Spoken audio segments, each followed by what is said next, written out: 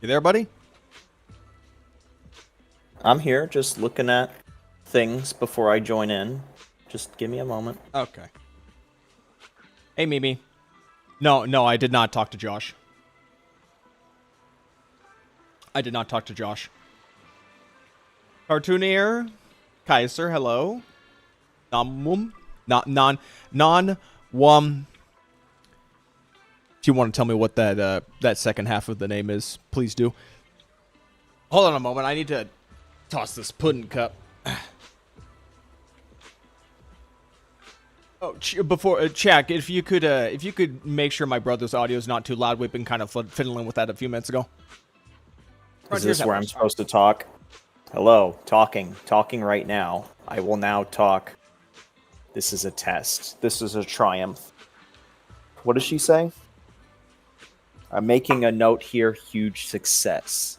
Yeah, I don't know the rest. I don't know the rest.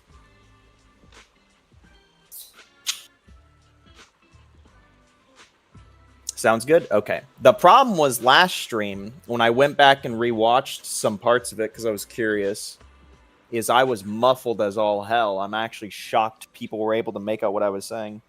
Or more accurately, I was muffled whenever either he was talking or if combat was happening. Anyway, on a side note, I'm going to be muted right now because I'm doing math in my head and I'm speaking out loud. So, yeah. He will be back in a moment, so I can be muted. It's been a moment. But I hope you guys... Oh. It has been a moment. I hope you guys are having a good night. Oh, wow. It's daytime. Symbolism.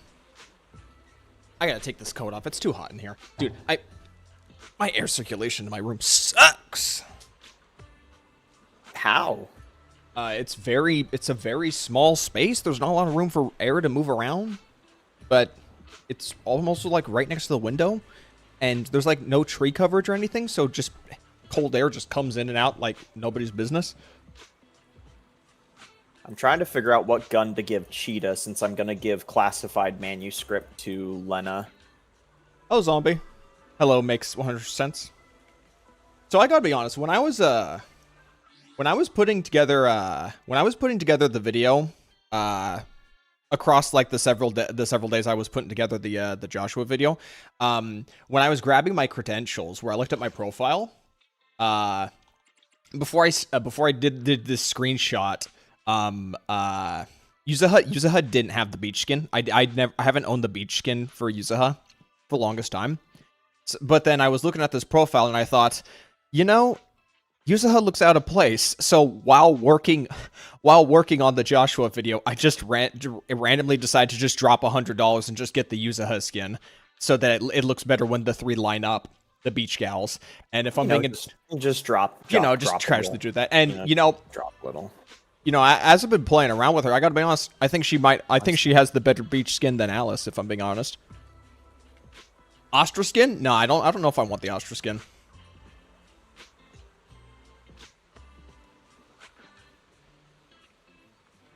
Saw my DMs earlier. Yeah, I don't. So I sent that to you, Kaiser, but I wasn't sure as to whether or not that was like in a bad taste move. So I kind of like deleted that DM. I don't know if it was the right thing for me to try and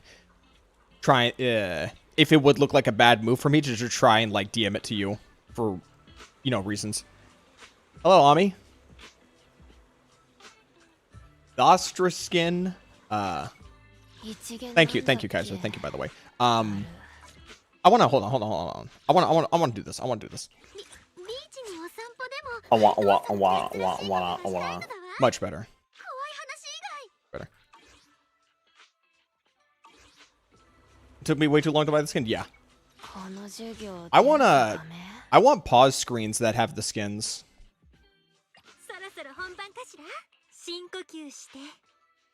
I mean, this is a nice skin, but like Astra has like the lowest field time out of like any character in this game, so that's why I haven't really bought it, because like you rarely get to see her. How do you think I feel about Nilo after realizing, oh, she's just better off spinning and then circle? How do you thought I felt that the Raiden Shogun, all you do with Raiden Shogun is you pop an ult and then you put her at the back of the line again. Right, but that's a difference. Is that it's like, let's rock. And then you come back later. Ami, I'm told from several people that Josh did like respond, and also a few creators also reached out to me about how Josh wanted to talk to me, and I told all of them that I'm not ready to talk to Josh. Will I ever talk to Josh? Maybe, but that's gonna be a while from now. That's gonna be a long while from now. I'm not ready to forgive someone like that. But I obviously don't intend to hold on to this grudge for like forever. But not right now. Not right now. I'm not gonna. The which drip marketing? If you're talking about wasn't that yesterday? I thought that was yesterday. Yeah, I saw the Yixing. Nope. Okay, I can't.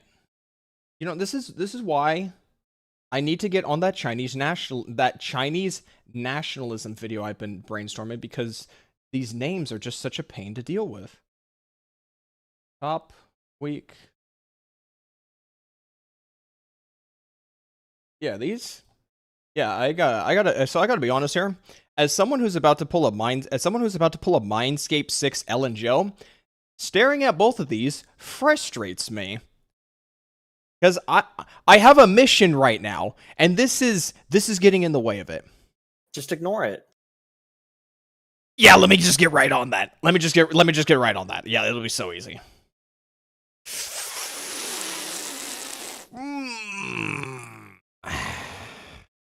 That's gonna be tough. Just think of dialogue. Oh, hello, Zene. Yo, thanks for the support yesterday, by the way, Zeta.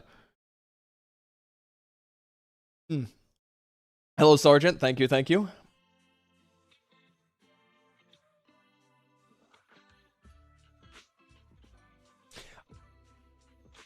I was contemplating if I should.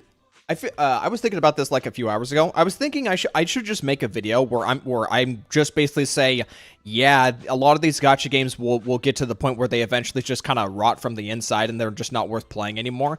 But for someone like me, I'm just gonna enjoy myself until this ship sinks, and then when things finally go to hell, at least it was a fun time while it lasted. Casually max a character. But what am I saying? I played Tower Fantasy and I max characters there. Is my brother too loud, by the way? Because the moment he talks there, my OBS audio mixer just went red, like full red there for a moment. So can anyone confirm my brother's way too loud? Hello, Angular. I am loud. Loud I am. Hello, Angular. No. That's okay, Angular. I have very strong opinions about everything. I could be nitpicky. I could be over analytical, but that's just how I am. If you don't agree with me, then that's all there is to it. Okay, here's the best way to figure out real quick if my audio is bad or not. I'm gonna say random stuff, and then all of a sudden, I want you to just talk in the middle of what I'm saying. Okay? I feel like I should be talking and doing something at the same time. Here we go. A firearm that is highly compatible with Suomi. It has been... You gotta interrupt me. What are you doing? Oh, now I'm supposed to interrupt you?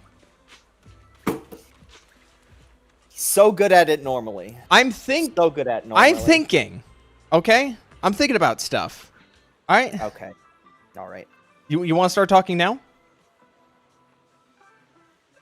I'm good. Do you want to start talking? I'm good. Come on, dude. I should make a video about your ass. Yeah, my ass who knows nothing about these creators or whatever. Now, if you'll excuse me, I'm gonna pay $100 to Girls Frontline. What? So you can get your profile picture to line up, or are you being serious right now? What? No, I'm spending money. Right now? Yeah. Girls Frontline mention. I gotta be honest. I'm just kind of. I've fallen off on Girls Frontline. I still play it daily. Play it daily, but I think Girls Frontline 2 has quickly become one of the worst gacha games in terms of like daily management. Like there is way too much to do on a day-to-day basis, and on a weekly base, and the weekly refreshing stuff is just even more annoying. So I'm still playing it. You haven't tried Honkai Impact and Honkai Impact 3rd in the last year or two. You haven't tried Tower of Fantasy in the last couple months. What other ones are actually not great either? I'm still playing Stella Sora, by the way. All I've been doing today is I've just been catching up in like content that I've not been doing in Stella Sora and Girls Frontline. I gotta say, chapter 2 of Stella Sora was pretty good. And I was just kind of like trying to catch up on some stuff. No Arknights players. I'm not a tower. I'm not a tower. He's talking to himself. I'm cutting you off, by the way. Is that good enough for you? I think it's fine. Okay. I'm not a fan of tower defense. Tower defense is like one of my least favorite genres. It just doesn't click with me. I want you to show this message that I at least see once every time in your comment section. When you make a video and I'm in the video, show this to chat. Show this to chat. I think this is fucking hilarious. Is it this one right here? Yeah.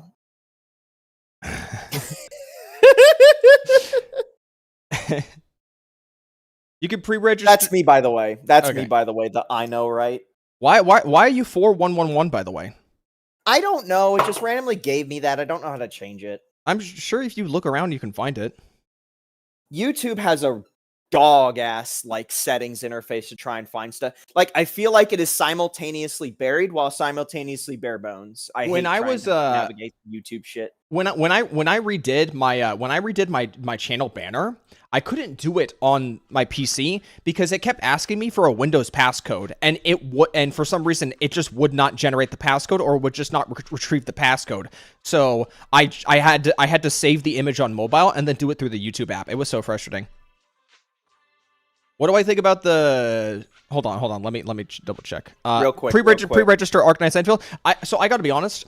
I think I already talked about this before, but as much as I wanted to play Arknights Endfield, I think it's taken too long to like come out or even announce a release date that I've just kind of lost interest as more and more games come out that grab my attention, or existing games that have already been out reinvigorate my desire to play them. What do I think about the ZZZ story and the agent stories? Real quick, let me say this. You're going to get into a massive thing if you talk about the stories. So let me just say this, because we never did answer the question. Who is he talking to? I am Ari's brother, also known as Freckles. Me. You want to type in the chat? That's me. Okay, I just did. That's me. Me. I am his twin brother. We've shared a living space from the womb to now here in an apartment. And we try not to kill each other. We yell a lot. Difficult. It's a fun time. Yeah, it's a fun time.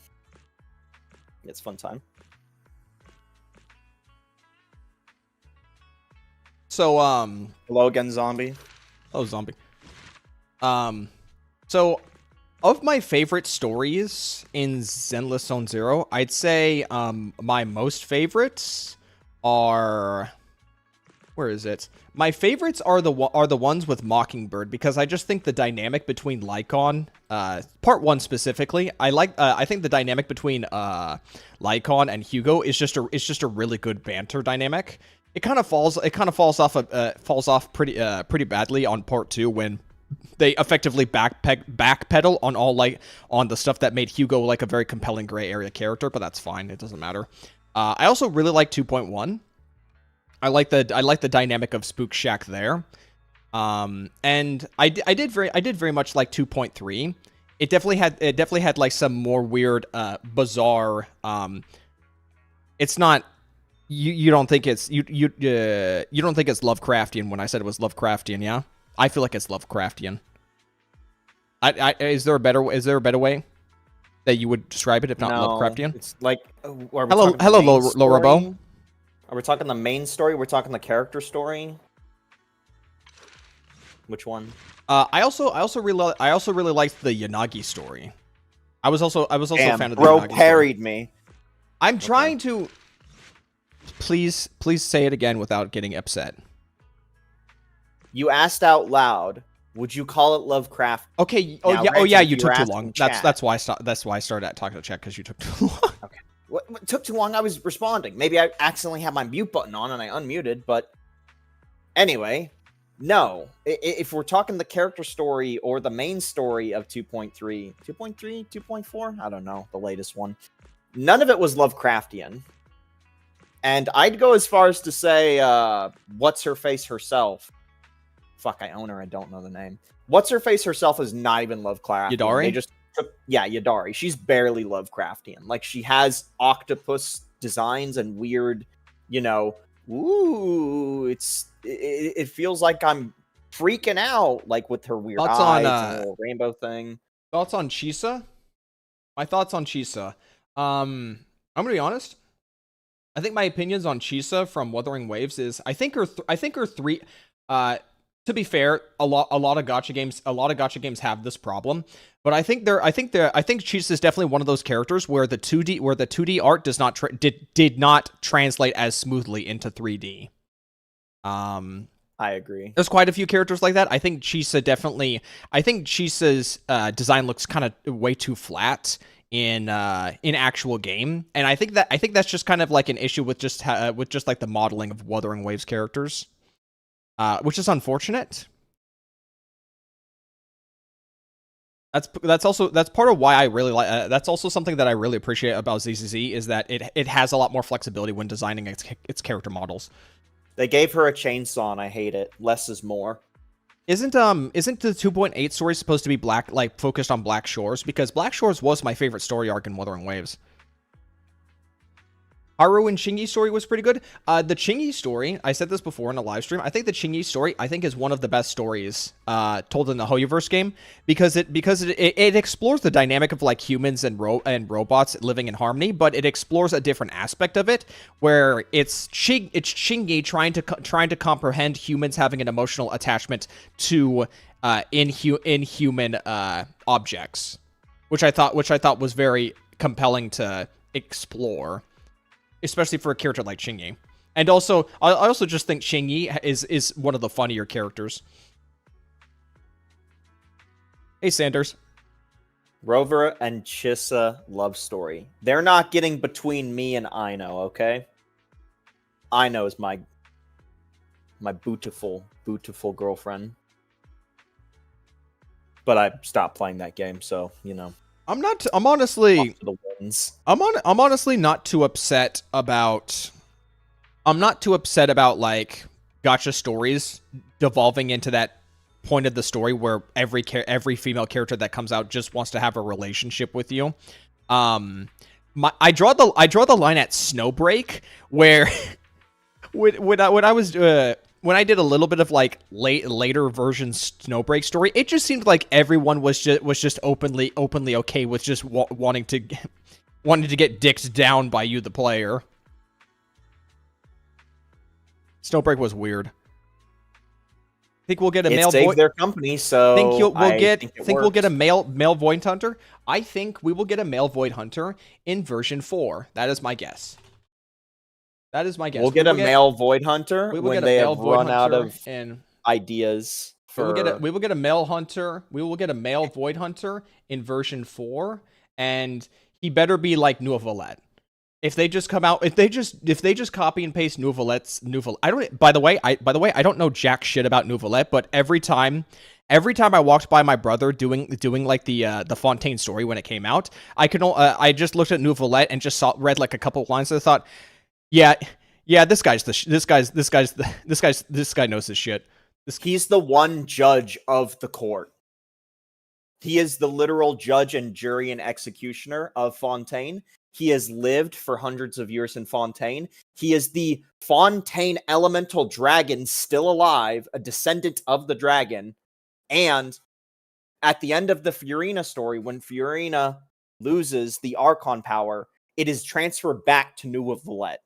He is the only non-Archon leader of the country, of a country, and he simultaneously is one of the elemental dragons that has regained the power stolen by the Archons. Correction, stolen by Celestia and transferred to the Archon. Blue That's Panda, the Blue Panda DM. I'm gonna refrain from. I'm not gonna speak on that. Sorry, Sanders, I can't speak on that.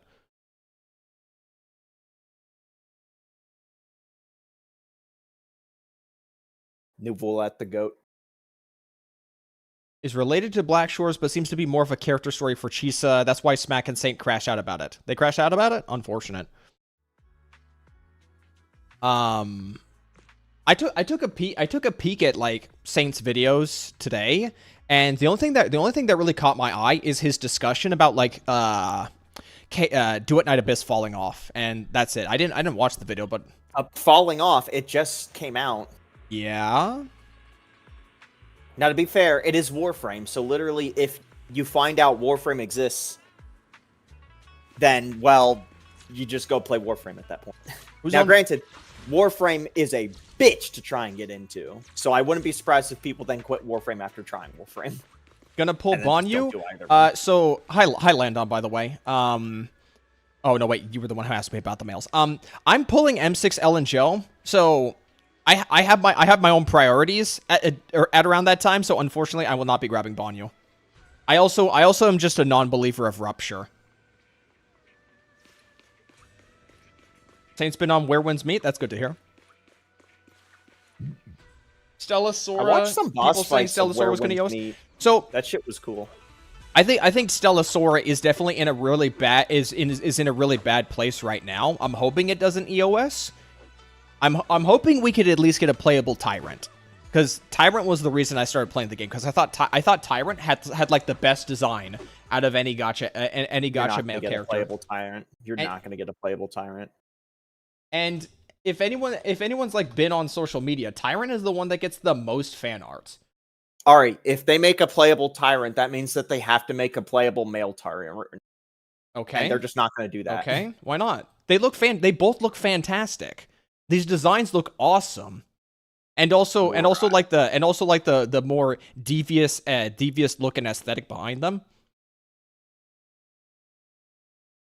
Of course I'm talking about Fem Tyrant. Come on, let's be honest here. All right. Let's be realistic here, ladies and gentlemen. Though I will say male Tyrant doesn't look too bad either. It's just that female Tyrant just kind of, is so much better.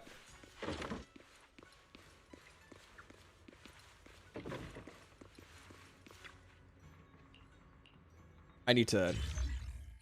By the way, you were asking me this earlier today. We don't know when this is resetting, so you're free to not worry about when that's going to happen. All right, yeah, I haven't done it yet.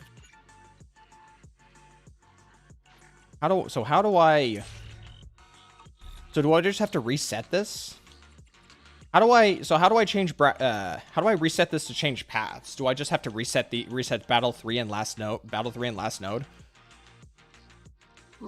Minus $100. I just spent my money on girls. I need to... Okay, yeah, let's just do this. The current plan is 1 Leva, 1 weapon, 1 dupe of Leva, 1 Lena, not to be confused with Leva, and then... Holy shit, there's actually 50 people. Someone in chat just mentioned. That's kind of crazy. Oh, what? Yeah. Holy. Don't worry. Baby. Let me crash the number real quick as I'm talking about Girls Frontline. I'm gonna get that Kluke skin. Or at least, in theory, I will. Gasp! Wait. Egads! He can't do that. Wait. It didn't change the node. Or is the image just the same? How do I... Wait, do I have to... Oh, no, okay, so I see. So, if I want to change this node to that second one down there, I have to go back and do this one over. If I change the node here to part 2, it's going to put me here. So, to get to this one, I would need to do choice 2, choice 1 to get to here, and then if I want to get down here, I need to do choice 2, and be put down here. So, we've got a bit of a ways to go. Wait, what the fuck? Somebody in chat said Mihoyo's doing a new game called Varsa Per. Yeah. I didn't know about that. I'm looking at this right now. What the hell? Yeah. Don't know if I'm interested. Well, there's nothing to go off of, really.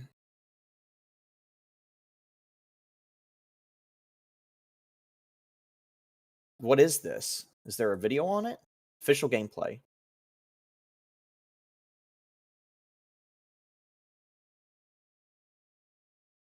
There we go. Is this a narrative game? I This don't. looks like a I thought narrative they said it game. was gonna be like an MMO or something.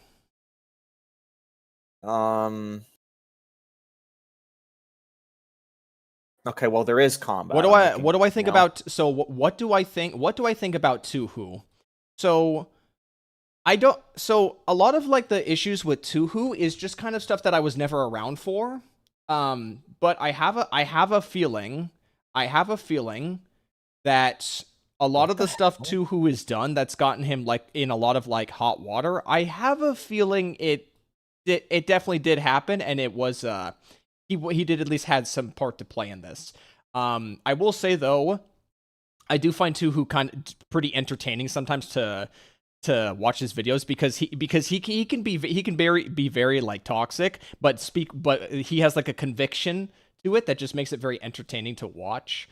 Also, he recently put this video out here, and as someone who didn't care about the Klukai skin gacha situation, but I didn't really want to speak out about it because everyone was like speaking against it, and I had like a don't care mentality, but I didn't want to have to like get a bunch of blowback from people who were trying to like actively protest the situation. So when he came out with this video, I absolutely loved this video.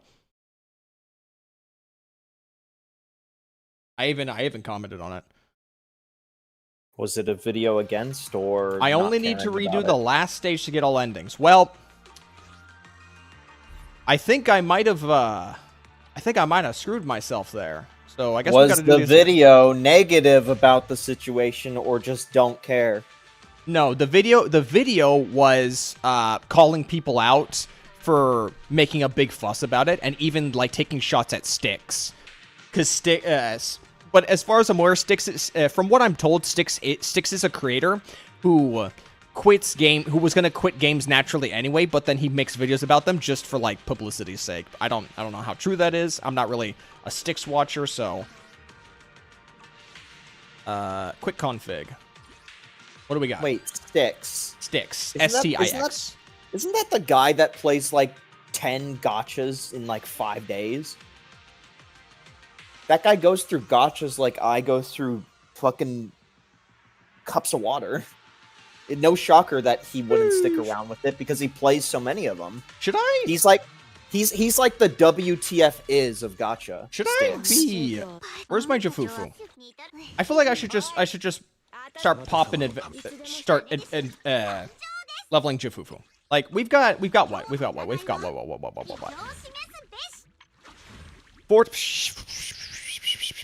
4 days? Can I? I got like nothing for stamina refills.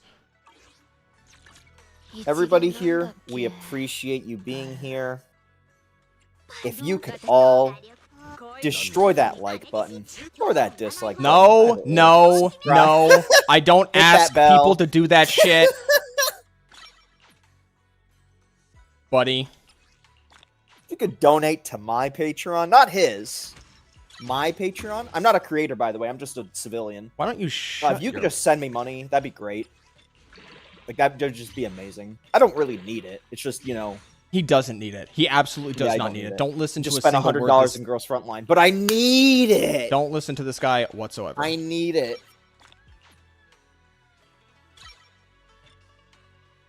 This is honestly a stupid thing to do. With the island right around the corner. About it. Don't you have batteries? Dude, it's expensive to level characters in this game. I feel like I'm pre-farmed every single time a character comes up. Okay. What's the worst that could happen, okay? Jafufu just needs to be just the parry bot, alright? On an Evelyn team, so I don't think it's going to be an issue. Have I seen the 30-minute trailer of... That's so right.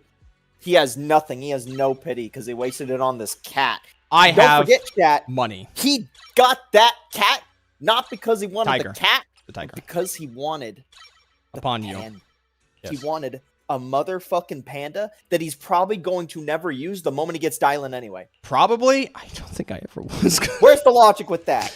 I still don't understand why you did it. Maybe I just have a gambling. used the Maybe I pan just you wanted to got spin. Maybe I just have a gambling addiction. You do have a gambling problem. Maybe I just have a gambling addiction. You do have a Hello, gambling Neon. Hello, problem. Neon. Okay, we don't need her to be that invested. Like, we're just gonna be fighting a robot. Like, what's the worst that could happen? Quick config. I'm going to answer this question because I think I represent normies better than you do. Do you think the 2.x era of ZZZ is as bad as people are saying it is?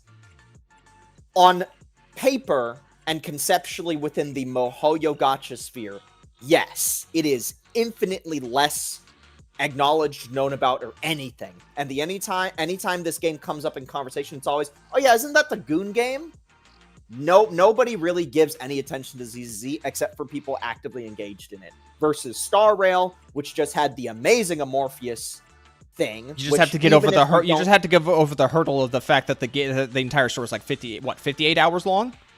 It's long, but it's not good. It makes waves. It makes waves. And then you have Genshin, which is just Genshin, and people let Genshin live rent-free in their heads. So just naturally, it always exists because of that.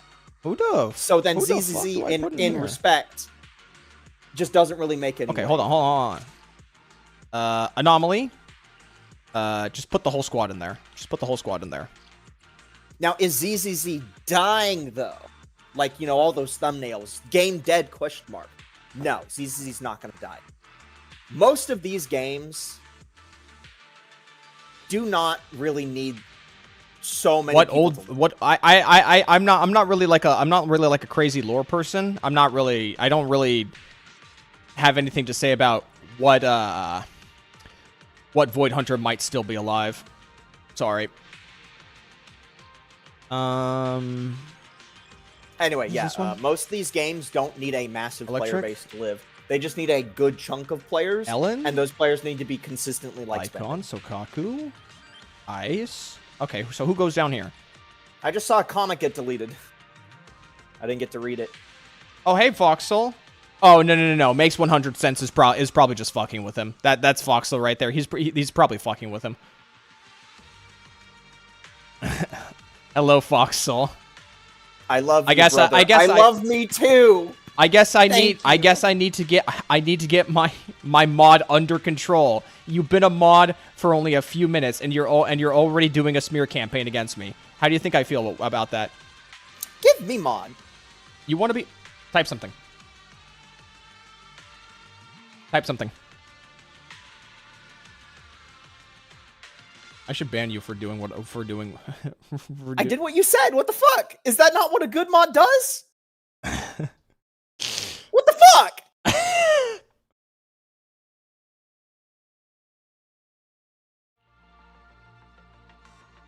I need a. Right, I don't know. Wait, no, this is resistant. Hold on. My commander-in-chief tells me to go into battle. When I come home, glorious, blood dripping all across my body. My foes dismembered limbs. This is just, hold on. The stench I can just do whatever for of this gore over my body. He then looks at me and tells me, "You did what? What? What the fuck? What? You did what I told you to do?" Anomaly. These are all garbage. This one. I have Aftershock in here. You're now a channel moderator for this channel. The creator trusts you to help them build a positive creator community. trusts you. The creator trusts you to help them build Bruh, a I don't trust positive, you worth safe shit. community. I don't trust you worth shit. That was their first mistake. Delete inappropriate messages. Okay, let them leave and let them. No, sit I'm not around. modding everybody. Put a Get the hell out of here. Put a participant in timeout. Wait. It doesn't clarify. It just says put a participant in timeout. Okay, well, someone's got to get timed out because YouTube is telling me to. Okay? There's no clarification. It just says put in timeout. Can I put myself in timeout? Why would you want to put yourself in timeout? Actually, bruh, I wish you. I said something. Remember, you didn't like that, so I got to be in timeout now. That's how that works, yeah. I wish I could put you in timeout hide in real life. someone from the channel. How am I gonna hide him? There's Bruh. a pretty small living space in the room. Manage messages held for review. Now that sounds like actual work out of the 4.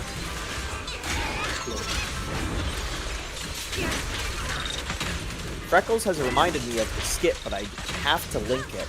I know which one you're talking about, by the way. That one. That was my favorite one. Right next to the other one. I love them so much. Oh, shit. Great. Time me out? No! Now go think about what you just said.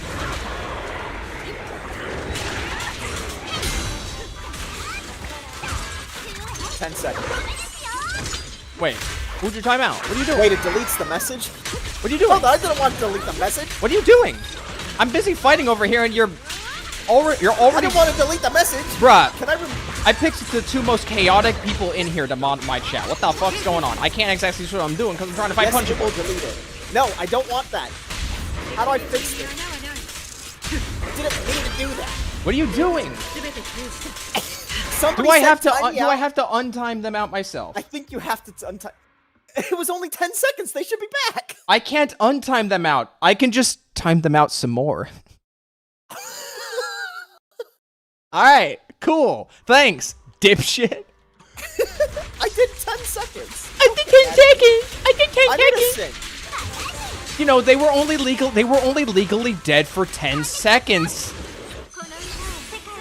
Did you come back? Your honor, it was only 10 seconds. No, you come back from 10 seconds. All you gotta say is, I saw him. It's and not- then boom, you become the next prophet.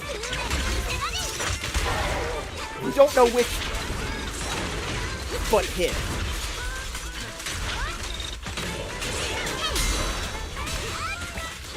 I don't know if I'm supposed to Arigato have to gave my brother too much power. Agreed.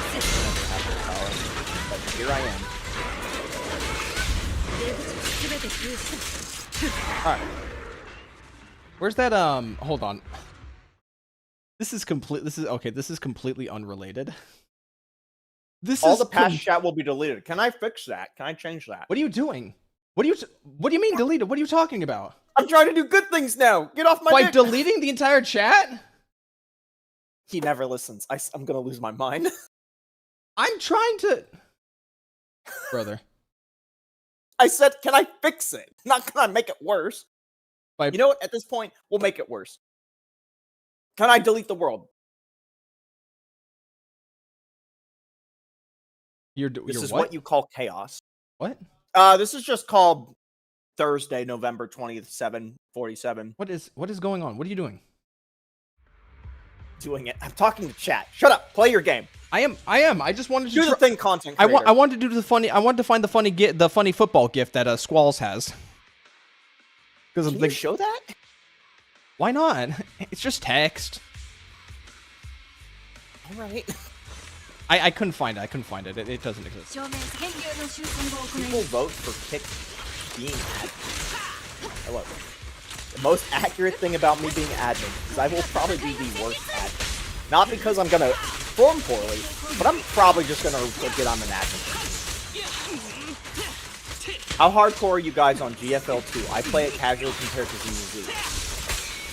We are play super it hardcore in 2. But the thing is that Girls Frontline 2 is outside of the weekly reset. Super casual playing wise.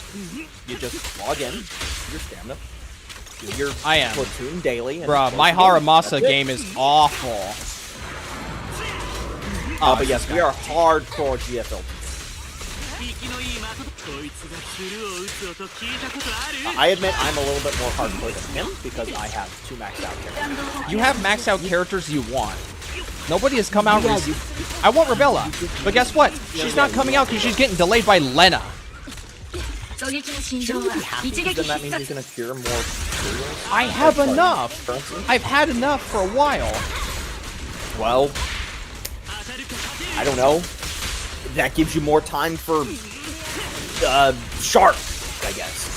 For Shark? What are you going on for about? Shark. Look, you can't expect me to remember every one of these names when I'm playing 6 of these damn games at the same time. You're right. My issue is listening. Your issue is memory. I understand. By the way, we make a complete whole memory problem. By the way, since last live stream, I have come back to you, chat, and I must say, I have tried 2 new gacha games. One of them was relevant the last time we were on stream, or at least Bro, I suck. The other one was not. Shit. The other one isn't new. So I went back to Tower Fantasy just to check a few things out. Spoiler alert, it's still as bloated as ever. And 2, I played Chaos Zone Nightmare for the past couple Chaos Zero Nightmare for the 4th time. I gotta restart. I'm sucking so much shit right now. I gotta restart. Zero Nightmare. I've been playing that for a couple days.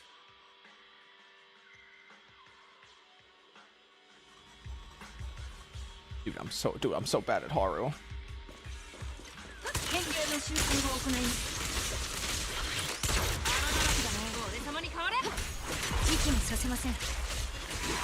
Real quick, Chaos Zero Nightmare is a gacha game that came out not too long ago.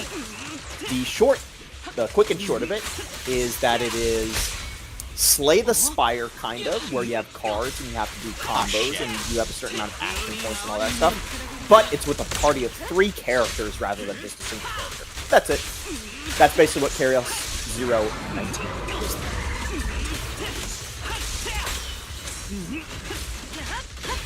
I know somebody said they played it. At least one. Last chat. Or live stream. There we go. Arikado, did you see Shayok's video about drama-free server? I don't... Wait. Sorry, just 1 second. Who is... I don't know who that is. Am I supposed to know who that is? Chaotic? I don't know that person. K-A-0-I-K. Do I know that? Where's the T? There's no T in that to make it chaotic. I don't know. I don't know who that is. I have no idea who that is. It would have been better if you said Che Oink. Little piggy. I'm dying. Yeah, okay. You know what? Maybe I can understand why Zombie hates me so much. If this is just Haru. Yeah, I don't know who Chowick.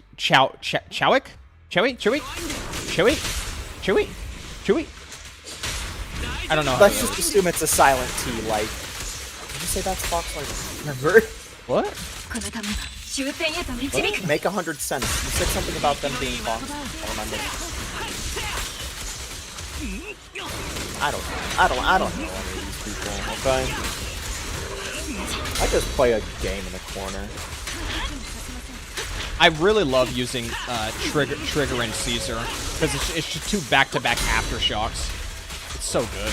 Okay, so they did mean chaotic. They just missed the T, so it is chaotic. What a ring around the rosy. Okay, I'll double check in a second after this guy's dead.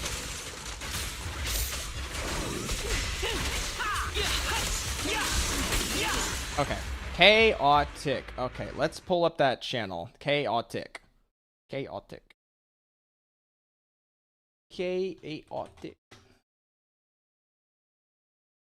I can't wait to have both Leva and Lena in my hands. Which, okay, I've got there's a couple chaotic here.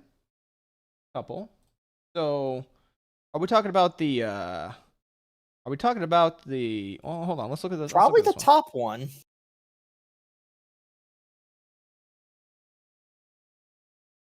Yeah, that looks like a gacha player. Drama free. I don't think it's this one. Is it this one? The Arcanine CC? This one down here? Griftline? Wait, there's multiple chaotics that are also gacha players? It's not just one. Is this one right here? Talk about elitism in the Arcanine community? HG1. They said HG1. HG1? HG1. No, they said yes. They said yes. They said yes. That's the one you were on. Yes. Griffline? Yes. Go back. Okay. They said something about drama? This one?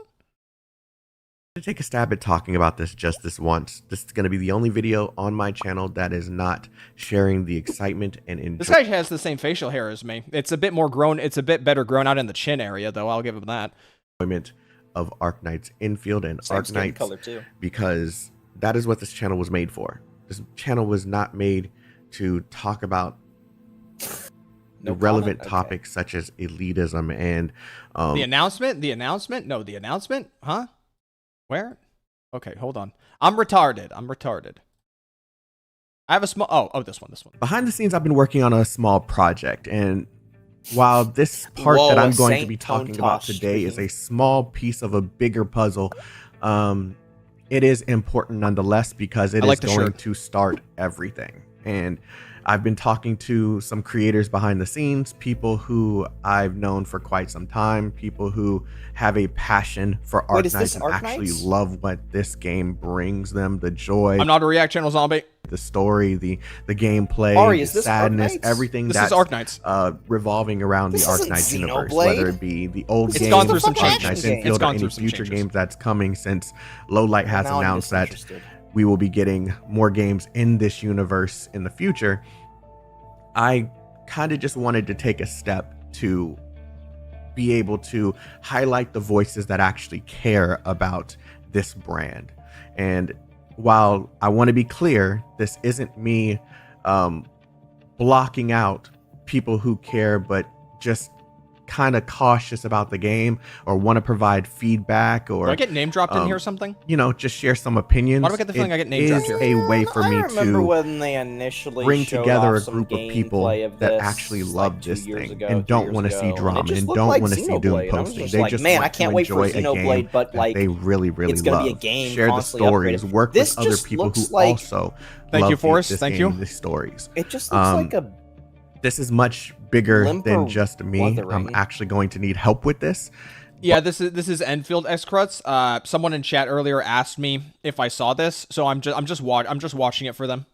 This isn't Xenoblade Gacha anymore. Yeah, no. But, As a big lover of Xenoblade 3, I'm very disappointed, and that's part of the reason why I'm not really excited for Xenoblade anymore. Or sorry, not Xenoblade. Fuck. For Enfield anymore, because it's trying to be too mainstream. Today is wasn't going to be Enfield a year and a half the ago when easiest people part. were playing it, like even and people that is weren't I'm on launching a closed Discord betas- on server closed betas, yeah. that is Weren't they so focused positive on about it?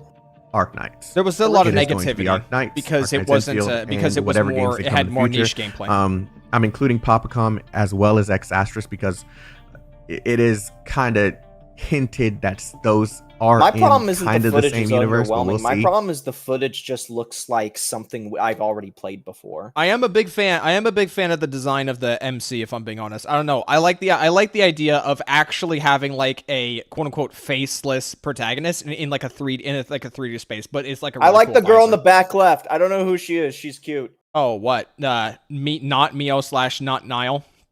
She's so cute. Yeah. The same universe, but we'll see. I looked through all How that works I out. looked through all the designs Anyway, of the characters in this game. We're launching a Discord server. A little bit That ago. server is called the Nothing Knights of grabbed my Babel attention except for Infield that Community. cat girl. Now, it Yeah, says that one. Infield Community, but it isn't just for Infield. Like I said, this is for everything my that audio is might be revolving delayed because around I'm speaking Arknights. with the stream. I'm doing this now because beta signups just ended, and we're gonna have a whole bunch of people playing the game very soon. So okay, Rather I'm than you curious. like I'm Discord curious. sharing. Who recommended this to me? I'm curious. What they were like. Did they want my input on this or something? I'm not sure. ZZZ ruined all other gacha experiences for me, bro. I can't expect less, you know. Nah. Oh. Frontier asked me if I've seen this. Whether it's on PlayStation, Android, iOS, or PC, there's gonna be a lot of people playing this game. And there's going to be a lot of people who are excited for this game and care about this game. Drama. Oh yeah. He did say drama free. So a drama free Discord is gonna go. Oh, you want me to join? I don't know. Like that's just gonna come down to like one. It's gonna come down if I enjoy playing Enfield, and two, it comes down to if I don't already find a community myself that I want to join for Enfield, or if I just want to play it as a game that I just kind of don't really like cover at all. Because I play GFL2 and I play Stellasaura, but I don't cover those because I just feel more comfortable just playing them. Tell me that Arknights. Don't ask me anything about. I don't know anything about Arknights. I don't know anything about Arknights. But don't want to see the Debbie I Downers and the. So Noah's Ark. You know, I'm not gonna make my own Discord. I'm telling you that right now. I'm not gonna make my own Discord. Shush! I'm trying to tell lore. So you know the Ark from like Noah's Ark, right? Okay. So before they boarded the Ark, they knew that when the new world was going to get washed away by the ocean, that when the seas want to ruin this excitement for us. I say us as the Arknights community. So I say that to say this. I have a link in the description and in the comment section below. I don't expect this to be perfect right off the bat. I don't expect it to ever be perfect. We're going to be trying to figure out the best way to handle this because there's going to be people trying to test us and push our buttons. But we need to launch this now so we can fix any cracks in this system that we can possibly find. And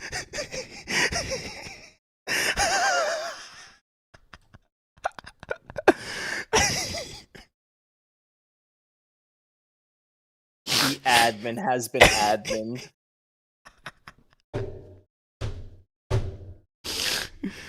And I want you all to join if you're a fan of Arknights. If you're a fan of Arknights Endfield, it doesn't matter if you're an OG Arknights player or if you are a newcomer coming to experience Arknights Endfield.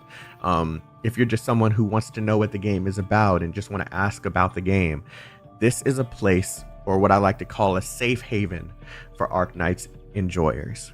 And I'll do everything I can in this server, not just me, but a group of people who are involved, to get rid of any drama, any doom posting. All of that stuff is just not allowed looking here. At this woman's this is dress. once again a place for us to enjoy Arknights. It is and just very love the game. Yes, feedback, criticism, all that is fair. I don't care and about welcome, the long. I care about why the fuck does it look like you're at a wedding and you got two kids holding it in the back without knowing what you're complaining about. My Stellasaura account is pretty shot. There was like a piece of endgame content or something where you had to like fight a boss or something. I have no idea. I just didn't do it. I didn't do that event at all. And all my DPSs are like, I have like 4 DPSs that are like level 50, and then everyone else is 30, and that's it. I've been really putting it on the back burner. My brother on the other hand, he's been going crazy to the point where he did everything and then just stopped playing the game. I don't think it will solve the problem, but yeah, kind of I did everything. I did as much Menace help Arena put a as patch possible. on that I did problem. all the story. There wasn't that much story. I pushed something much to better get to, like, for the community, if that makes sense. Like that game's version of Abyss. Yes, Tower, please join the server. Shiyu, I really hope you guys I got there enjoy the what I'm working on. It's going to be a little bit longer before I can reveal that. All I can say is more of an entertainment side of things that revolve around Arknights Endfield. Luckily, but it's not always going to just include me. It's going to include other content creators, and it's just going to be something I think people will really enjoy. And then I full pitied the disc as well. Once again, please join the server. Love you guys. You all have a wonderful day. Stay healthy, stay safe, and stay chaotic. They're level 90. Peace with out, like everyone. Teammates that are 90. But if anybody here plays Stellasaura, you know how bad the gear grind is, or just not gear, just any material grind post 70 or post 80 when you're dry from just using it all and all the freebies. It is not a good game for grinding. What they want you to do is just log in every day for the fucking commissions, like the dispatch or whatever. The 20-hour dispatch, that's where you get most of your material, because you're not getting that shit from. Did I pull for so when Shia came out? What did you spend for Shia? Did not spend any money. I'm just gonna save all my currency to max Shia the next time she comes around, because the character I want in Stellasaura is Willow, and she's a fucking NPC. Now, I think they'll be playable in the future, along with like her 2 assistants that are in like one of the card backgrounds. But it's clear they're going to wait a long time to give those characters until we go to, I don't know, like a faction or something, or they bring them into the story. So I want Willow. That's not happening right now. So we're just going to max Shia the second she comes out again. I got Shia in a 10 pull just for the hell of it. Yeah, screw you. I have her, I have a dude, I have this. I'm going to get more of her. Getting almost no pull currency in Stellasaur is insane. Yeah, you tell me. It's a game Yeah, where no, you get no it's really currency, bad. and on top of that, it's 300 per pull. Out here, fucking fighting for my life. Hello, Atlas. What is he doing right now? You want to...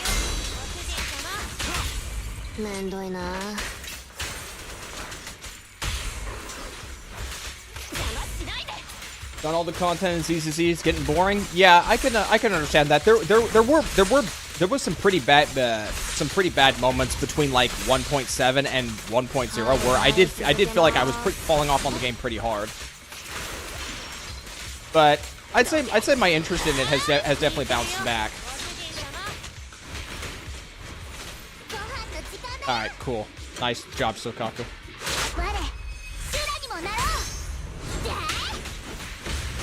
I wish they rebalance Sokaku. Not nerf her, not buff her, rebalance her. Make her less mono ice viable. Make her more, you know, non-mono ice viable across the board. Because I actually like playing her, but man. Okay, well.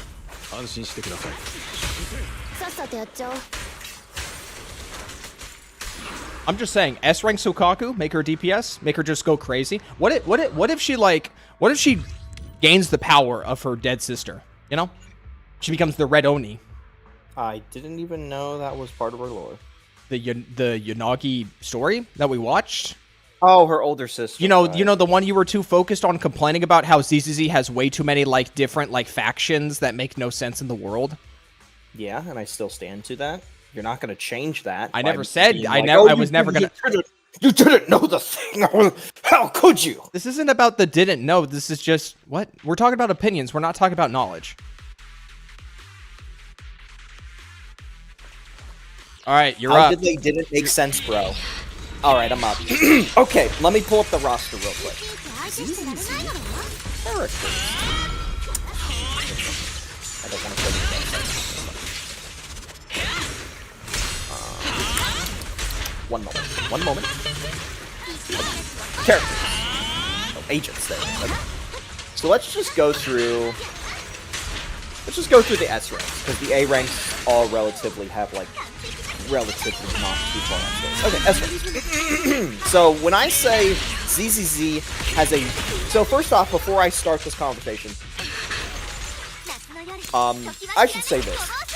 ZZZ has one of the most boring universes so far in Gacha. It is basically just a real-life modern-day setting, but a lot of the intrigue of like the hollows or like the potential like survival and all that stuff is just kind of absolutely muted inside of the actual like scene.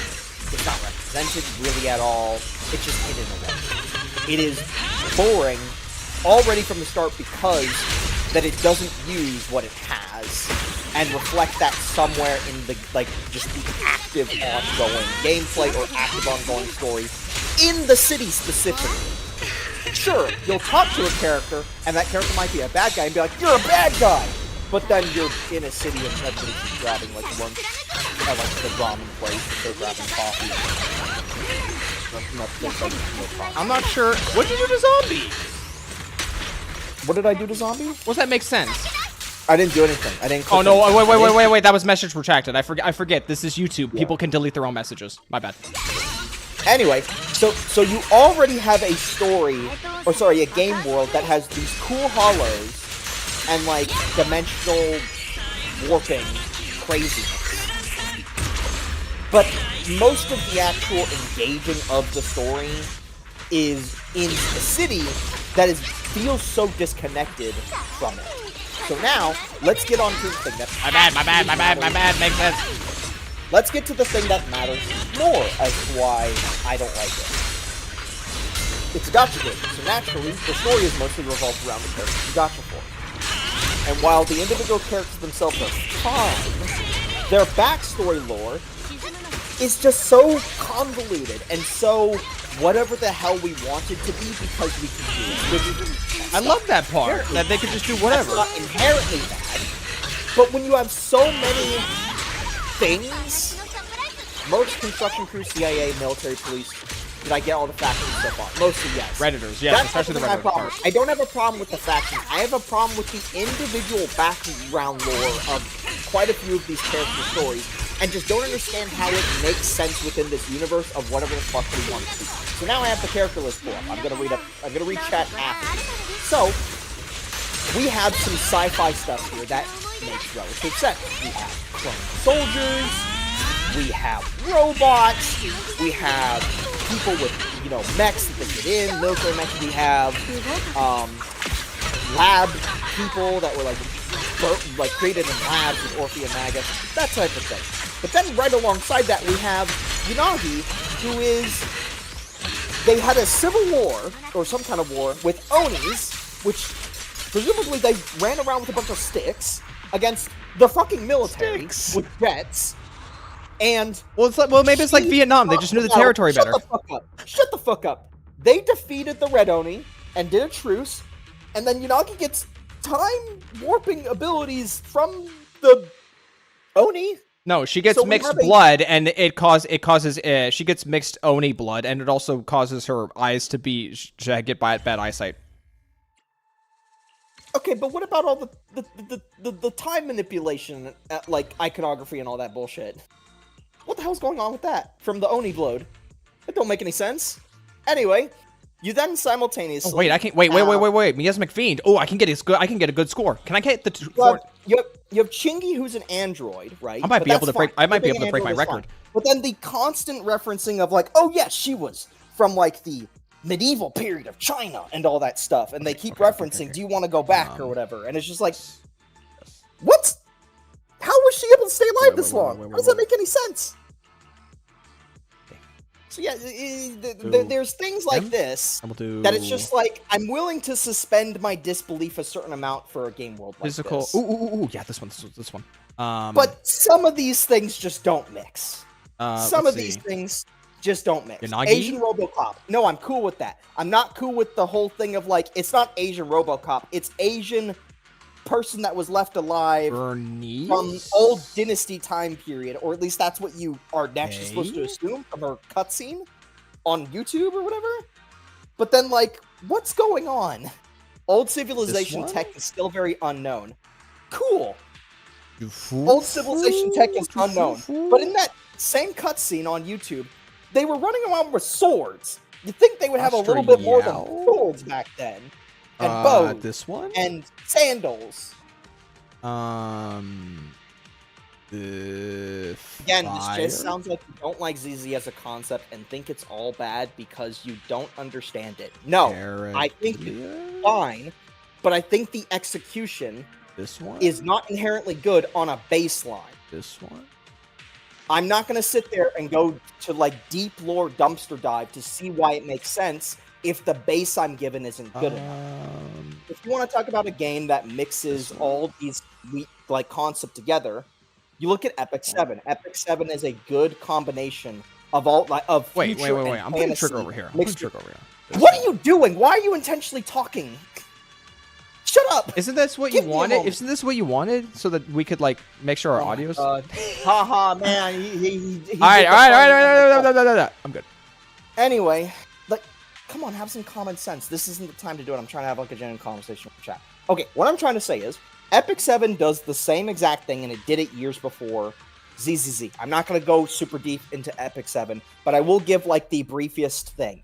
The way Epic 7 does fantasy, future, modern, and all these things mixed together is the concept that on the planet you're on, there are multiple people whose planets themselves died out, and they went to the planet that Epic 7 is based on. So you can have the, fantasy stuff right next to the, crazy magic stuff, and then also right next to a techno city with androids only that is explicitly androids and like looks like cyberpunk. Because they're refugees from different planets that died out. This one is all these things exist within the confines of a single world that has, as far as I'm aware, is like this is the last remaining city, New Eridu. And if you want to make the argument that maybe New Eridu is like a conglomerate or collaboration of all surviving civilizations in one, sure, but I haven't been presented that, and I'm not gonna go deep lore dumpster diving to find it out when that's not even like I'm not even given a little tickle of that. If that's what it is, I don't know, because it doesn't do a good job of showing it off. New Eridu isn't the last city; it is one of the last. Sorry. Oh my god. I'm so sorry. It's not the last city. It's one of the last 3 cities. I'm so sorry. Alright, now I'm gonna read chat with him yapping.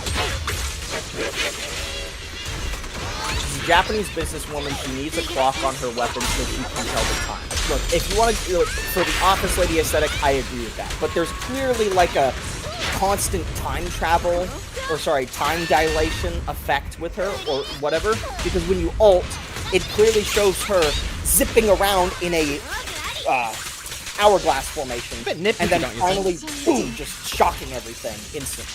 Like, look at it. It's right here. Boom, boom, boom. How does Ellen Jo start swimming in the air? That's just a visual effect. I don't care about that one.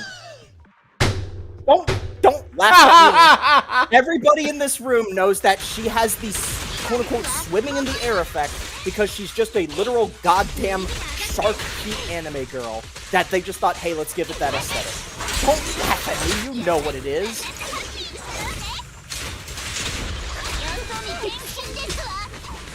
Now, sure, you could say the same thing with the Yanazi has the same aesthetic, but then they have lore around it with the Oni blood. And I'm just like, what is this world? What is this world? How did we? Are we? They can't be two separate things. She can't have Oni blood and...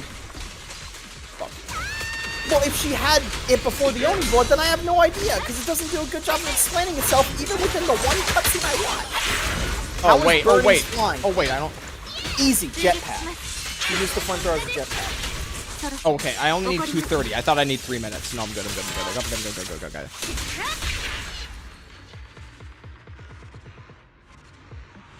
Hold on, quickly. We need to start thinking of more things to contradict him.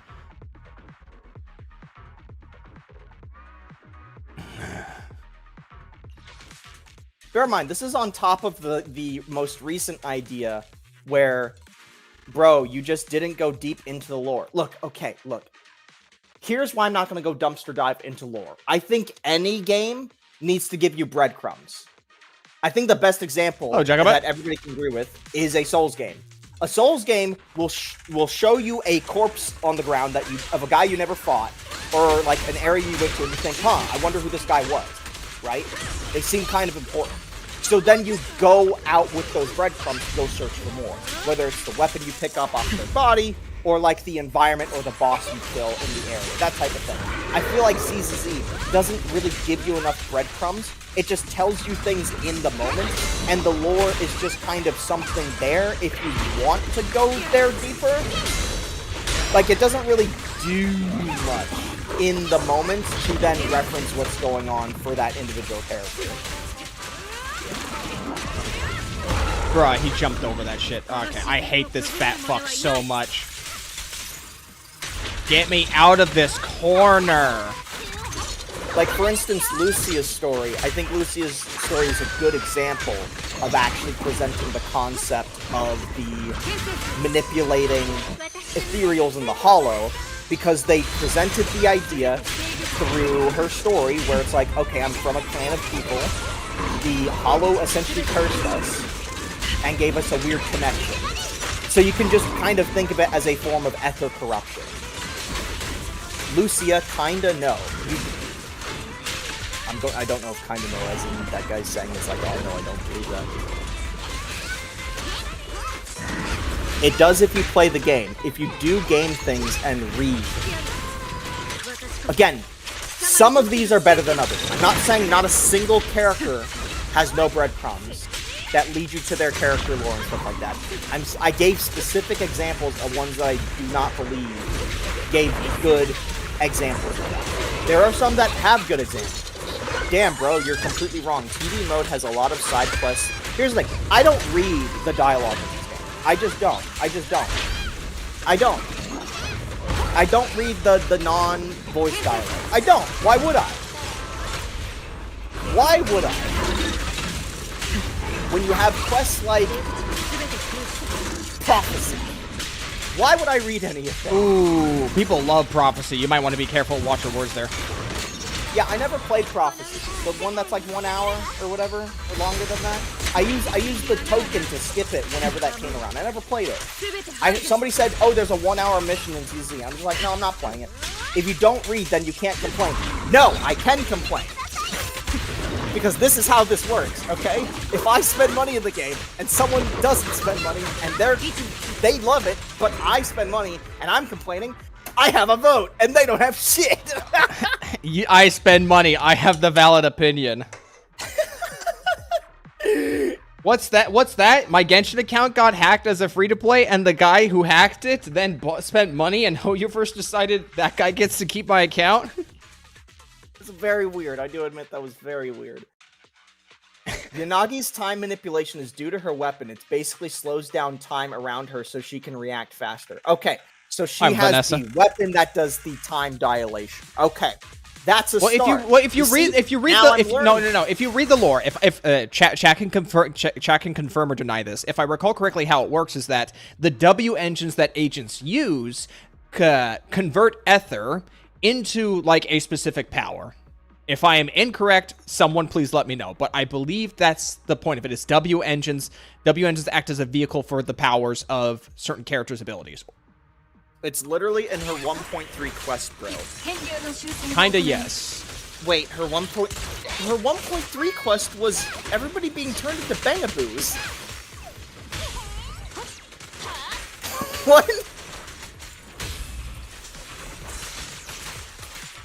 I'm not crazy, right? Her 1.3 quest was just, oh, we're in a simulation. They're turning us into bangaboos. Yeah? What about it? Do I not remember why? It was a simulation. Yes, I understand. It's because there was a hacker man that was trying to time dilation. Bye-bye. I thought the way she avoided the time dilation was she didn't like take the weird thingy or like she didn't get hacked or whatever. That was it. Yeah, I think what it was is like a bunch of the fans at the start before they go into the HIA was interacting with everyone else with Section 6. Miyabi was stepping on that one woman, probably. True. I distinctly remember she didn't get turned into a bangaboo, not because of her time dilation, but because she didn't do something that somebody wanted her to do, or she didn't get interacted with some random NPC. She didn't get like a bug put on her. That was it had nothing to do with time dilation. W engines are boom boxes, and the sound they make allow them to manipulate an element or effort. That sounds like a Wuthering Waves lore. I didn't even know there were boom boxes. This person isn't real. You're right. It's just Ari Potter. As we said before, this guy's talking to himself.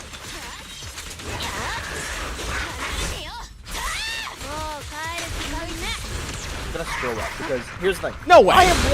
I am willing to be proven wrong. Are you serious? I am not here arguing with chat to convince them over to my side, okay? As I've said before, I am someone who never engages with these communities. I never go on Reddit. I never go on YouTube. I never watch content creators. I do nothing. I just play the video game. I quit the video game. I maybe go talk to my friends a little bit, and that's it. I feel like I represent the average normie better than a lot of people that are, again, content creators or people that go online and stuff like that. I don't know anything. I just go off of the things I see. So if I'm proven wrong, I am A-okay with that. I am A-okay with that. Give me Discord. I will give things to you. No thank you. According to Twitter, says who? Miyabi. That's how you know her weapon has the time manipulation. That's not what we're discussing. I'm discussing why it has to begin with. I'm not saying, oh, she has time manipulation all of a sudden. She didn't have it before. That's all I'm saying. I'm saying this is a universe that has so many little, like, things in it for the sake of wanting it. Okay, you're a normie and I'm an alien. Bro, we found aliens in our chat. Holy shit. I can't believe Ari is a lolicon according to Twitter. Because the real world is complex also! Homie, that's not your response. The real world is also complex. Okay. There's so many different people in the root world. So you telling me that if I was to go to Japan right now, I would find in real life a girl with a shark tail? We need... Fuck the M6, Ellen. We need to go to Japan, Ari. We need to go to Japan right now.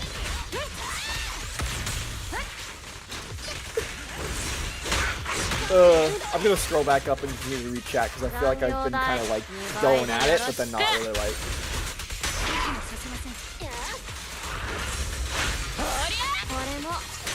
How does Caesar have a robot arm when she got it as a kid?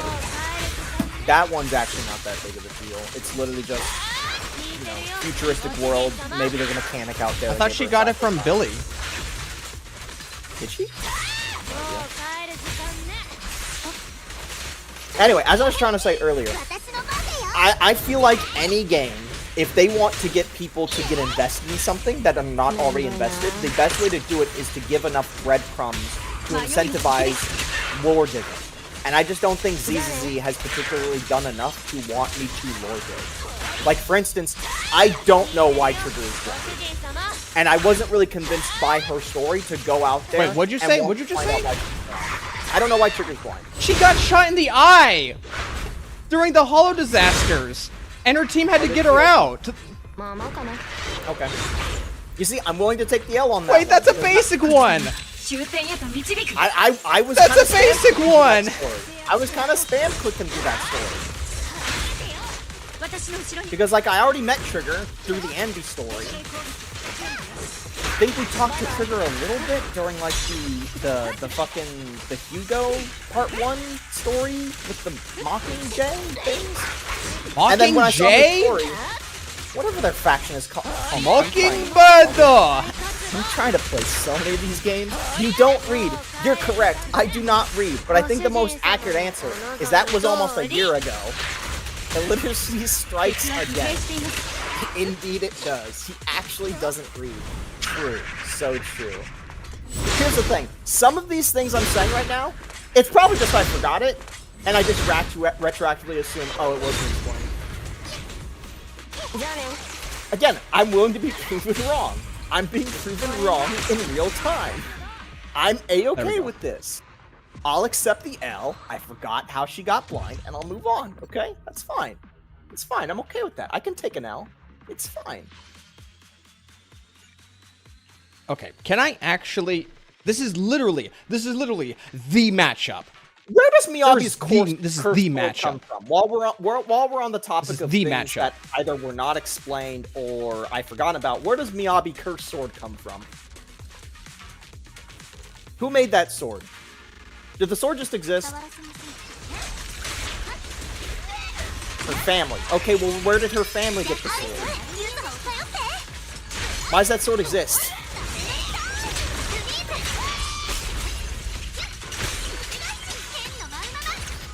If anything, I feel like some of this information would be easier to digest if multiple characters within a faction kind of connected with each other. Like Bellabog. Grace knows Coletta from growing up, and they just so happen to know Anton and Ben because they worked in the same company. A lot of the details of that faction I know about. A lot of the details of, like, the cops I know about because they all have, like, a shared history and a shared past for, like, other things and stuff like that. But some of these characters...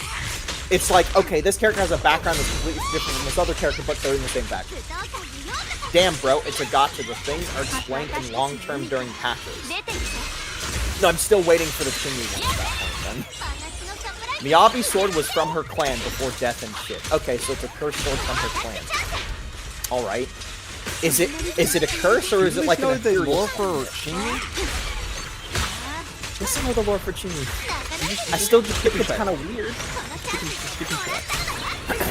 Bro, I'm fucking up my ability to do this. I might just restart. Miyabi clan kinda old. Pretty sure 3rd gen of clan was a world hunter legendary. Okay, is the sword cursed with an ether dye in it, or is it like a curse?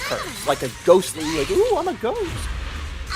They have lore based off of the Kitsune. Okay, the Kitsune thing is fine. I understand the aesthetic they're trying to go for. It's like a Shrine Maiden thing, and in some pieces of, like, Japanese stuff, Shrine Maidens were, like, warding off spirits and stuff like that. It's a curse, not ether. Okay, so we have a world that has ether, but then we have a curse. We have a supernatural phenomenon inside of a sci-fi story, which on its own, not a big deal. But there's so many other sci-fi things on top of, weird poltergeist and shit, all within the same game world. Arikato, how are you losing to a boss designed to be... Because I'm sucking shit right now. We also have mermaids being real. You see, I remembered that one. We don't have a mermaid character yet, but I do remember that one. It's like the Yoshimitsu soldier type of thing. Guys, I think he's using Saint Tonedash strategy as raid creator. I'm not the content creator. I'm just a random guy, okay? I'm not the content creator, okay? I don't know what Saint Tone Toss does, by the way. I don't know any of these content creators. I'm just a guy. He's just a nice baker. He's just a nice, friendly baker, you know? You ever had his cookies? Nice, friendly baker. Yeah, friendly baker. She doesn't. She just Hello, Jaddy Azodek. Talent. Why do certain characters have white pupils? Answering the lore. The yokai is one of AI like fairy. Is it? I don't know. Can you confirm that, Ari? What? The yokai is an AI like fairy?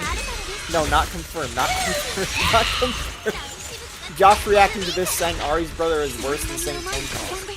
Well, I'm not a content creator and I don't watch anything, so I don't care. Like, what do you want me to say?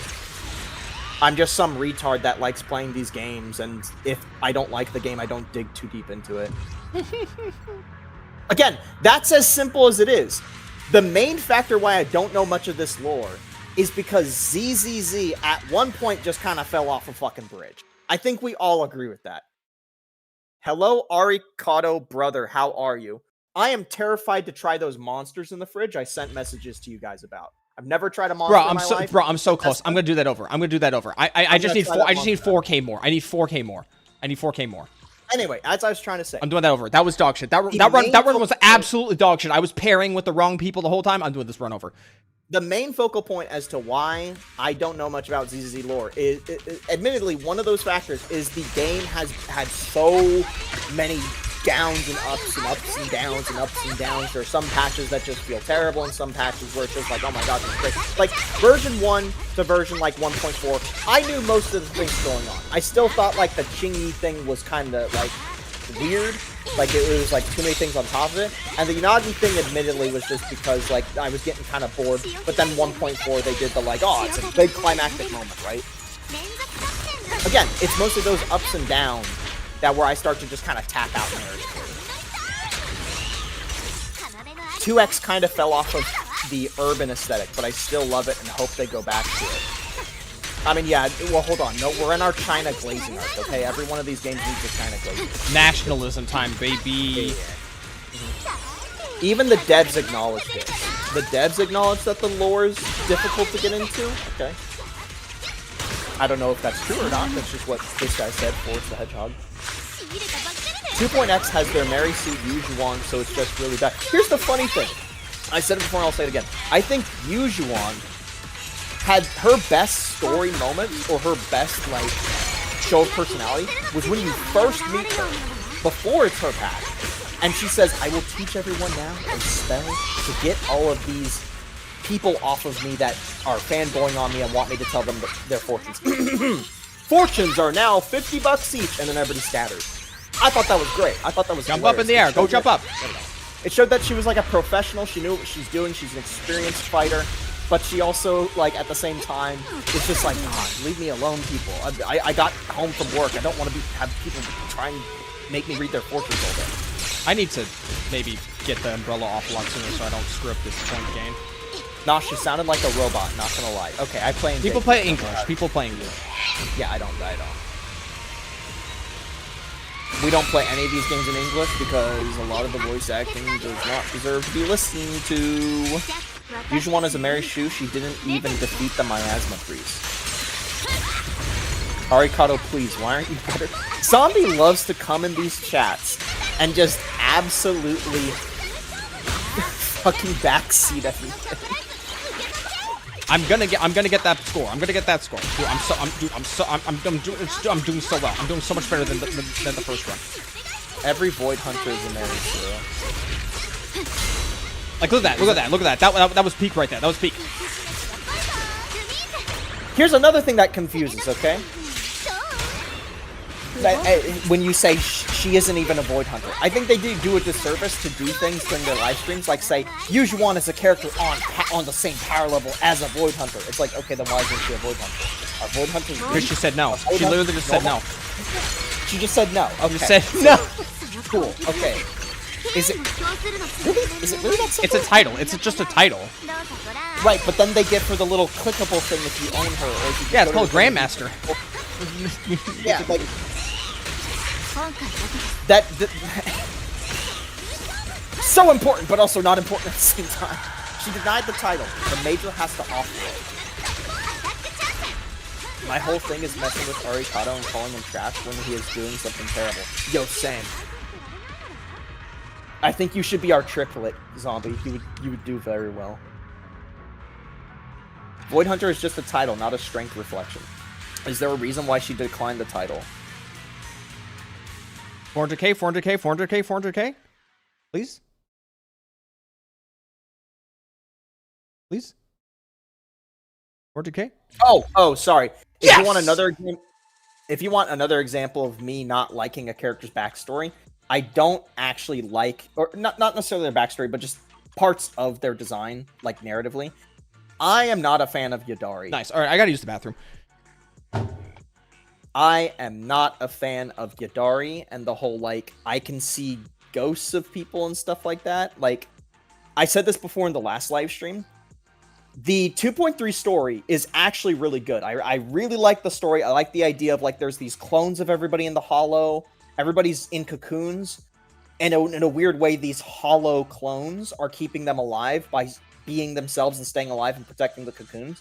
But also there's like the question of like, okay, do these hollow people deserve to live? Because they're not malicious. They're just existing. They didn't do anything wrong. And they're also keeping the people alive, but then we have to kill them or get rid of them because then the real person will die eventually.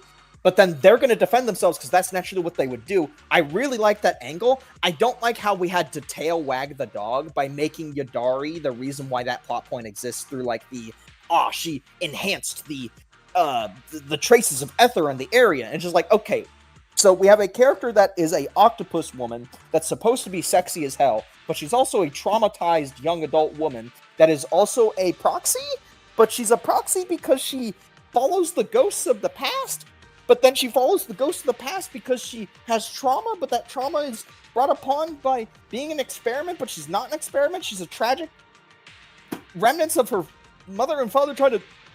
It's just so all over the place. I think this is another good example of, like, there's just too many cooks in the kitchen. Before Yadari came out, I thought we were just going to have a tentacle woman that is just kind of lewd. We didn't get that. We got a character that is, like, you're supposed to feel sorry for, or you're supposed to, like, you know, be accepting of the problems they've gone through and think they're endearing, and then they look like that. She's a proxy because she was looking for her parents. That's okay. I can dig that. That's fine. But, like, all this other stuff is like... let me put it this way. I feel like somebody that has Yadari's design... Yadari's narrative background of, like, traumatized and supposed to be, like, you're supposed to find them endearing. I think they would look like Alice, not Yadari. Yadari has the visuals of, like, arena personality. Like, I don't like it whenever these games make a character that is massively overtly sexy, but the character itself is, like, very traumatized. It just doesn't feel right. Can I reset this stage without resetting all the preliminary ones? I feel like we know nothing about proxies other than Python, not gonna lie. Yeah, that's also a point. Like, I feel like we should have learned more about proxies by this point. Yeah, I was expecting more mommy aura. Me too! Aren't these Ether weak? I don't like Yadari's character. They are maybe I should just put the anomaly team over here too, so I can get a higher score. Yeah, sure, why not?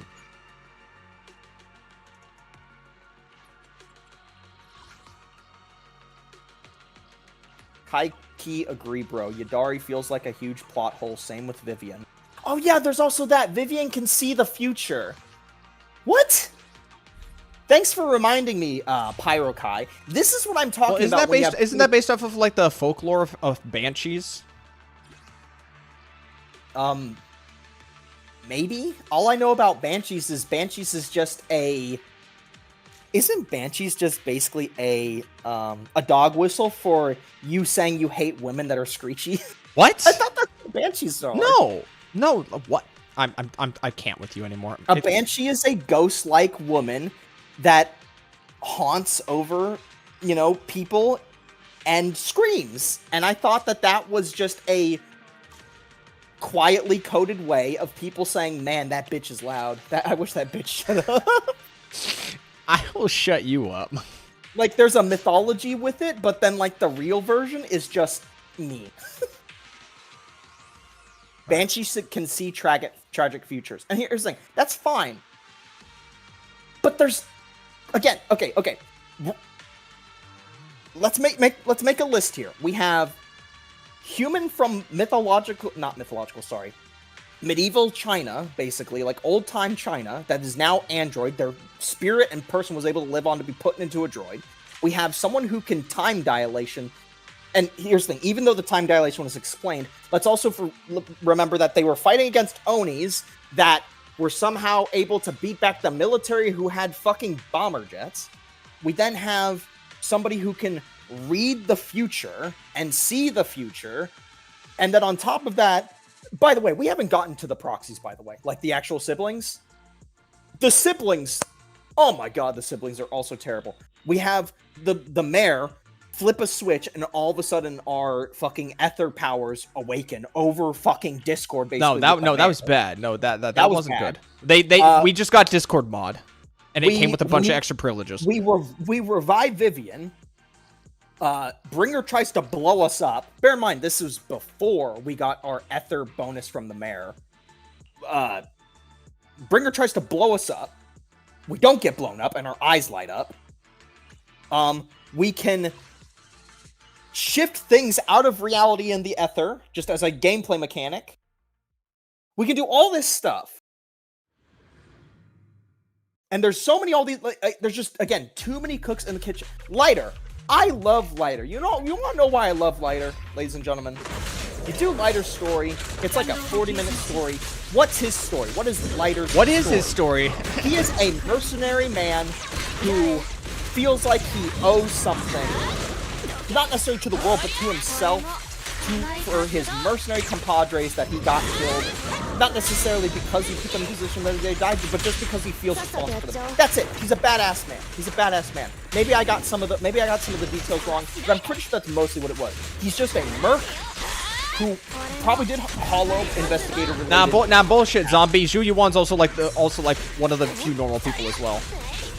He was also in an underground fighting ring. Yeah, that's right. He wasn't it like he had mercs. The mercs died. He felt bad, so he went to go fight in an arena to blow off steam, and then he became a really good pit fighter. And then they bought him to get him out of it, and then he was Sons of Caldeon. Simple, short, to the point, and just on its own, you can imagine how that fits in the universe. Monodo was great. Monotoes was amazing. Monotoes was dog. Arf. Monotoes was a awesome story. Survivor from the old capital, joined everyone's a survivor from the old capital. Shut up. Joined Raider Gang. Went and tried to prove himself, and then thought, man, fuck those Raider guys, they fucked me over. But then when he joined up with other, orphans, he decided, you know what? This is something that's greater than myself. I need to help these children. This is something that's above me. It ties back to Nicole.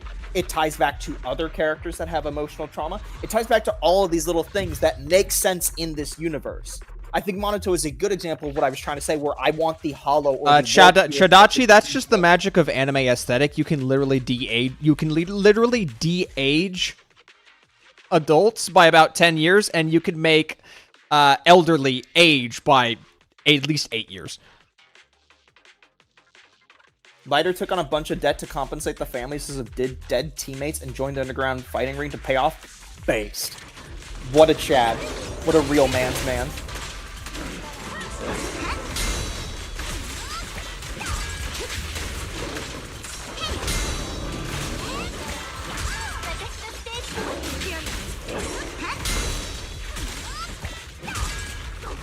Why can't they make enemies more like the dog, where you parry 3 times? But yeah, again, can at least somebody here in chat, like, here's the thing. You don't have to like what I have to say about this topic, right? You don't have to like that I think the lore and, like, the background narrative and a lot of stuff leave something to be desired, right? You don't have to like that, but can you at least see where I'm coming from? You have cursed swords, androids from the past, time manipulation, time dilation, future soothsaying, and the proxies themselves, the siblings. There's just a lot. No, because you haven't read. Okay, cool. But you have to entice me to do that. I'm not, again, you don't have to like what I have to say, but can you at least kind of understand what I'm saying? Oh no, that's valid. Yes, thank you. Did you say Dylan? I didn't say that. Maybe he said that.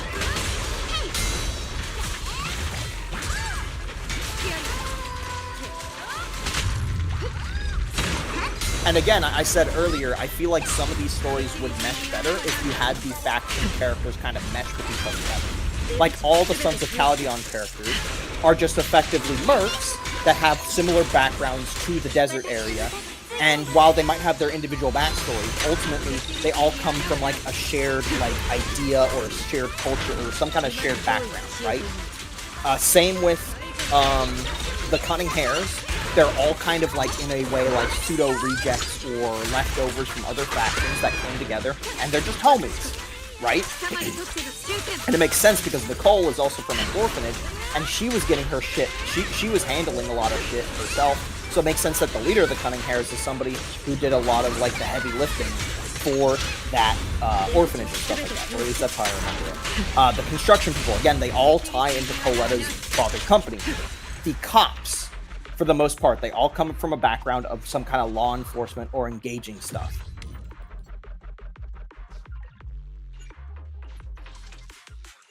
Try and push for a higher score on this. I would like to see an upgraded Billy. I'm curious if he'll still retain, like, his DPS role, or they might make him a support.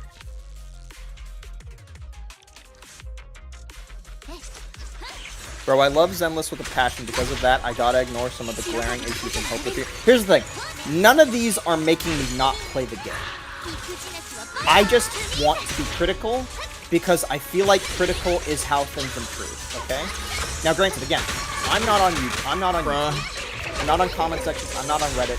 My opinion isn't out there. So and don't worry, I don't do surveys either. So all the opinions I just gave you guys is not going to affect anything. But I still want hello, K-Mark, K-Maker. Mention stuff. Because ultimately, I too, just like many of you, want to see this game improve. I don't necessarily want to quit this game because game bad. I want to see this game improve. Bro, dude, I'm sucking so bad. Bernice work well with Ellis? I don't see why not. It's like Jane Doe. It's like Jane Doe Bernice, yeah. There's a difference between being critical and being obtuse. Opposite Zen, I think we're gonna have to agree to disagree. Because in any video game, if you put somebody in a scenario where they just don't care as much for some initial small reason, the reason will exacerbate whenever they keep engaging in something and then just don't want to do it. So then the issue gets compounded. Why don't you do surveys? Because they give me fucking like 10,000 gold. Who fucking in their right mind, which is a lot of people. GFL2 gives premium currency on surveys. GFL2 gives 200. Stellasaur gives premium currency. Then again, Stellasaur kind of needs a little bit more. Just a bit. The reason I don't do surveys is because I don't have the brain power to actively constantly sit there every couple of weeks and be like, huh, how did I really feel about this? Because that's what I tell my friends as like casual conversation. And especially for my Hoyo game, there's so many people playing these games that I don't really necessarily know if my opinion is going to actually like valid out like all these other opinions. The reason why I do a survey and go frontline too, not only do they give me premium currency, but them giving me premium currency means that the devs themselves actively want their players to say stuff because they want to see the game improve as best as they humanly can. When a dev gives me 30k Mora, Oh, I'm not gonna be able to kill any clones with this team. my opinion is useless to them. Like, let's just be honest, guys. If you do a survey for 30k Mora, 30k Denny's, 30k credits in any of these Mihoyo games, your opinion is no valuable than the other guys. They're going through, and if they can, and congregating surveys from people's accounts that have spent money, and then they take those opinions into account. And even then, is my opinion being taken into account because I spend a little bit of money? Is my opinion being taken into account because I spend a ton of money? Is my opinion being discarded? Is my opinion being aggregated through some kind of, you know, algorithm of like, okay, this is the amount of people that mentioned combat in the survey. This is the amount of people that mentioned this in the survey. Because who gives a fuck about the multiple choice in any of these surveys? Anybody that gives a damn and wants to see a game improve, they write on the fucking, is there anything you want to say at the very bottom? Any survey person who does a survey and you care about your game, you write in the extra text box at the bottom, the optional text box. Nobody that cares does only the fucking multiple choice and then leaves, okay? If you genuinely care about your game, that's not to say that people that don't do that shitters and, oh man, they're ruining your game. I'm saying if you are genuinely super passionate and you have opinions of what you would want to see done or anything like that, you go to the box at the bottom. The multiple choice, sure, it can be useful data for the devs, but it doesn't tell them enough about what they already don't know. Because there are a lot of times where devs put answers in those multiple choices, and I know you've seen them, guys, where, like, the multiple choice will, like, oh my god, there's so many good examples of that. When, like, there's an event, right? And in the multiple choice boxes where it says, like, why didn't you like this event? And they already label the negative reasons themselves. If they labeled the negative reasons themselves in these multiple choices, they already know it. They already know it's a possible negative. And the idea is that enough people list it as something they disliked, and then they click like the reason, that the multiple choice reasons, and then they aggregate that info based on that. That was not good. But when they have that same question for fucking 3 years in a row, do you think they actually care at that point? No, they don't. That's why I believe that the best valuable thing you can do, if you genuinely care about your game, is right at the text box at the bottom. So anyway, with that said, on surveys, because that was somebody asking about why I don't do surveys. Fine. You know what? Let's whip out the Miyabi. Do you like the daily restrictions on domains? This is a Genshin question. Oh, don't worry. I am a Genshin slut. I love Genshin. And let me tell you, I never cared, because I just look at it like this. Oh, I can't get my books today? I'll go get Mora. I don't have enough Mora to max out my character's books anyway, so I'll go get the Mora, come back later. And I don't forget a day, because I've been playing that game every day for 5 years straight. Okay? Anyway, so why was I mentioning surveys? We're going to real quick try and finish up this point I was trying to make. Sorry, no, not that one. Not surveys. Why it's important for me to say these things I don't like about the story. Yeah, this is the point I was trying to talk about. Why I don't like the story, and why I openly want to discuss with other people why I don't like the story. Even if, you know, that doesn't get seen by the devs. But even if, like, I can, you know, convince people or get people to understand my problems. Honkai Star Rail, in version 2, the later half was just a bad story. And even most people agree that Penacony was not that good. And you know what? Even though Honkai Star Rail still had a fuck ton of people playing, and still had a ton of people loving it and waiting for, like, Saber to come out and, like, just new characters and stuff like that. Even though people, I think most people can agree Star Rail is super casual, and a lot of people play Star Rail a lot, even to this day. I think most people can agree that the negatives of Penaconi's narrative were taken to heart by the devs, and then we got a Morpheus, which initially people like me didn't think a Morpheus was all that great during like 3.1, 3.2, but then from like 3.3 or 3.4 on to now, which is 3.7 or 3.8, they completely turned it around. A Morpheus is now just the best Star Rail story, and it's not even close. It's probably one of the best MiHoYo stories to date. It's a long story. It should have been cut down a bit, but it is still an amazing story. Don't ask HSR players what happened at the end of a Morpheus. I saw that meme. Oh, go do the side quest in the secret page if you haven't done it yet. If you think you're missing something from the Amorpheus story, like you just finished like the campaign only, and you haven't done it yet, go do the side quest in the Eternal Page location, like the pink area. Go there. That will solve whatever bitter taste you're feeling. I felt bitter, a little bit bitter by the end of Amorpheus, by the way it ended, but then I went back to the actual side quest area. I don't know why. This is like an unforced error. They should make the side quest like a mandatory thing. Go back to the side story, the side quest in that Eternal Page, and it will answer like the final beating questions in your heart. Is Serene gone? Yes and no. She is active and engaging in the universe, but she is not where everybody else is. She exists. She's just somewhere else. I'm not gonna go too deep into it for anybody that doesn't already know. Oh hell no, that quest just makes you realize someone is trapped in the loop forever. Okay, well there it is.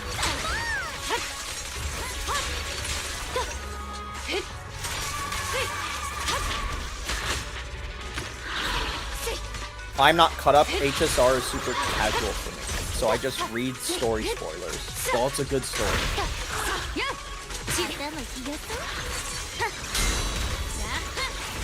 I get so passionate, I don't even read the chat that I'm trying to talk to. Let me see if I can read some more. Yeah, long story short, that's why I gave all these like little story things that like these. Jay, I'm just trying with Miyabi.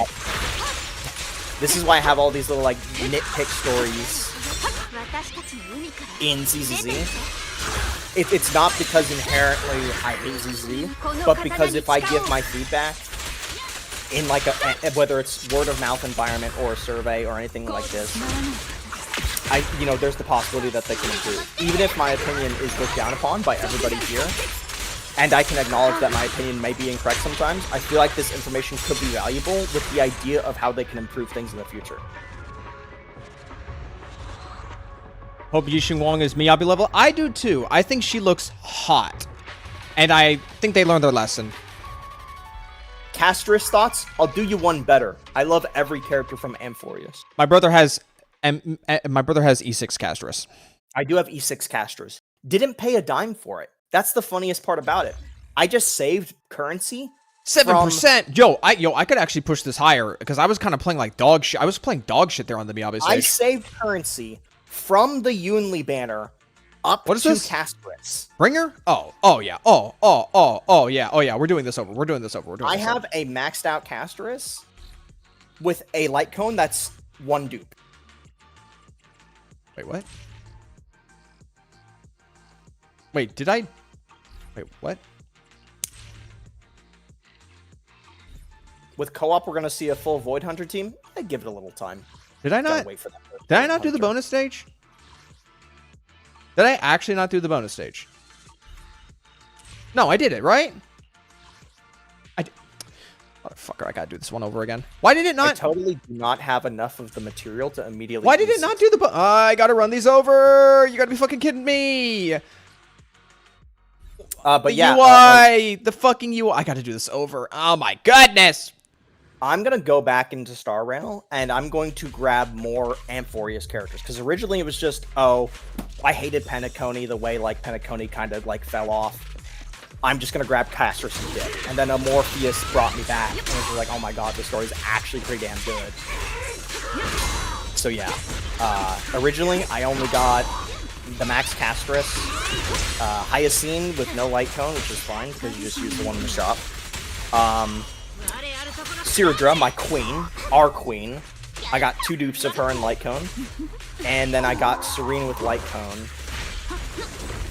this coming Tuesday, or I think it's Wednesday actually, I'm going to get one more copy of Serene, I'm going to get Madai, and then I'm going to get Madai's Light Cone, and then I'm going to get a Cypher. And then whenever Aglia comes back, I'm going to get one Aglia, maybe Light Cone. I don't have any parries for the parry boss. I want Hisselins as well. Siradra needs her captain, her combat commander. Do you guys recommend HSR in 2025? Kind of. If you want to engage in good storytelling, yes. If you want to engage in good turn-based gameplay, probably not. Honkai Star Rail turn-based gameplay falls off a cliff the moment you hit the ad run.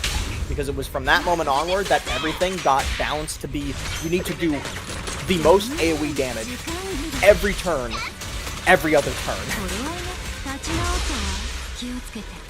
It's fine if you ignore Endgame. You see, I thought of that as well, but some of those encounters and events and even just side content really are a bitch. They really kind of screwed the pooch on balancing, especially if you want to use a 4-star character in fucking Star Rail. Like, version 1 all the way to the start of version 2, you could use a 4-star character, quite a few of them just fine in Star Rail. These days, fuck that. They're so useless. They're so bad. Is it as bad as ZZZ? Possibly worse. But don't worry, I think ZZZ will reach that back. Look, I'm just playing the game. I can't believe I have to restart. So hot though. Break meta resurgence. Firefly OP again. Yeah, I wonder how that's gonna. Here's the thing. Diala will fix. I've never been a Super Break fan. I've never been a Super Break fan anyway. Diala will mostly just fix the fact that a lot of these bosses now are getting like so now I have to do it over now that I have the multiplier from the bonus stage. Great. I'm late to the party. What's up? Hello, Tomato. Hello, Tomato. Again. We're talking about random bullshit. He's playing the game, which means that he can't talk to chat. And I suck. Because I'm over here clearing bosses without doing the bonus stages because I can't read the UI worth shit. 3.7 story boss will tell you to go back and build your characters if they aren't already. True. 3.7 boss for Star Rail. I actually decided to use the trial characters because the 3.7 boss, the finale of Amphorius, they allow you to use trial versions of every single Amphorius character if you want to. I have teams built. I have fully built mid-max teams and stuff like that. I have a lot of... Zombie don't spoil. I'm not sure what they're talking about. Probably just ZZZ's Chi defense. Dude, I can't. I want to make sure I'm not spoiling anything. Hold on, I'm reading. Okay, Zombie's just talking about ZZZ. I can talk about HSR. Anyway, I'm so bad. The finale boss for Amphorius. Yeah, I was like, okay, I don't want to use my characters because I want this experience to be cinematic. I'm going to use a team of only trial characters, but it's going to be trial characters of the characters I use already, so that like I at least know what I'm doing. It's just they won't be Omega powerful and kill it in like 2 turns, right? The Amphorius finale boss, it has 3 stages. I got it to stage 2 and I failed twice because of its special mechanic that fails you instantly. Not kills you instantly, fails you instantly. Because, like, that Amphorius boss is, look, it's kind of a bitch, but it's actually genuinely fun. Because it turns Star Rail, which for the longest time was just a do DPS game, into an actual resource management boss, where you actually have to, like, figure out the best time to pop an ult.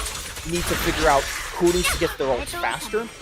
You need to then micromanage the special bar they give you and when to pop it, which would be the best time.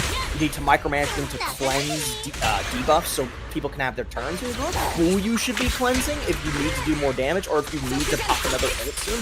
It was a great fight because it primarily goes back to actually trying to be like a strategy turn-based game. The story version of them is way harder.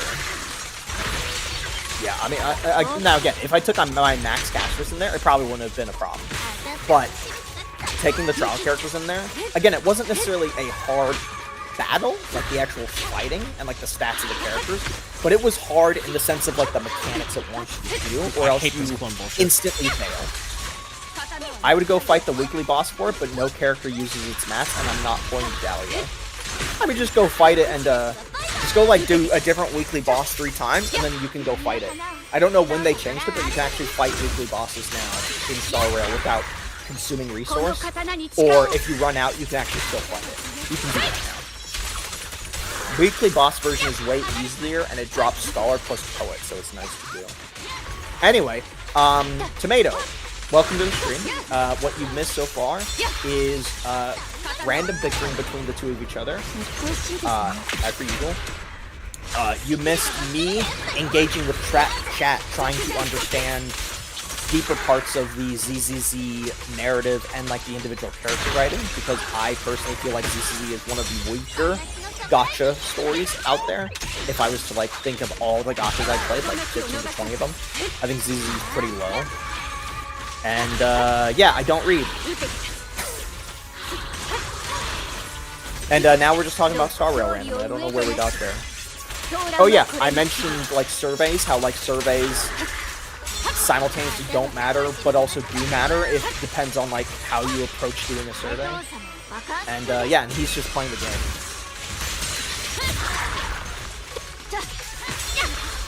What if you stopped playing the game and just interacted with chat with us, rather than just playing something to have to play something? What? I want to play this. What the fuck? Okay. What does the people want? I don't know. I think you're doing a pretty bang up job. Maybe don't undersell yourself. You know, keep doing what you're doing. You know, I don't know. I don't know if I'm terrible or if I'm great. You're doing a great job, buddy. You're doing a great job. I'm not the content creator. I don't have the. You are creating the content.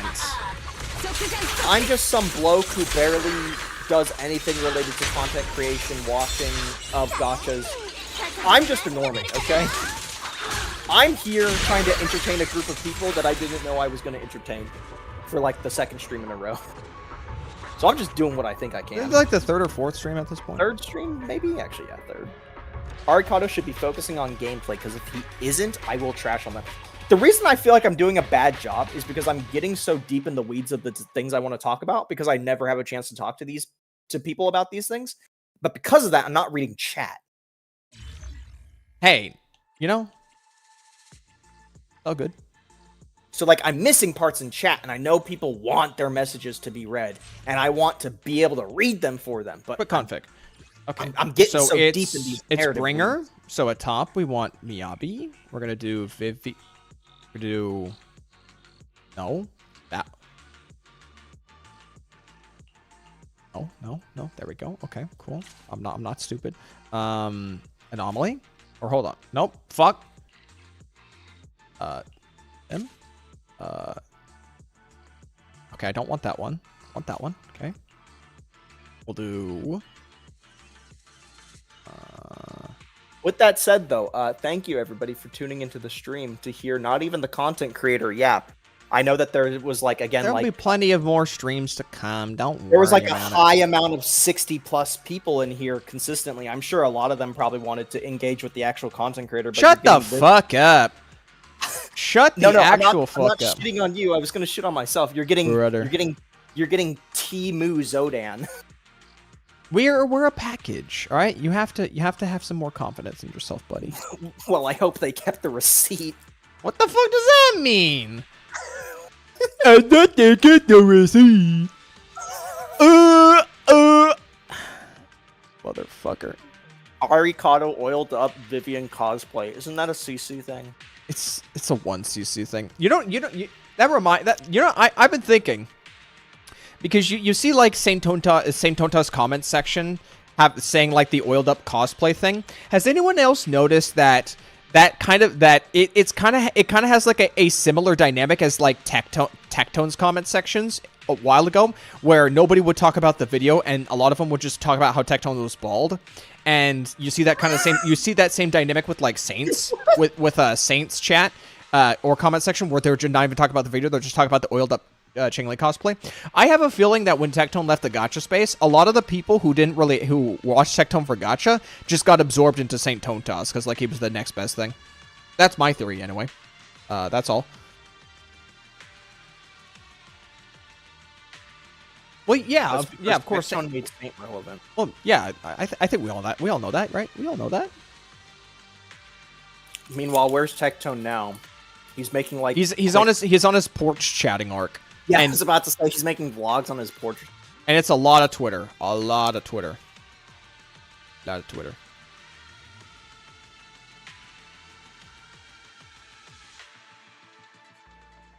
Where is I don't even know who to put in here. You know what? This stage. I feel like the writing was on the wall for Tectone to end up just kind of being like vlog Twitter content. Because whenever he wasn't talking about gacha games, he would usually do like random drama stuff. But then the drama stuff, you know, there was. Do you think it got to him too much? Yeah, because I feel like it would get to anybody if you're deep in the weeds of like social, political, and emotional commentary. Eventually, when he decided, okay, I'm going to stop doing gacha content, that was his next best thing. Either because it's what he wanted to do, it's what he wanted to like elaborate on deep in his soul, or it was just the thing that was like the next best piece of content he could do that had retention. I don't watch content creators, but Tectone I do know a little bit about. So when he quit gacha, I don't know if he was playing like different games for a bit, like other games that were like not gacha. And maybe he just saw like, oh, the retention wasn't as good there. Would I cosplay as a ZZZ character? No, that cosplay costs a lot of money. And I don't know. I don't go out. Like, so I would just take a photo of the cosplay and that'd be it. Like, that's a lot of money. I barely buy regular clothes for myself, much less cosplay clothing. I would love to cosplay a character in one of these games. I just don't know which one. No, I do know Argentine. That's a good one. But that's just because I love knights, and Argentine looks really good. Ari's brother could cosplay as Vivian swimsuit. That shit looks uncomfortable. I'll pass. What, you don't? What is this team, bro? What the fuck do you mean? I mean, personally, for me, there's a Haru, you already lost me. I feel like he only got into drama because he saw how successful it was as an untrue. It is successful for everybody on Twitch because Twitch is a just chatting website. It has been turned into a just chatting website, and that's where it is, and that's where it'll stay. Fucking Pokemon Day being like, Twitch used to be about gaming. Yeah, you're the one that changed. You're one of the people that changed that. It was you!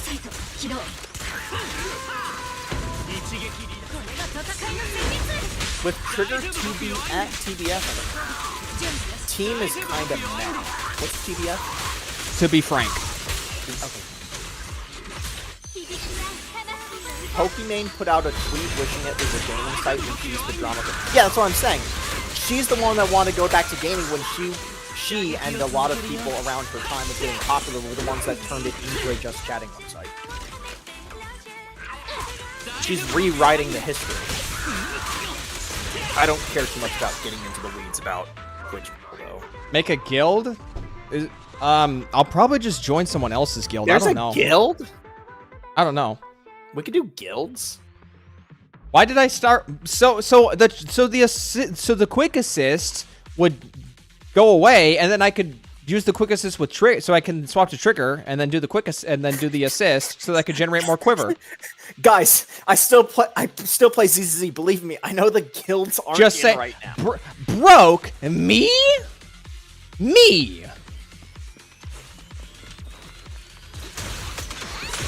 I only saw that tweet because Tectone called her out on it. I think quite a few people called her out on it because it's just the obvious answer. If anybody's been on Twitch for an extended period of time.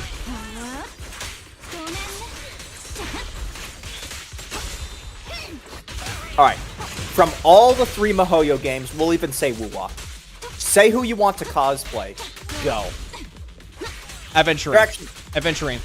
Okay. Easy. For me, it'd probably be Argent. We got a Hugo.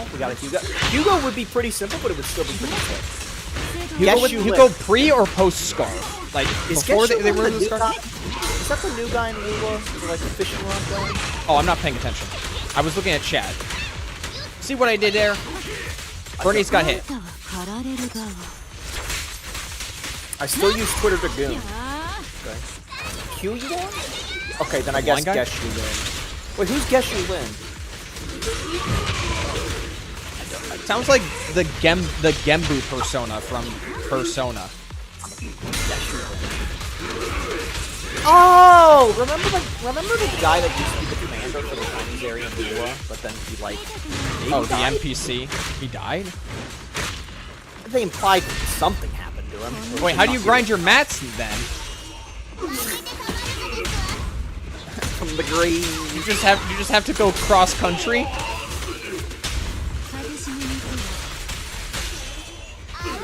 Yeah, that guy was. I would cosplay as Hagrid from Harry Potter. Oh, ho, ho, Zambi, you lovable load, you. Oh, you're so. I think he's cosplaying Hagrid because it's convenient for him. Just saying. I feel like a Yanagi cosplay with the Harry Potter we already have. Bruh, do you think people who wear glasses are that one-dimensional? Yeah, all you need is glasses. Q Yuan is actually sick though. I got his R1S1 just to make him use like skill dog shit. Okay, let me change the conversation from cosplay because I know that there's some people here that are just not into that. Who's your favorite character in any of these MiHoYo games? Go. And you can list one per game if you want to. Or let's say Wuwa as well. Out of the 4 games, what character is your favorite? List it in what order, whatever. Okay, if you so play middle multiple of them, option is for the optional. I don't know why. Okay, whatever. I am curious though, because if you play multiple of these games, I want to know multiple. Don't just say only Billy and be like, oh, I play all 4 of those games. I want to know all 4. You better tell me all 4, or else you're getting an F in class. What if they don't play all 4? Well, then just say 1. Which it seems like at this rate we're only going to hear 1. Billy, Welt, and Hugo, Nagi, Tartaglia, Ratio, Geshu Lin, Venti. Venti, we got an OG in here, and somebody who most likely has been looking at quite a bit of art. Where are you going with this? I already. Endfield. I knew the moment you kept talking what you were about to go on about. Purina, Yanagi, Carlota, Archer Saber count. Totally counts. Totally counts. Totally counts. Because they're there. You can say it. It's fine. Okay. I'm not gonna sit here and be like, what's that? You E6 to Saber? No. You can't say that, my brother. That's cheating. No. If you like Saber, you can. Miyabi, Furina, Lupa. Lupa, let's go! We got some Lupa enjoyers. Ellen Joe. Probably ZZ, probably Zuyuan. Base, Zuyuan, great. Being serious. Alice. Callipy? Oh, you're the one that played Chaos Zero Nightmare. How much do you want to get a buff?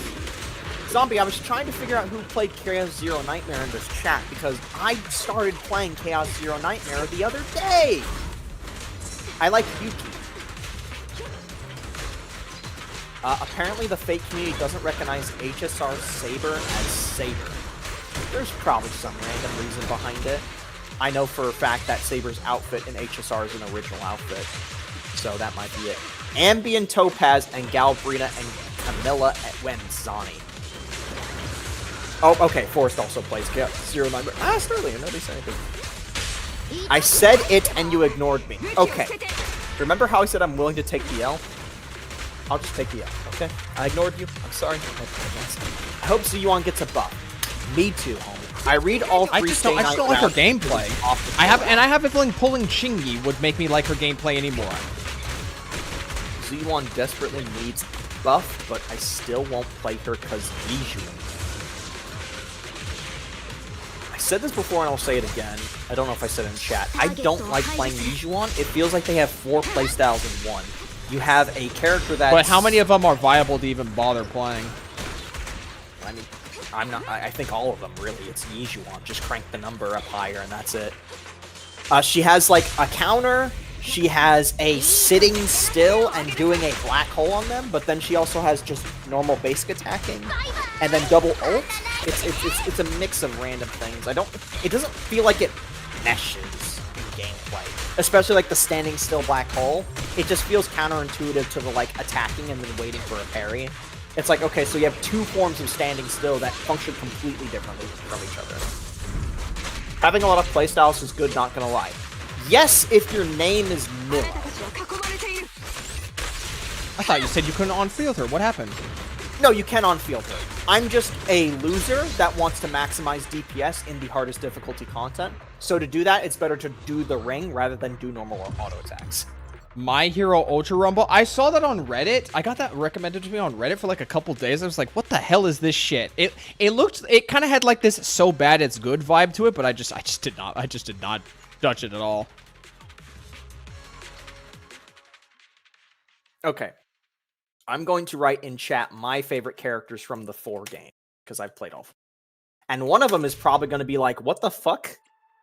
I know someone's going to look at it and be like, what the hell are you talking about? Wait, who's my favorite in Wuwa, though? Nah. I might as well just go with the one that kept me in the game the longest.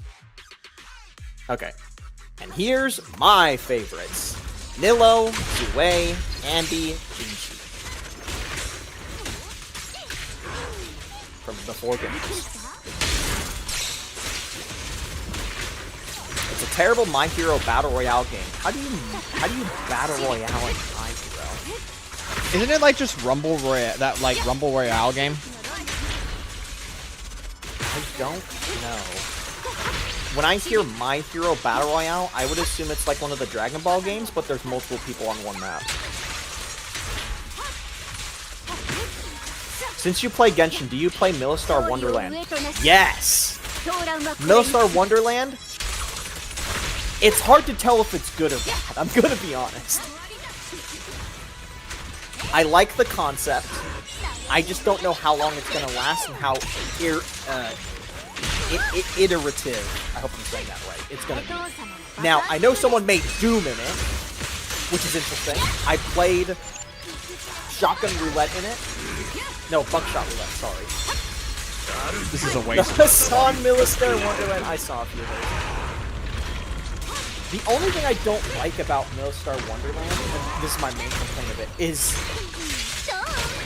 they don't have any of the mini-games from past Genshin events. I think it is a really stupid decision that the devs don't just every week rotate 1 or 2 game modes from past Genshin events. Yeah, that's why I thought the whole point was it just to be an outlet for them to put in the. Yeah, originally I thought it was just gonna be Mario Party, play all the old events, but no, it's Roblox, which in a way is better in some cases, but it's also worse because some of them can be broken. Yeah, I used Robin in the chain attack. Robin's a quick chain attack pop-up. Why wouldn't I?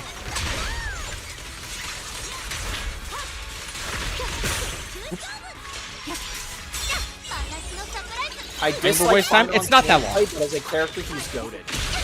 I think Finon's gameplay is badass, but when you have endgame modes that require you to do things in a time limit, Finon definitely leaves a bit to be desired.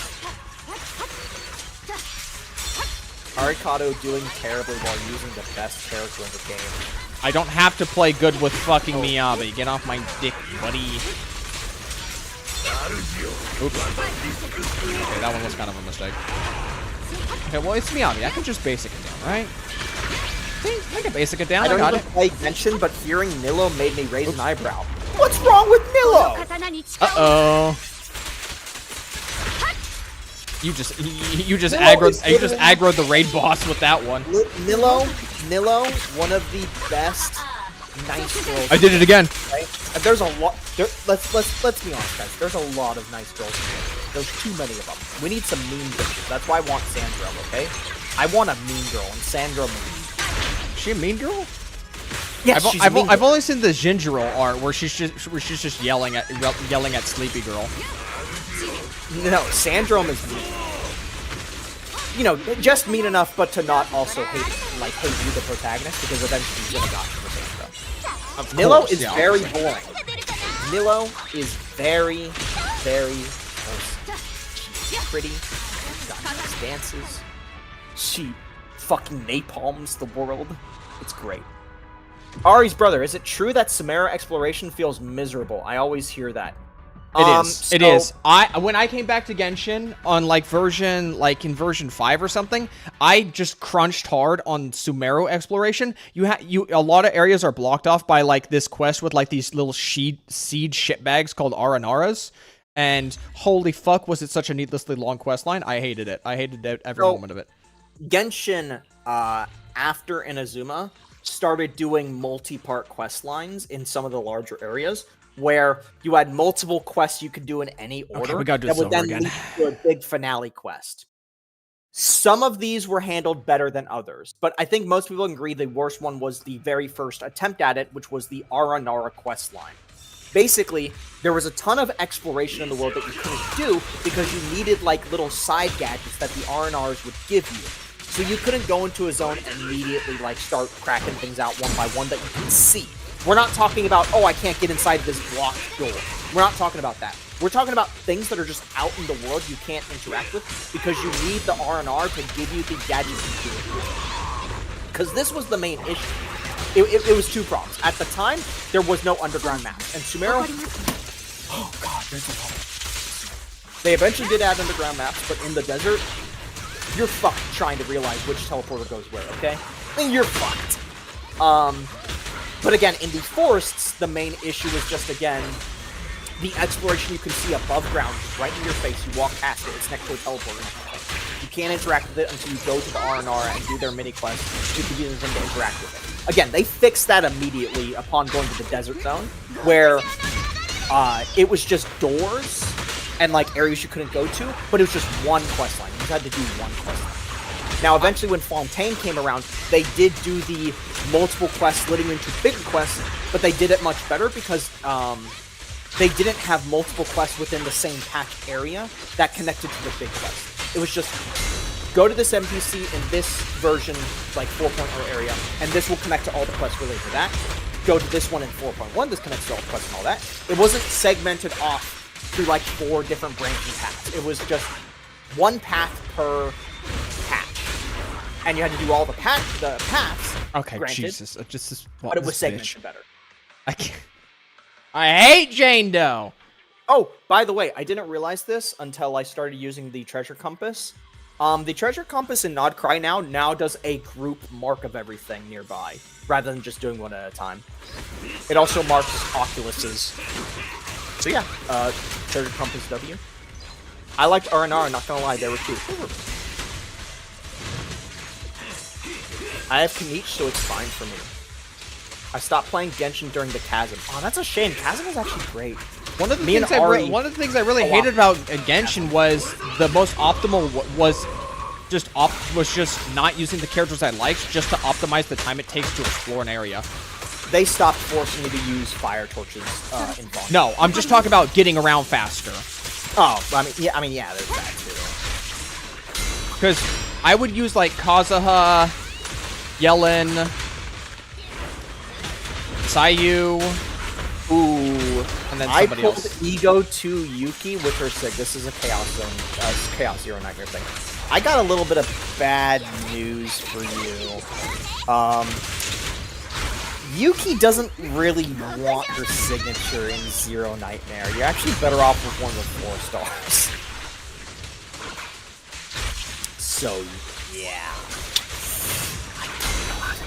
I mean, you're going to get value out of it. It's not like you're not going to get value out of it, but the people doing the math figured out it's just far better to use, like, the pink-haired 4-star one.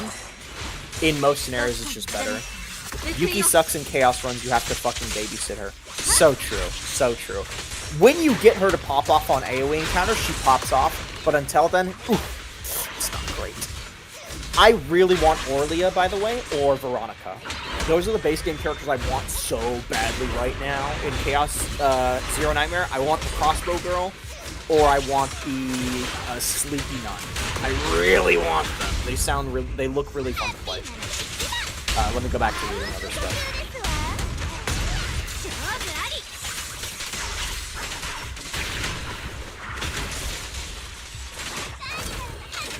Who remembers the prison arc in Fontaine? Good times. Yeah, it was good times. I'm actually shocked everybody's like loved Fontaine so much because there was like a lot of story and not a lot of like gameplay. I mean, it's a good story. I mean, I just remember being shocked when people said they loved once it. everyone stops playing everyone who had issues with Genshin's story stopped playing it, and the only people who are left are the people who say Genshin's a story-driven game, play the story. Yeah, that's kind of how that works. True, I guess. Okay, let's just do this run over again. I had the worst time pulling for Yuki in Chaos Zero Nightmare because I rerolled accounts for that shit. Am I enjoying Threshold Simulation more now? I was already enjoying Threshold Simulation when it came out. I was already enjoying it when it came out. In Chaos Zero Nightmare, I don't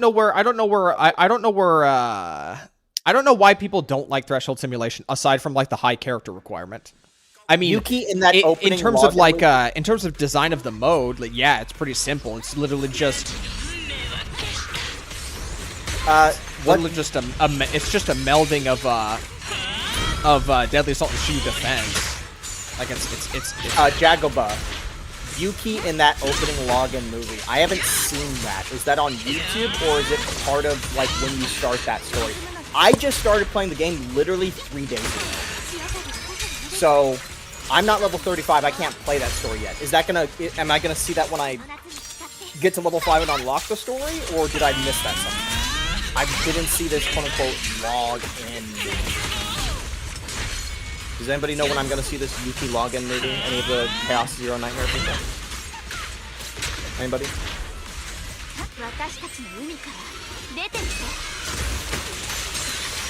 Some people Giga invested. Well, it's when you launch the game and you're doing the download. I didn't see it. I guess I'm gonna have to. bruh, dude. No, I pulled Yuki cause hot. I pulled Yuki cause hot. I'm gonna just with every here, okay?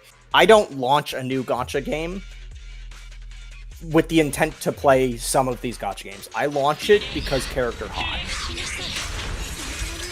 Okay. Anyway, again, my first day of playing Chaos Zero Nightmare was from 8 p.m. starting to reroll accounts, and then 9 p.m. the next day, still rerolling accounts until I finally got Yuki. I spent, if we don't include sleep and I take a small break, I spent like a collective 12 hours straight. That's almost the amount of time I was rerolling in Uma Musume and then realized I don't even want to play the fucking game, and I just stopped. Is Haru hot? Yeah, Haru's got that kind of stuff. I wouldn't mind a Haru. No, yeah, I took breaks, don't worry. It was mind-numbing, though. Which Haru? The one in Chaos Zero Nightmare. Just think of a kind of thick girl with a schoolgirl uniform, blonde, Hime haircut, but wields a giant fucking anchor. It's like a shotgun girl, basically. Bruh, I just realized my lineup is fucking... I don't know why the swap's just not working sometimes. It just sucks.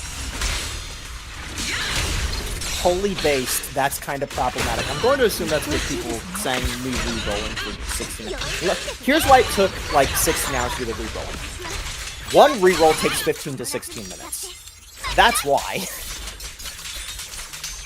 I have Ego 1 Haru with her Sig. Ego 1 is... Man, not gonna lie. Here's one thing I think people need to understand with Chaos Zero Nightmare. I understood this instantly. Like, in the first hour of actual gameplay with my EP, I'm just, like, looking at the menus and looking at, like, Dukes and what Dukes did, reading the cards, seeing what cards did. The people that made this game are stoked. The game they've done is Epic 7 before this game. They probably did some other ones, but that's about it. Check my link, that's the animation I was talking about. I'll try and find it later. So basically, the people that made Chaos Zero Nightmare are also the same people, or at least the same publisher or house. They clearly have the same dev ideology as people that made Epic 7. And Epic 7 is a very, very generous gacha game. Now, Chaos Zero Nightmare is not generous right now, but it probably will be in the future, or hopefully it will have the same generosity as Epic 7. But, like, all characters, when they're done, they're on standard. And ultimately, character dupes are not as valuable. Those are the two main things that separate Epic 7 and Chaos Zero Nightmare from the other Gacha. Because the dupes in Epic 7, they give you just like a very tiny like bonus stat for the character, and that's it. That's it. You can get 6 dupes in all, and like the bonus you get is 18% attack. That's it. That's not 18% attack and 5 other effects. That's 18% attack after the 6th one you get, okay? So this is the type of like game dev philosophy we have here. We have you getting dupes for characters is actually not desirable compared to just getting more characters. And those characters will also then end up in the standard banner. And here's the thing, the dupes in Chaos Zero Nightmare do more. It's not just, oh, you get a small 3% stacking attack buff for each dupe. No, they actually give stuff, but since it's a Slay the Spire-like game where it's cards, and only some passives, the Chaos Zero Nightmare balancing of dupes is actually quite in favor of just having more characters because it's a Slay the Spire game. You might not get that card. That card might not be as valuable as the dupe makes it out to be anyway, in general. Like, yeah, so, yeah, Chaos Zero Nightmare. It's a pretty generous game when it comes to balancing and stuff like that. Now, they could always just make a character where 4 of their dupes are passive and not card-based. But, you know, only time will tell with that. CZN copied the Hoyo model, which sucks, but I have to deal with it. I don't know what Hoyo model they made. I don't know. Gacha system? I'm assuming. What? Like what? Top 3.75%. Whoo, CZN. baby. It's 160 per poll. Is it 160 or 150? I didn't do the optional stage for this. I'm gonna blow my brains out. I can't UI. I can't UI worth shit. Oh my god, I gotta do this one too. Oh, fuck. Okay. CZN is 160 per poll, but the pity is 70. But it also still has the if you fail, your next is guaranteed. And then again, you have standard banner. All characters after their run go on standard. So I'm not sure what the Hoyo model here that you have to deal with is.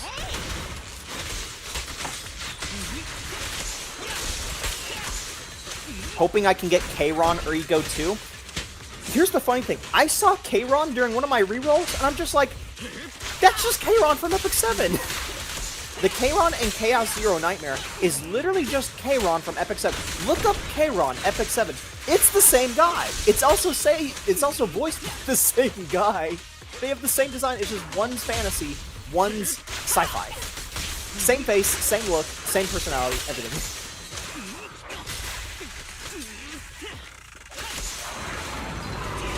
Completely off topic, but Saints Hugo gameplay is so funny to watch. Never played Epic 7, so cool to know he's in XP. Yeah, he is. I haven't noticed any other characters yet so far in Chaos Zero Nightmare that are just dupes of their like an Epic 7 version, but Kron absolutely is. The dev said it's not the same guy, he's a different character even in his bio. Says he has no idea about his past or where he came from. Yeah, and guess what Kron is? He is like an undead necromancer, like demon lord guy that fucking moves interdimensionally. CZN doesn't have a fearing collab. Okay, when I was installing Chaos Zero Nightmare, I actually booted my Epic 7 and I hadn't booted it up for a year. And I noticed that, like, it's kind of cool that we're going, like, the narrative is going back to the past. And, like, all the character card pieces of equipment that, like, the base game had, that was just like, oh, these are all, like, base game 5 stars. All of those are, like, character cards, like, light tones, and they all feature characters that were never in Epic 7 for 5 years. This version of the story that they have right now, like version 6 or whatever, all the characters are characters from that. So again, just imagine light tones, and it like has all these characters you don't know who they are, they've never been shown in the game, never been talked about. All those characters now actually are real characters and real playable. So if anybody knows Moonlight Dreamblade, mama, holy moly. Really wish that Welt have the same DPS as Kron.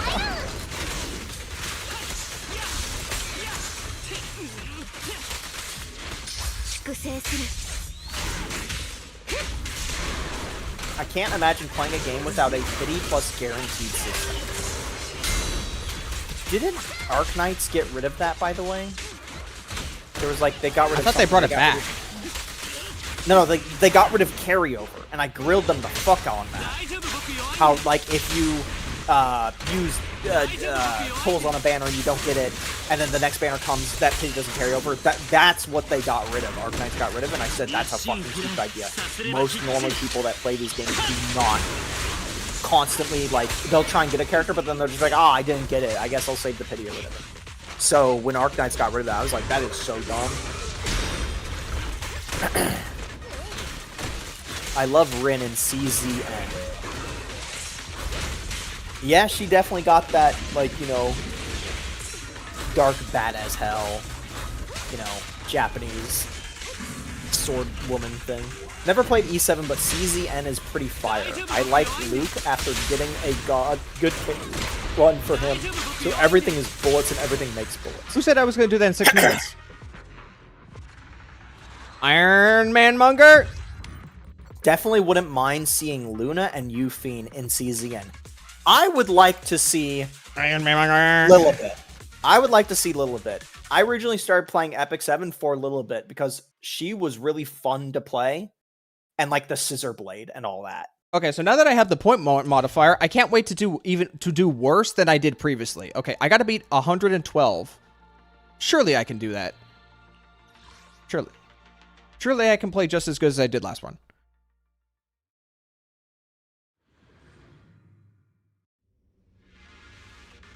Surely. Yeah, I'm gonna be honest, I really want to spend money in Chaos Zero Nightmare just so I can try and get 2 of those base games. I just really want Aurelia. Like, apparently she's a healer that also summons shit. That sounds so cool to me. I like healing, I like summoning things. That sounds cool. Apparently Mei Lin is busted AF, being able to make the enemy weak to her, then nuke after them. Yeah, and when I say I just started playing, I mean I just started playing like 3 days ago. I'm level 29 right now, or 28, trying to get to 30. I'm trying to figure out what Chizuru's gonna do, because I have a bunch of currency just lying around, since I didn't have to try and get Yuki through playing normally. I just rerolled the fuck out of it. Lilibit was clean too, not gonna lie. Yep, Lilibit was great. Love Lilibit. Bleed somebody, blow them up. Great for PvE content. It's really fun for using in the story. PvP, maybe not so much. Unless you, like, get, like, a really fast stunner. So then you can just nuke single target 2 people.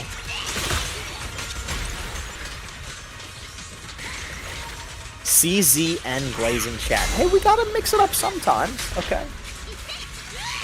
I'm sure that some people here, clearly quite a few people, appreciate talking about CZN. I enjoy CCM, but I had to stop playing because I already play ZZ HSR Wuba. There's something I enjoy about cute anime art style plus disgusting, creepy, evil enemies. Yeah, well, I play right now Genshin Impact, Honkai Star Rail, ZZZ, Girls Frontline 2, CZN, and I also just picked up Tower of Fantasy again to see how the MMO server is gonna be. While Arikado doesn't play ZZN, which he should play, he's not going to. I do not believe that he would ever play that game. It's just not in his wheelhouse. It's not a bad game, he just never will play it. I doubt he will play it. I can't immerse myself into the lore or the story when Mary. Yeah, I have a job, Forrest. Tank of all roles. How does that even make sense? Does her unbuttoned hot pants make her run faster? My boy, as I put my hand on your shoulder, you haven't heard the classic tale of heavy armor for MMO females. In reality, Maybe the best comment. maybe he was asking you about if you had a job. What y'all think about the new Halo Gacha, Hoyo Gacha game, Vasapura? I think they're doing not a smart idea with the art style. Like, I can just say that right out of the gate. I think a lot of people are gonna look at Vasapura and just be like, oh, it's a weird offshoot of, It looks a bit uncanny. Yeah, it looks somewhat uncanny, and I think that style is gonna put people off, and they're just naturally gonna see, like, the open world in, like, a real-life looking environment, and they're gonna be like, oh, they're pulling an Everness to Everness, or, oh, they're pulling a, Anata. I feel like Hoyo is late on this adventure, and the only thing that will make the game popular is getting attached to it. He won't play CZN, but play Stellasaura. Make that make sense. Hey, easy. I can make that make sense, okay? We just tell him about the Raiden Shogun, Raiden Mei looking character, Chizuru, that's coming. I don't like deck builder games. And there you go. That's the answer. I don't like deck builder games. He tried to get me to play like this one like very niche deck builder, and it just wasn't having it. Okay, if any of you like CZN gameplay, I have a deck builder like game that is like that I think everybody that likes that type of game, and specifically Slay the Spire like, but you like that you can use multiple characters at once rather than just using one character.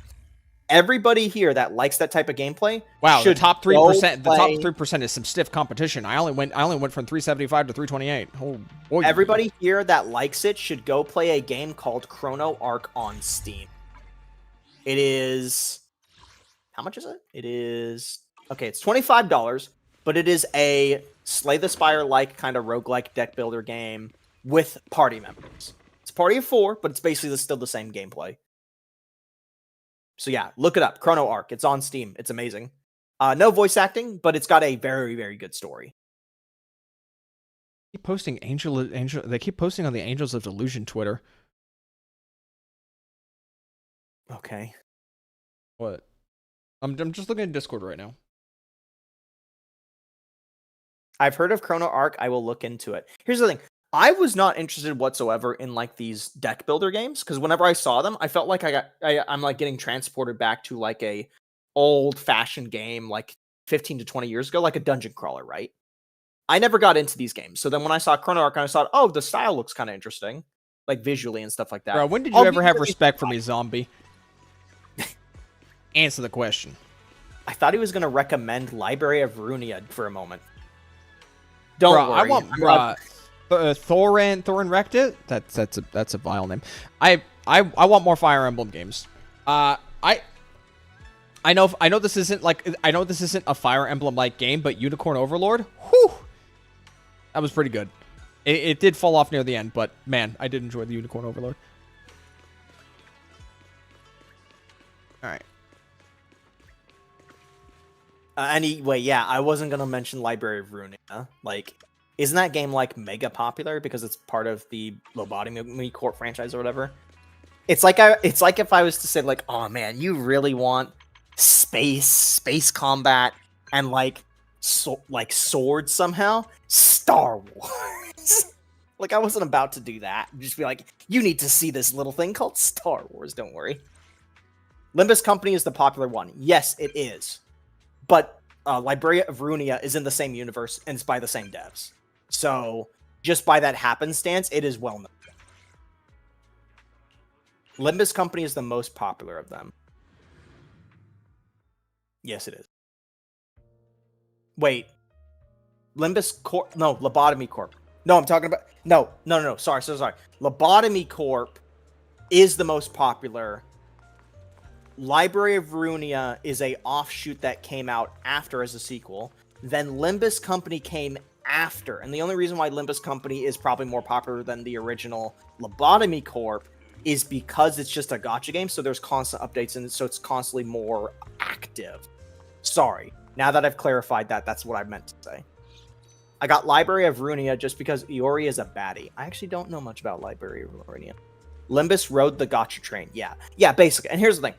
I'm a believer that while gacha has like the appeal of like attractive characters, I think if anything, I think more people these days just kind of when they see gacha, I think the appeal to them more so is that they know that this game will keep getting more stuff. I think people have stopped being so goonery as much, they're still pretty goonery, right? But they've also started to acknowledge that like, okay, this game will keep going. So I think that inherently will empower people more to want to stick with it. Also, the characters are pretty badass in Limbus. I plan to pull Dial-In for... So, one way or another, pulling Dial-In will benefit my Ellen in one of... either because I'll use Dial-In with her directly, or because it'll free up a different another stunner in another hypothetical team composition to allow to go on Ellen. Either way. Yo, I mentioned Chrono. That's the silver lining for me with pulling Jafufu is that I can just use Jafufu. I can just put Jafufu on an Evelyn team. I don't, and obviously I'm not gonna be I'm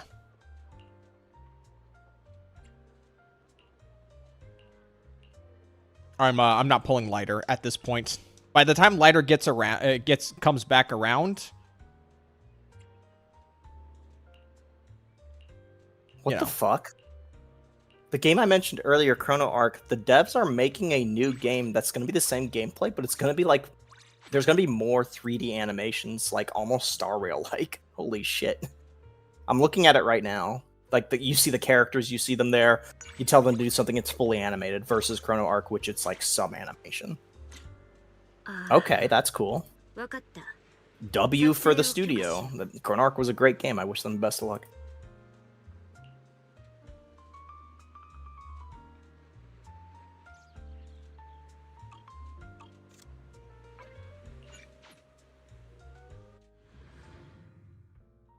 Hasn't it been like 8 or 7 months since Haramasa was last on banner? Yeah, and it's going to stay that way. It's going to keep going.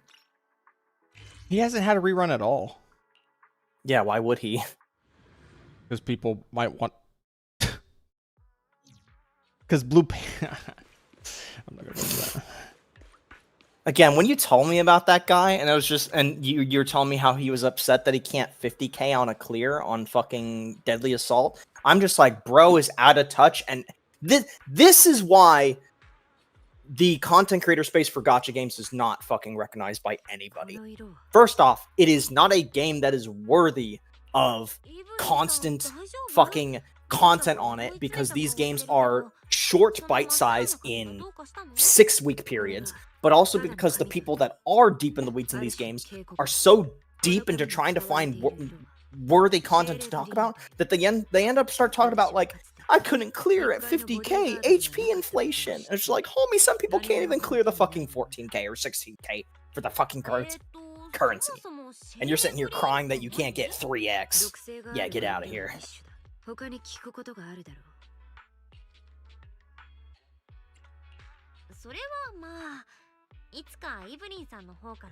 And this is why I wonder if they're gonna revisit characters.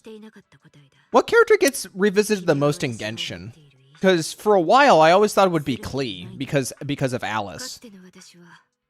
Let me think on that. Which character in Genshin gets revisited the most? Well, doesn't Leeway get like the most reran content?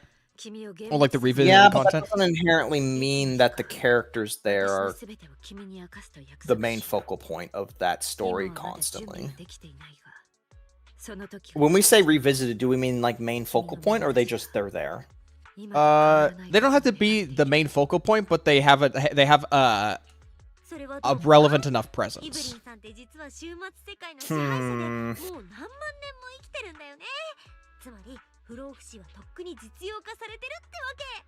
I'll need to think on that. You're welcome, Tomato. All I care about when doing Deadly Assault is just getting 20k. Like, that's it. I've never really cared for like the push high score thing.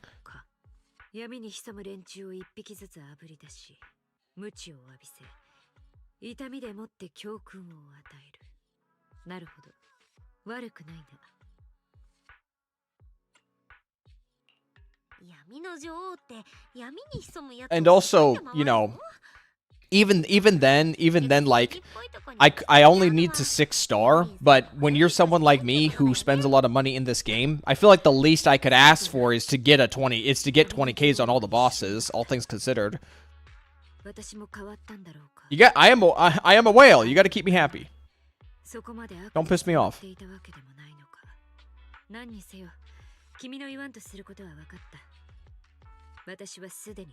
Did you read what Tomato said? Yeah, I just responded to that. What are you talking about?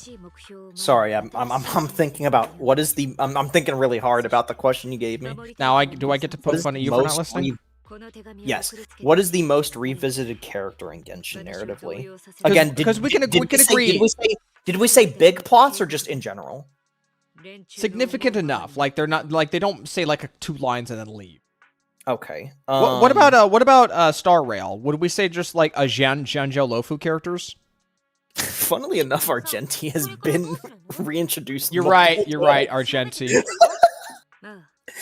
Or like Herda maybe. No, I wouldn't say Herda. What about Ruan May? Yeah, Argenti. Argenti's yeah. pretty funny. Yeah, no. I do like He just I do shows like up. Argenti's shtick. He's looking for his beauty. It's really funny. I hope Dylan comes out and she kind of has like she leans closer to like the Bernie spectrum than like the wham my parents are dead. The most reappearing character in Star Rail, by the way, it's Kafka. It's not even close. Oh right, well of course. How could I forget? Kafka or Blade, just because anytime Dongheng shows up, we got to remember about Blade. He's gonna blow up Don Hang's TNT mine. He's got TNT his He's Minecraft gonna blow house. up his Minecraft house. Doesn't Venti get a quest like every single version?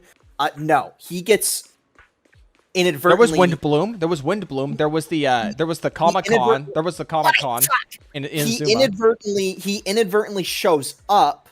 Yes, but he's usually not he's not like the main focal point. He'll like chime in and be like, "Hey, you should go do this thing." Okay, Ironmonger. By the way, I don't know if you were here earlier, Ironmonger, but the Joshua stuff is like I said this before at the start of the stream.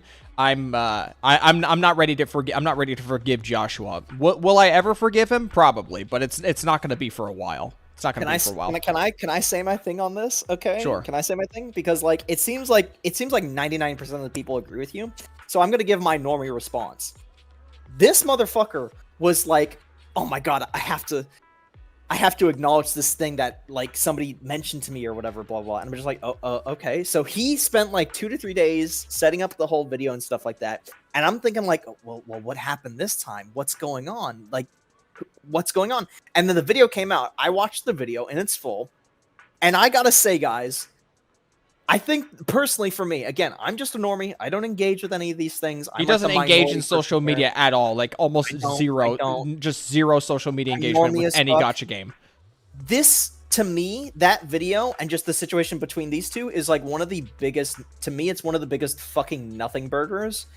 Along with all the other nothing burgers this guy has gotten himself into. Like, I thought, to me, the whole Josh thing was just like, oh, it's just a content creator just being like, what's this stupid shit? He's just playing it up for their fucking show or whatever. I don't think at least, again, I don't watch this Josh guy. I have no idea. To me, it just looked like he was just like, what stupid bullshit. Now, yeah, you can say somebody's approach to presenting content is bad, but like, to me, it just didn't really seem that much. And again, I'm a normie, so I don't dictate this space compared to the actual people or the audiences for it. But to me, I was just like, really? This is it? We're starting blowing up again for something like this? It's just respect. It's just we're creators, you know. We all want what's best for our games, so it's probably best that we all remain cordial with each other, you know? Because nobody hates ZZ content creators like other ZZ content creators, it sounds like. Like, imagine you go to work and a higher up starts shit-talking you for no reason. And because he's like a higher up or like he's potentially more respected, there's a chilling effect where you feel like speaking out, there's a risk to speaking out, you know? Well, that's a bad example because the higher up has a direct influence on your job or whatever. Josh said all of his random shit, and okay. This might be a stretch to some people, but are you familiar with the situation with Atsu from Genshin and Tectone? No, I understand that parallel. But let me say this real quick. The couple days leading up to you like hunkering down and making that video, I was like, well, he's not talking to me about what's the problem. I'll go read the comment section on that video to see what the problem was. Nobody was negatively shitting on you in the comment section. So I just don't see where the translation of negative effects to you are. Like nobody. Sorry. What negative comments in the response video?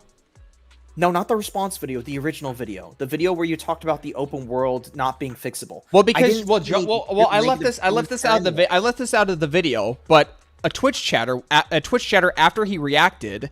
Then a Twitch chatter said, yeah, Josh, I'm going to go harass his comment section. And then Josh then said, don't interact with him. The best thing to do is just not interact with this guy. isn't that fine? I mean, In that context to that chatter.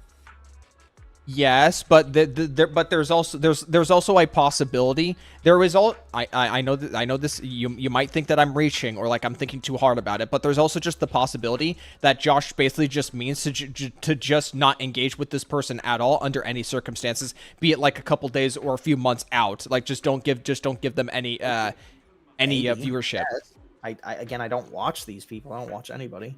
But like, for instance, we did a whole conversation about. Are you seeing these messages that Foxhill's bringing up, by the way?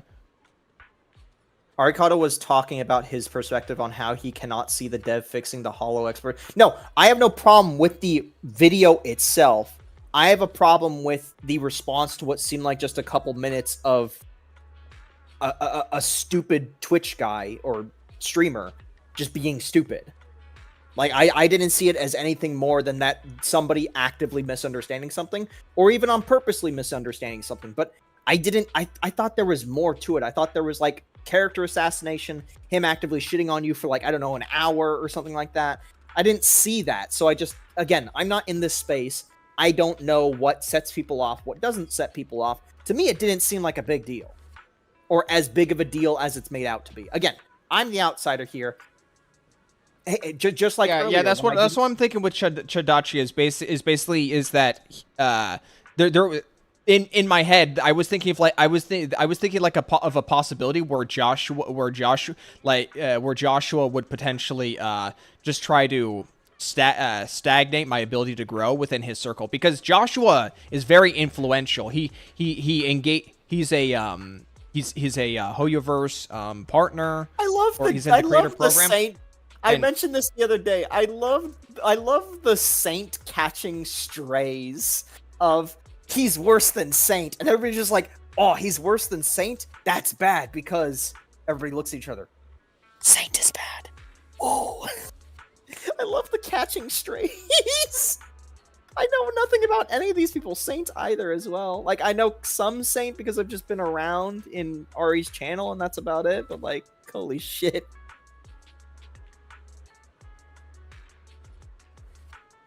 Yeah, I mean, I thought that was a nothing burger, the whole shit with Saint back then, so I just think all this is a nothing burger. I'm again, literally go back to the fucking, what was it, the Alice and Yanagi poll video that we did? I had like a full like minute to 2 minutes talking about how I also think the whole Saint, like just Saint in general, people shitting on this Saint guy is also just kind of a nothing burger. And I left a comment.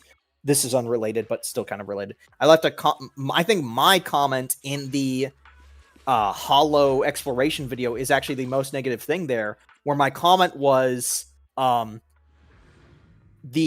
couple thousand view content creator war, also known as downtime in a patch cycle. I think I had the most negative comment there, and it simply is just, whenever these games are in their downtime is when people start to be a little bit more vicious because they're trying to find things to make content about.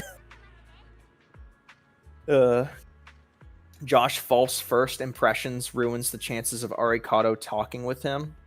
Him saying Arikado is Saint is basically character assassination. Being compared to Saint is basically an honor. Okay? They speak of... I'm getting some mixed messages with that one. They speak of Saint like Voldemort, bro. Yeah, that's the thing. Like, it's just some shitter on the internet. If you disagree with his opinion, stop watching him. Stop giving it the time of day. Do something else. I don't sit there and watch things that make me angry. Well, unless the idea is that we're at a point where social media is so incredibly influential for the growth or even the death of like certain like intellectual properties in the entertainment industry, be it movies, be it books, be it television, be it video games. And the right coverage can uplift a game like Megabonk or Escape from Duck-Off, but bad coverage can also kill the chances of a game having larger successes. So but when you what coverage can ZZZ do to pick itself up out of the perceived not as popular state? Well, think about it for a second. Think about it for a moment. Let's say somebody who play, let's say somebody finds ZZZ on their own and then they play it and they think it's a solid game. They're not really thinking too much about it. Now let's say that same person learns about ZZZ from somebody who's giving an unfair critique of it. Then maybe they don't play it. Maybe they would have liked ZZZ beyond its quirks, but this one person is telling them not to play it. But this person has like a very negative bias towards it. Do you understand where I'm going with this?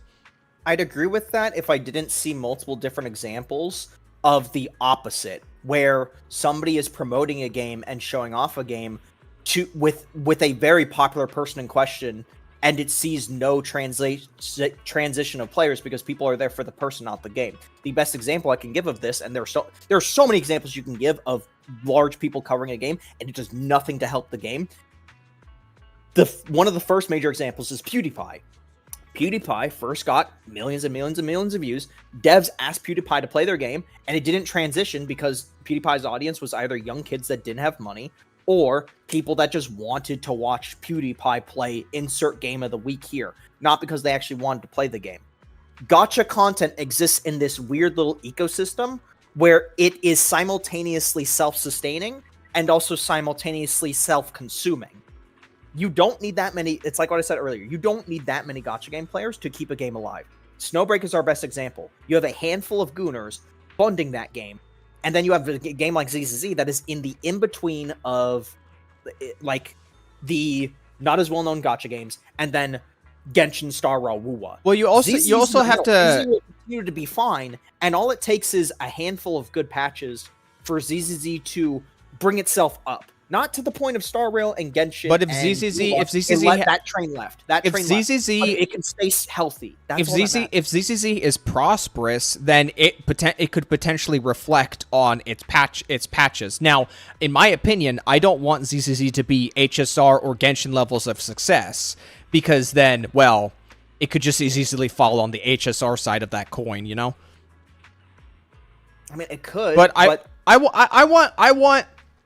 I want ZZZ to be in a position where it can maintain itself, but I don't mind putting the screws to the development team so that they always is that the example you gave people not converting from views, whereas biased video would turn away someone who has converted. I Tompeteer.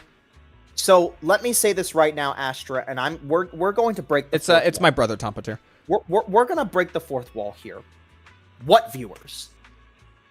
I will be fully mean right here, right now. Normally I don't engage in this space. You can take my opinion, on for what it is, or you can throw it in the garbage. What viewers? I doubt if I checked this Josh guy that he has a relevant footnote in anything related to ZZZ. I bet you there are random screenshots people take of ZZZ that have 10x his engagement on fucking any sort of social media platform. A random screenshot of just something. It could be Yuzuha's fucking foot for all I care, right? That post has more engagement than the last 10 streams that guy has, okay? What people need to understand is the gacha space is terrible for content creation. It is terrible.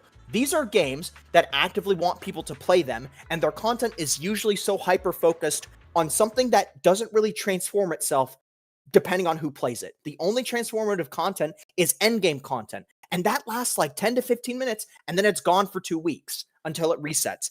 These games are not meant to be watched. They're straight up not meant to be. I have been playing Genshin for 5 straight years, day by day. I've been playing Star Rail for 3 straight years, day by day. I have been playing ZZZ since its launch, day by day. I quit Wuthering. I played Epic 7. I played CZN. I played Tower Fantasy. I played all these games. I say I've never watched these people, but I've at least been on YouTube. I've occasionally turned on social media. I have seen through my entire gacha game experience in life and on the internet that these games don't have traction in a content creator space. So if you're worried about a content creator making a game look bad, you need to wonder if there's even fucking viewers for that space to go bad to begin with. So what I'm trying to get at here is, why are we shitting on each other at all? Why are content creators starting wars with each other constantly just for the sake of whatever horse they have in the race, whether it's Wuwa, Genshin, Star Rail, it doesn't matter which one is popular and which one's unpopular. There is no viewership in this market in general.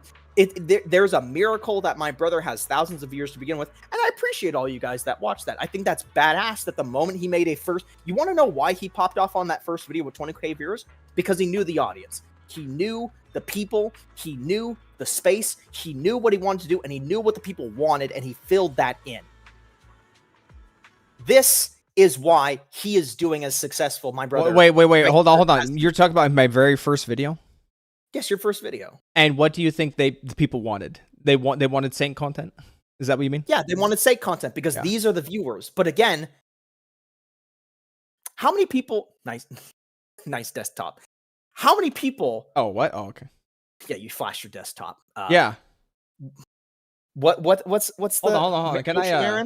Marin? Anyway, real quick. Yeah. Hold on. Can I tap to the... How do... Oh, I can't. To me, a lot of these...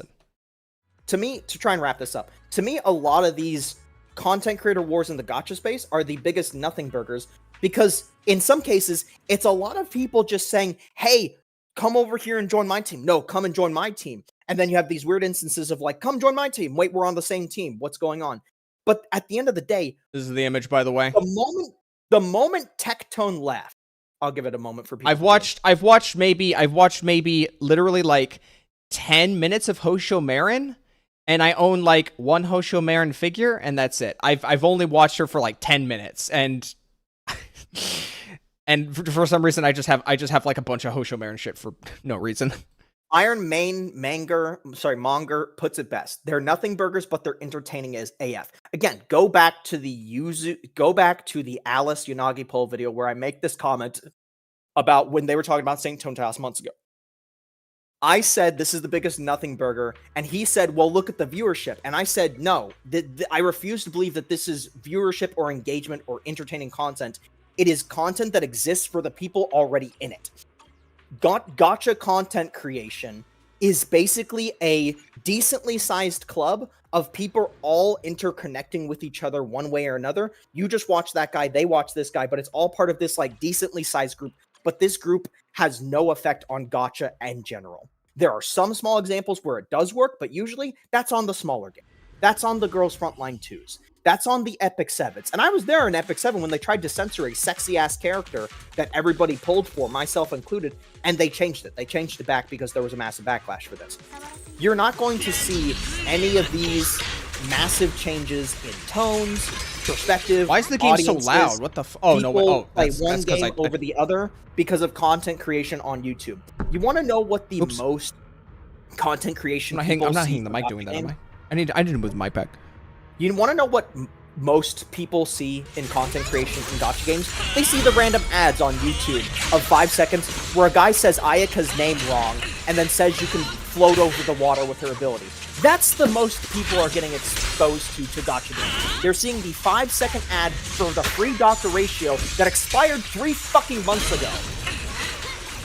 So to me, it is a nothing burger in this additional talking point he has,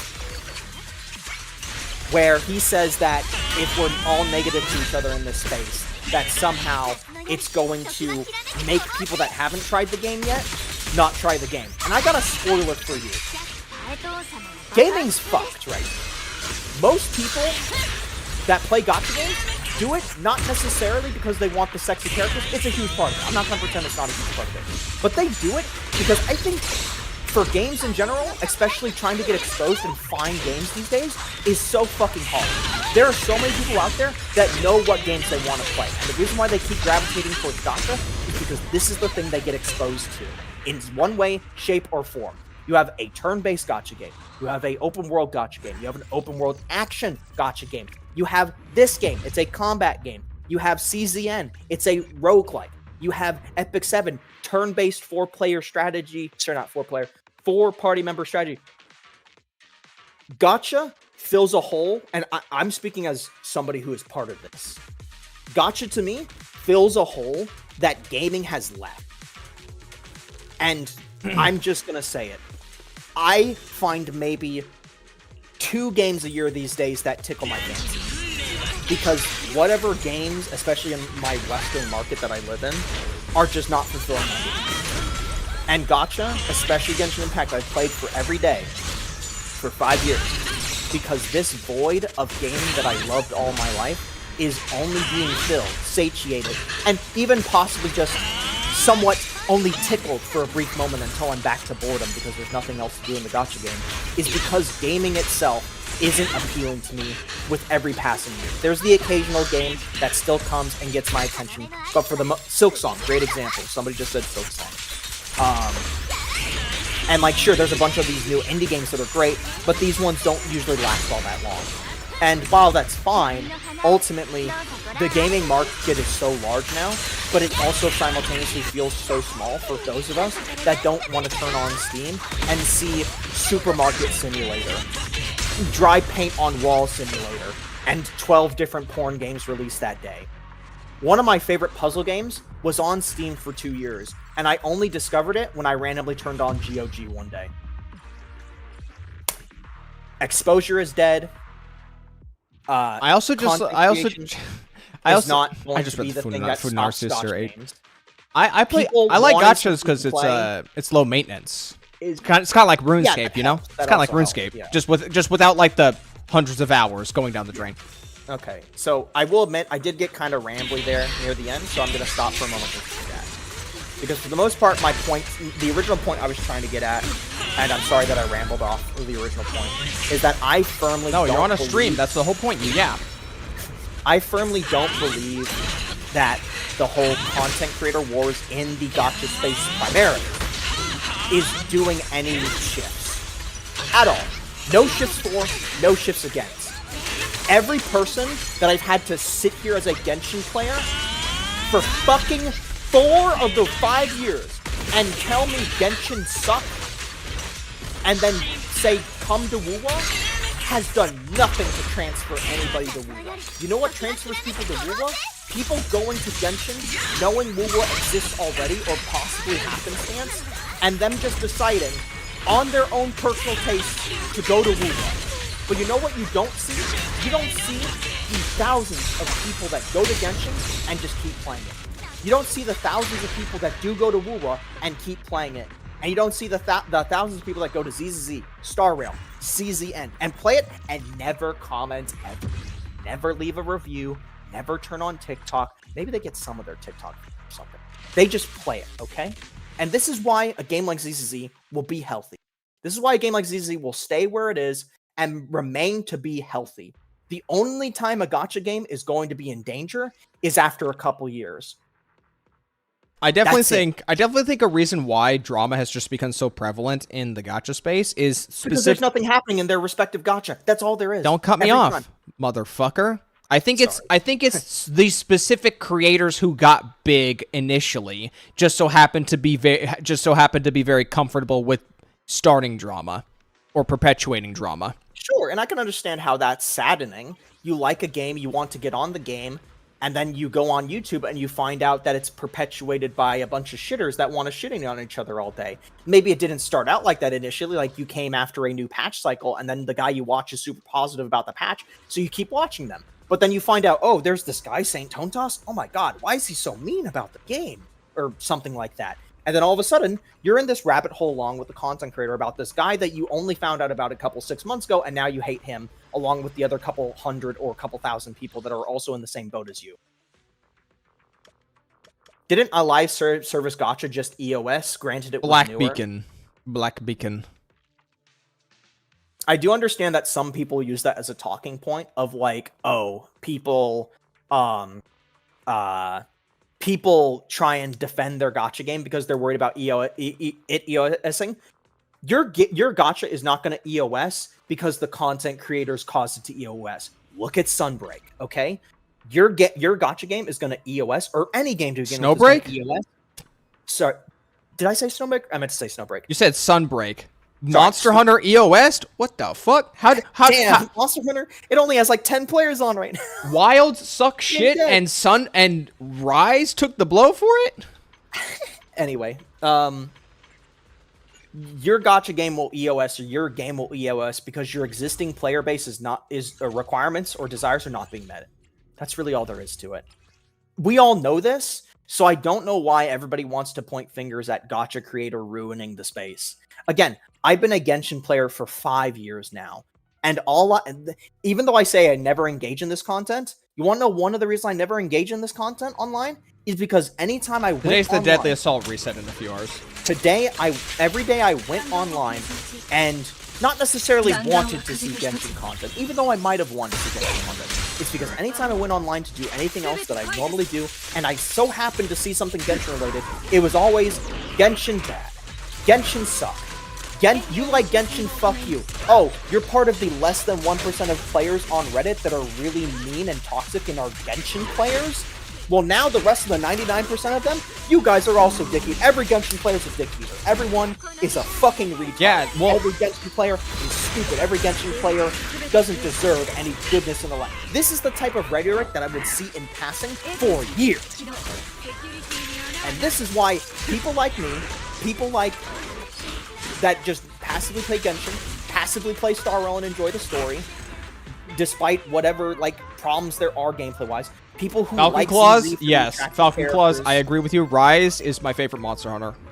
Rise is great. Rise is so good. I think World and Rise are amazing. I think you have to play World first to then appreciate the nuances and changes that Rise does, in my opinion. Yeah. Long story short, this has been a bit of a spiel. He said I can yap, so I'm allowed to do it. But I think that's really I think I got my point across. Is that if there's something to be taken away, is that the content creators are not making the space terrible inherently for each other that are already in the space. It's making it terrible for people that don't know anything and can't really get into it because the space is not dominated by talking about the game.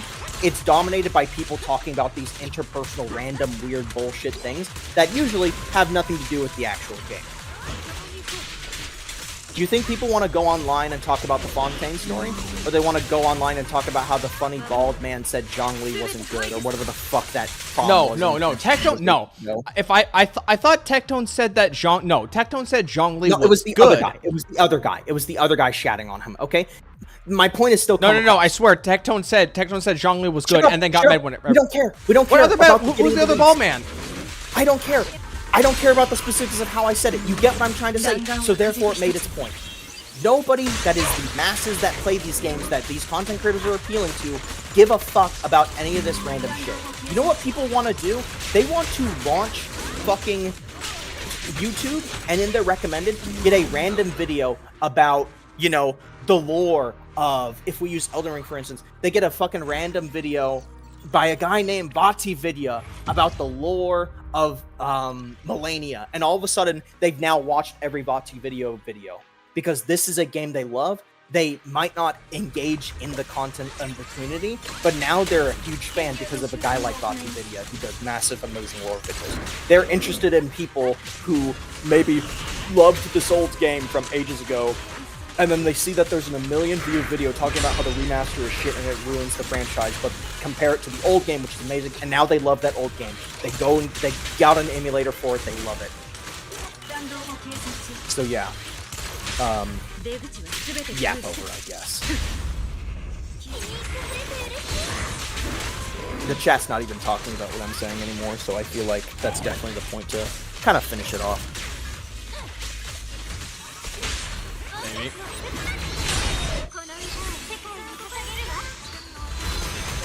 Everyone's listening? No, yeah, people are listening. It's just,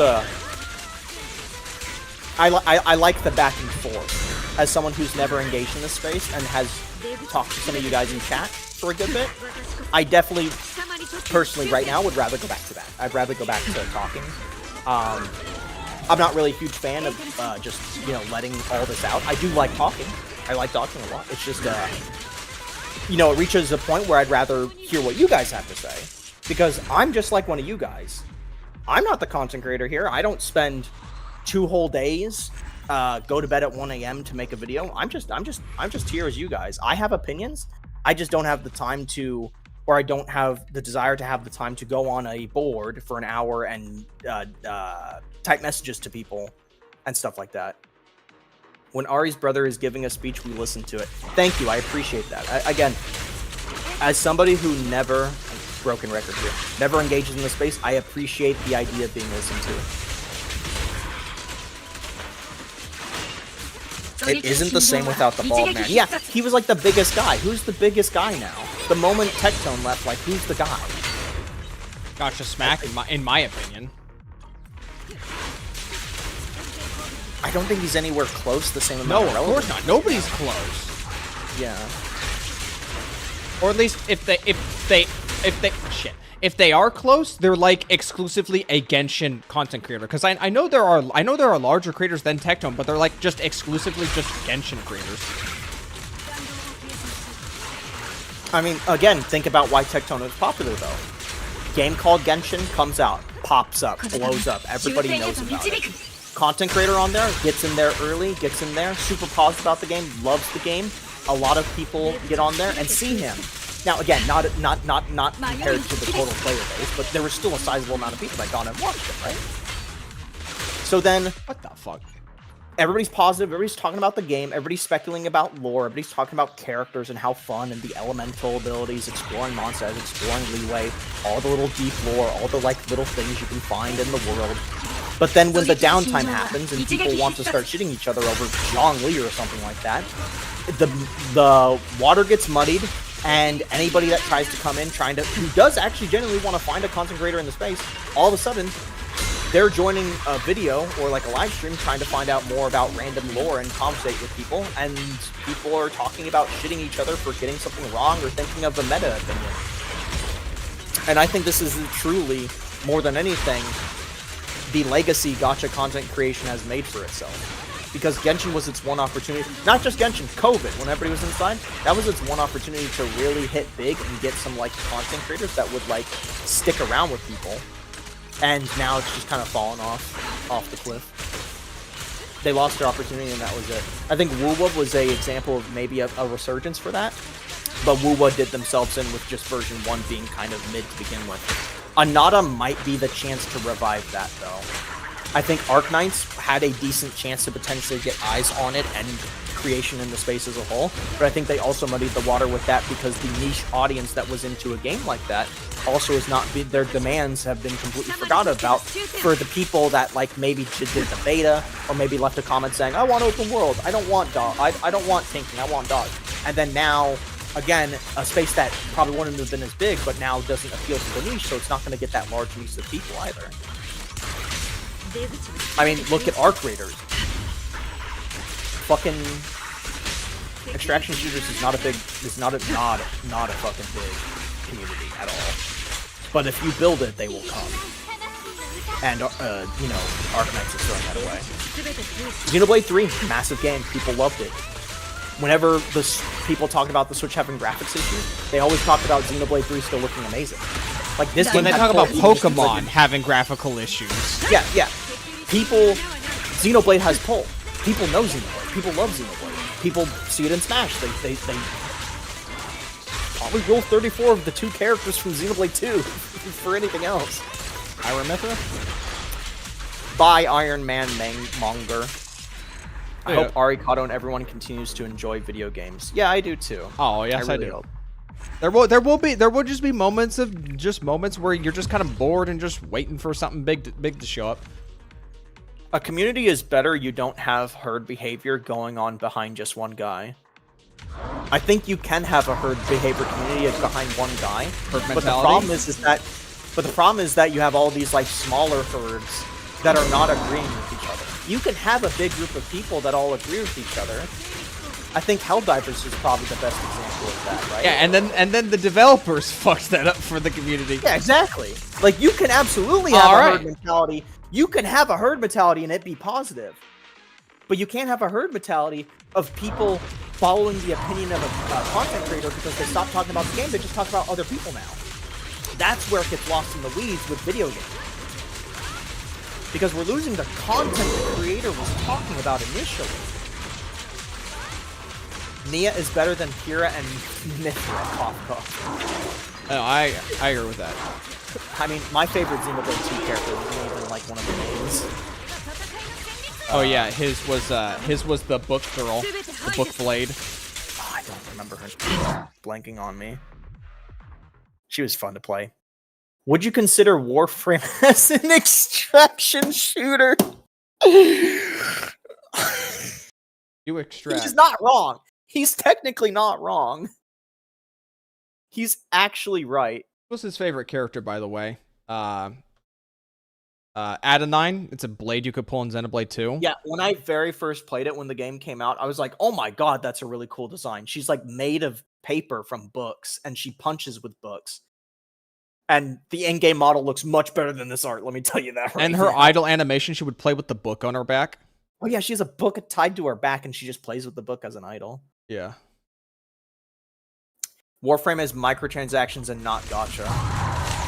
Pull Blade, since when is Xenoblade a gacha? Xenoblade 2 had a mechanic Xenoblade 2 where was the black sheep of the family. you pulled for your characters that would be your blades, but you didn't spend money. You spent material.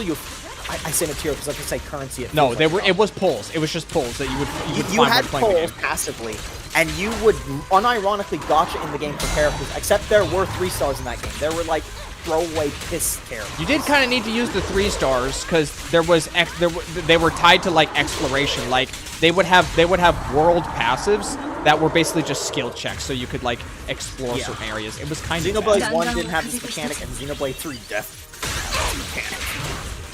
Yeah, thank goodness. Fire Emblem Engage has a gacha for the dog shit rings. That's just called gear rolling. I've seen so many. If that's our criteria for gacha, Vermintide is gacha. Vermintide 2 is gacha, and Vermintide 1. You hate to see it. Trying to heal.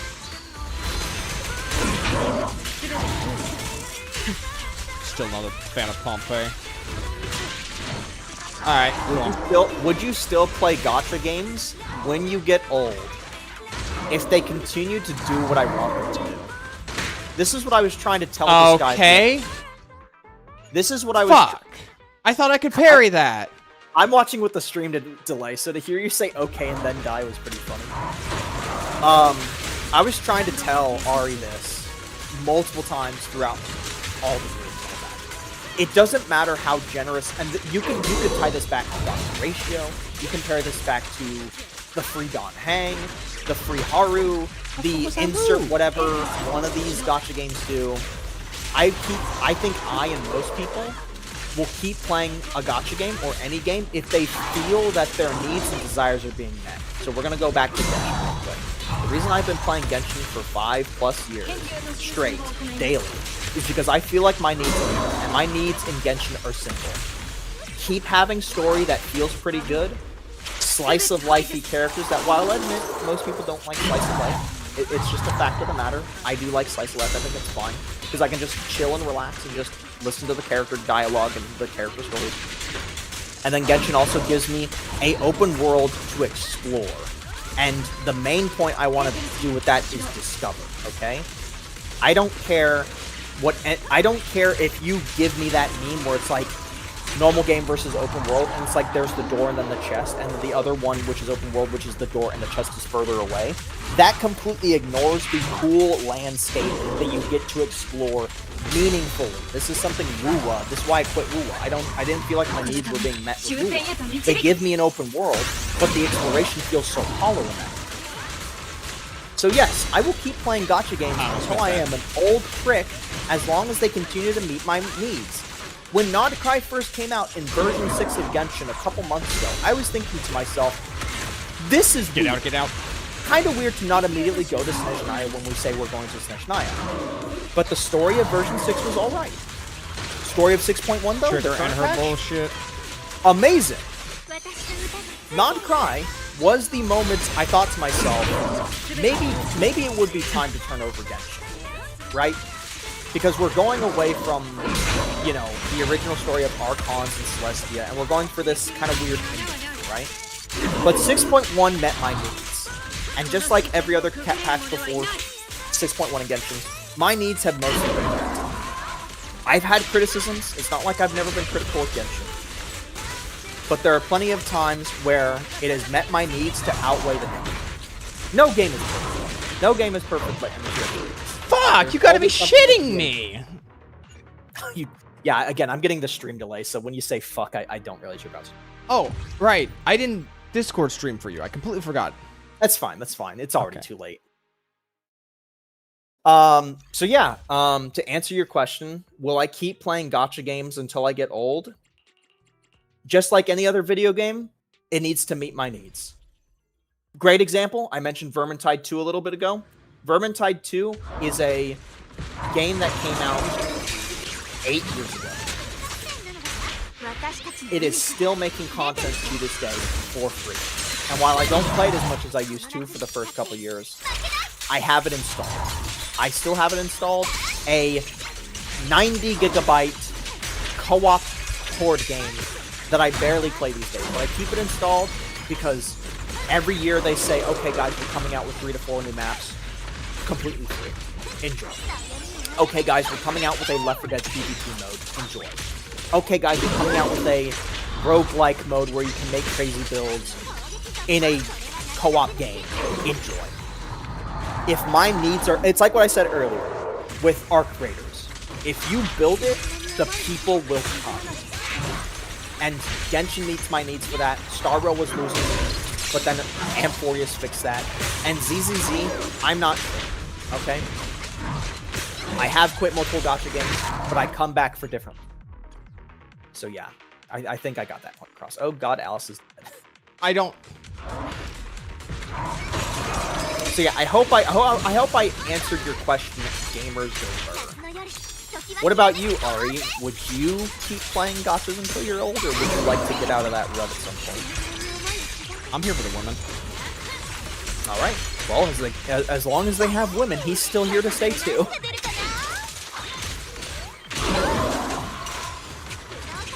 And you have to remember...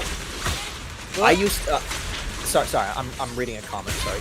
I used to play the shit out of Minecraft and Civ 4 to 5 when I was a kid, but I haven't touched them in over 5 years. The question is, though, is that because your needs haven't been met with future updates or new Civ games, or is that because Falcon Claws, that's because you've just passed on with those games? That's not to say there hasn't been a game I've passed on just because I've played it so much, right? There are many examples of that. But typically those are also just games of the normal games industry where they just, you know, they ran their course, they stopped making updates. So yeah. Honestly, I would take a break from WoWa, but the Cyberpunk collab is coming, and I have to skip like 4 patches to guarantee at least S2W1 Rebecca. I'm gonna be honest, I don't like the Cyberpunk collab. I don't like it. I feel like it's an attempt to capitalize on a popular IP, even though one that's basically done nothing for ages. It had the one Netflix special versus, say, like when a game does an anime collab or a Fearing collab. Like, those are relevant because there's the idea of a future season or just, manga or something like that. Now, granted, am I a hypocrite if I say that every game that's doing an Evangelion collab under the fucking sun is also dumb? Cyberpunk is getting a second season. Okay, never mind. I'll shut my dirty whore mouth and do this real quick. Cyberpunk's getting a second season? No way. It is. I wonder who the main characters will be. Okay, I'll shut my dirty whore mouth. I cried like a bitch watching the anime and cried out of boredom playing the game, but seriously, I'm assuming they won't let you buy copies and it will have separate pity like the Fate Gen. I think they'll allow you to buy copies. The only gacha game collab I've ever seen where they don't let you whore out on the character on the collab was fucking Aloy and Genshin. And let's not make any wild imagining. Aloy exists to be a bargaining chip to get Genshin onto PlayStation. That is it. And it shows because Aloy didn't have a weapon unless you played on PlayStation, and she also didn't have dupes. She still doesn't have dupes to this day. Any Aloy mains here? I wish Genshin would literally I'll main her straight come to the garbage. I wish Genshin would straight out come out and say, hey, everyone that owns an Aloy, we're getting rid of your Aloy because of weird copyright, licensing debate issue problems. So instead, we're gonna give everybody a free 4-star character. I would be okay with that instantly. I will take a dupe for Ino. For all I fucking care. Genshin ruined a solid collab. No, they didn't. Aloy was never a good collab. Aloy was never a super popular character. It's just the next fucking variant of a girl that somebody was trying to push in that age of gaming. It was never popular. It only was popular because PlayStation as a console was popular at its time. Yeah, does anyone actually care about Horizon? About Aloy. Nobody cares about Horizon. Nobody cares about Aloy. Y'all wanted a Horizon Lego game? Yeah, the Horizon Lego game, which didn't even play like a Lego game. Yeah, it didn't even play like a traditional Lego game. You want a non-traditional Lego game? Go play Lego Voyagers with a friend for like 2-3 hours. Like anybody that has a friend and $20, go play Lego Voyagers for like 4 hours. Go play Lego Voyagers right now. Go do it. Go do it. It's up for best family game in the Game Awards right now. It's not going to be Donkey Kong. I've accepted that, but I'm so happy it's a nominee. Horizon like Horizon Zero Dawn? Yes.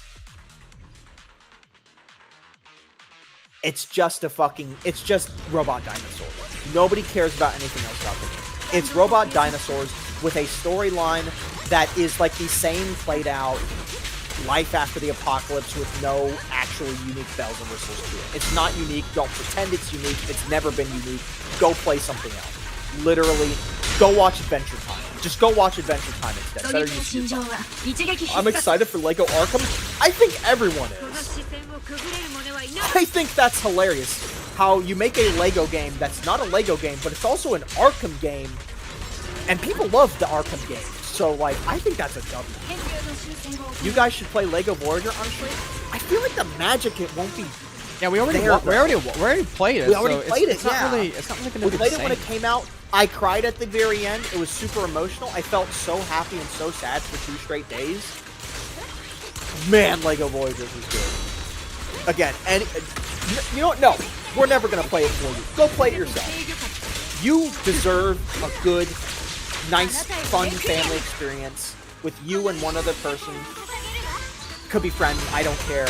You deserve a fun game that breaks the corporate veil of dumb fucking games these days and is like an actual fun little co-op, feel good, no dialogue, everything is just emotions and actions. I say emotions, it's not that. But super fun, super nice, pleasant, joyful game.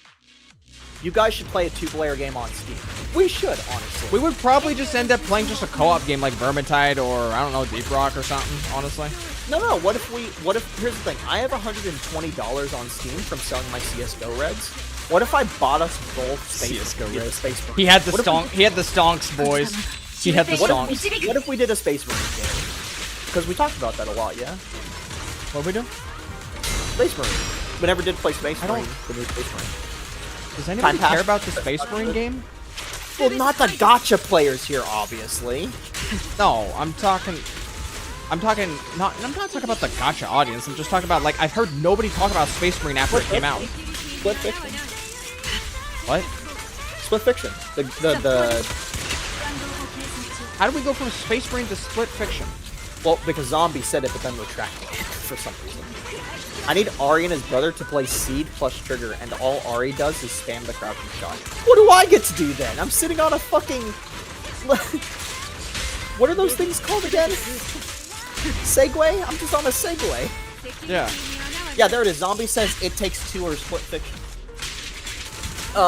Personally, I don't think I would play It Takes Two, because we already watched a friend play a lot of it. I think we would rather play A Way Out or Split Fiction, because we haven't seen it.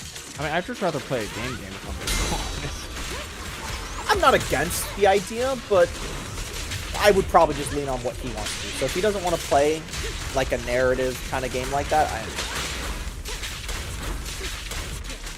You get to hold EX Special? Yeah, until I need to start auto-attacking after 2 seconds. I mean, Space Marine as just simply a tight single-player campaign. The lore is 40k. So you'll always see stuff like that on the internet. Here's the thing. I just want to play Space Marine 2 because it's cool. That's it. That's literally it. It's just literally it. Be a Space Marine, pick a badass weapon, kill things. That's it. Mario Party with Saint, Tone, Tossed, and Josh. No. What What's the 100% orange juice? 100% orange juice. Yo, Do that instead. that's a funny one. That's a funny one. I'd be surprised if anyone here knows what 100% orange juice is. Hey, on its 10-year anniversary, it was free to own. Free to own forever. I'm sure some people know about that one. Wasn't there a Chinese game that looks like Horizon in the works? Yes, and it was more Souls-like, and people are unironically interested in that. Okay, goodbye, Yusaha. People have played 100% orange juice here. People are saying. Wings of Shu, the juicer. The juicer. The juicer. The juicer. Peak game, really funny to troll friend. I like the character. That's like the rich nobleman DLC character for like $1 or whatever. All the DLC characters are like $1. The one where it's just all you have to do is get a bunch of coins and you win. I like that one. That one was fun. I'm not on the orange bit. Tom Peter. 100% orange juice. It's a board game. It's a board game. An online board game. That's 2 gigabytes. It's $7. Oh my. It's usually on sale a lot. It is literally just think Monopoly. Or no, sorry. Think Mario Party, but faster, because it's not like, you watch Mario walk to the space for 2 minutes straight or some shit like that. It's just faster Mario Party that's a little bit more gimmicky. And you have like hundreds of different characters you can play with all their own little gimmicks to win. If you want fun gunning, there's any Borderlands. We did play Borderlands 2 to completion twice, and we played Borderlands 3 once, and some of the others. I'm Borderlands out, honestly. Yeah, I am too. Just sounds like party project? Probably is. 100% orange juice is kind of more OG, so I wouldn't be surprised if there's a lot of copycats out there. They're probably fun copycats, but they're still copycats. Unironically, I haven't played a lot of anime-themed shit until I got into gachas. I'm the reverse. I'll be honest, guys. I prefer playing mostly anime-style games these days. Now, that's just part of the problem with the Westerners. Dude, Western game makers want to make shit look terrible. So, yeah. All the controversies with the Borderlands just makes me tired of the franchise. What makes me tired of the franchise is not the controversy, it's just the game. Again, as I keep saying, you build it, people will come. When Borderlands 4 before it came out, what's-his-face, Randy, went up on stage and said, in this new Borderlands, you're going to fight a new enemy. They're called the Order. I was just like, you fucking shit. We're gonna fight some generic piece of shit CEO talking about we're gonna fight piece some of shit generic... CEO who likes making stories about about being anti-establishment. Well, it's not even establishment. It's just oppressive government. That's it. It's just oppressive, like authoritarian. I don't even know if they're authoritarian. All I know is that there's the president. It's just generic. That's my point. It's just generic. Look, you can shit on the twins from Borderlands 3 all you want, but they could have made it work. They could have made the twins in Borderlands 3 work. They just had bad writers, okay? Because the inherent idea of content creator wars could have been funny if they knew what they were doing, and they didn't. Just play 2-person Elden Ring Night Rain. I am a massive Night Rain hater. I am a massive Night Rain hater. I gave it like 14 hours. He did every boss with me before the Everdarks came out. He did every boss with me, and my biggest mistake is the last 2 to 3 times we played it, I tried to take him into Depth of Night because one of our friends was just like, "Hey, I've been playing Night of Depth all the time." Night of Depth is a shit mode. If they have a sequel for Night Rain, or the DLC, I hope they do not do anything with Depth of Night. Let me dodge, you fucking slut! Oh my. Depth of Night and Night Rain is so fucking bad, they should have just added more variation to the individual maps. Different buildings, different unique environments. Add a fucking Coliseum and decide you can stay in the Coliseum before the ring closes the entire time. Something. Anything. Not Depth of Night where everything takes longer to die. If you want something to take longer to die, add more fucking different unique enemies in there. Don't just increase the fucking, you know, basic ones. I just thought the kid from Borderlands 3 was annoying. Who did it? Business as usual. What's the meme? Flowers in January or flowers in February? Or floral in spring? There's so many different variations of like, business as usual. Basically. Yeah, everybody hates it. Again, bad. First male siren in Borderlands 3 was so interesting, but they did jack shit with it. Yeah, like... So, I'm gonna try and make the Borderlands point quick. Here's one example of where they could have done something cool with the twins, and where you could kind of see the idea of the twins working. On the Swamp Planet, there's a side quest where where the twins are pitting their followers against each other, and you know, as they do, they gargle over the radio. They're like, "Oh, my followers are better than your followers," and they're killing each other. And your goal is to just kill both groups. There was an idea there that you could have one twin try and kill the other or battle each other, and they could have done something like that narratively as the plot progressed, where it's like, okay, both twins are at each other's throats. If we join one twin side, we can kill the other one, but the other one gets stronger, but we only have to deal with one of them. They could have done something like that. Just like content creator, weird, crazy content creator drama war. They didn't do that. The twins stayed together the whole time, even though they had a plot line like that going on, and then you just kill the boy first because girl power. I don't want to talk about Borderlands 2 anymore, okay? I was kind of worried at the start. I was kind of worried at the start of 3 that we were gonna try and like uplift Vaughn into becoming a computing creator. And you know, the scary thing is, I could see Randy wanting that in the writing room. All I know about Night Rain is that meme of the Birdman and the hot black lady with Revenant dying under their huge chests. I mean, I think most memes people know about Night Rain is Revenant, the little doll girl holding a giant fucking weapon, which is peak every time. Anytime I play Revenant, I'm finding the biggest weapon. Or a holy sight. The Halo sight. Because, you know, we like killing things. The fact the main villains in Borderlands 3 were cult social influencers sucks balls. Again, it could have been good. They didn't write it well. It could have been. If you have good writers, you can make anything. Especially something that conceptually that could work. Okay, I'm gonna say. If you really need a game to play, there's always Balloon 6 co-op. Lol. I hate tower defense, and then we had this conversation. I hate tower defense.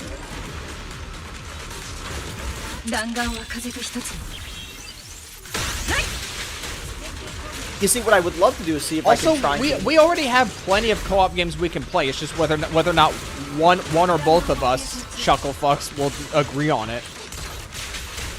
Well, I was also gonna say, like, instead of playing Night Rain, I would rather do just co-op modding with them. But that would be a long endeavor that would get in the way of his content creation. So I don't think that would work. I've also just lost interest in playing Elden Ring to begin with, anyway. He did try playing Elden Ring. Okay, I played Elden Ring for a lot. He doesn't play Souls games. He just straight up doesn't play Souls games.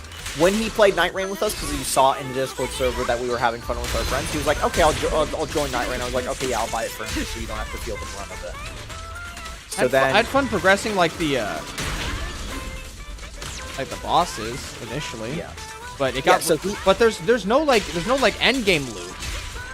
And also, just the process of just running around the map was so fucking boring, and it was frustrating to not know where the fuck to go. So I would always just follow him because he knew what he was doing and how to you're just running around. You're just like frantically running around trying to make use of every little second on the map to get everything you need, and you can still get fucked over either if you get bad weapons or shit. Here's the thing. The baseline was fine, okay? I stand on firm ground that Night Rain is a proof of concept, right? The problem is that they did nothing with that proof of concept. They made Everdarks, which were badass, but they didn't really do much to the map itself until Depth of Night came out, and Depth of Night fucking sucks. Who wants to play the normal game, cranked up, with basically no benefits, a bunch of new gems for 3 new gem slots that most of them fucking suck because they do some bullshit to you, and then the red mobs just instantly kill you at level 1 or level 2, level 3, and just it's annoying. It sucks, okay? It's not hard. You can do it. I have done runs in Night of Death and beaten runs in Night of Death, but who wants to do it? Who wants to actively, basically play a game of Elden Ring where they're effectively 30 levels lower than what they should be the whole time. Like, that's not fun. That's not fun. That's just making it take longer. On top of that, you don't even know if the boss you're going to fight in Depth of Night is a normal version or an Everdark. Because if you're fighting the fucking Centaur, give me the lightning weapon. If you're fighting the Everdark version of the Centaur, I don't want the lightning weapon, I just want to kill it fast. Which means, getting not a lightning weapon. Is Night Rain made by FromSoft? It is, yes, it is made by FromSoft. It is not made by our Lord and Savior, the guy that makes the Souls game. Miyazaki. It's made by, yeah, it's not Miyazaki. It's made by one of his like trusted managers of one of the other departments. It's one of his trusted representatives for the game. Again, Night Rain was not bad inherently. It was actually pretty good. It's just that they failed to do anything with it. We hope the DLC is going to fix that or adjust something, anything. If the DLC comes out and it's just the 2 bosses, and 2 classes, and a new map, sure, that's fine. But don't expect me to play it longer than like a week. Because I don't know if it's going to... I don't know if it's going to acknowledge the core issues. The gameplay loop is fine. It's everything surrounding the gameplay loop that's bad. The running around, the kind of paint-by-numbers way you explore the map every time. Because, hey, the Caelid is here. That means you're just always going to go to Caelid and kill all the bosses every time. That's it. I hate the harder just because numbers, especially stuff like contact damage and Silksong. Yeah, I think most people are like me, where if you want difficulty, you add new features to the existing mechanics, or add more mechanics. You don't just increase number. Some games, that's fine. Again, if you increase it just a little bit, okay? A little bit of number increase does have to come with it, but you gotta do more. Trigger is so good. You can't just number spam.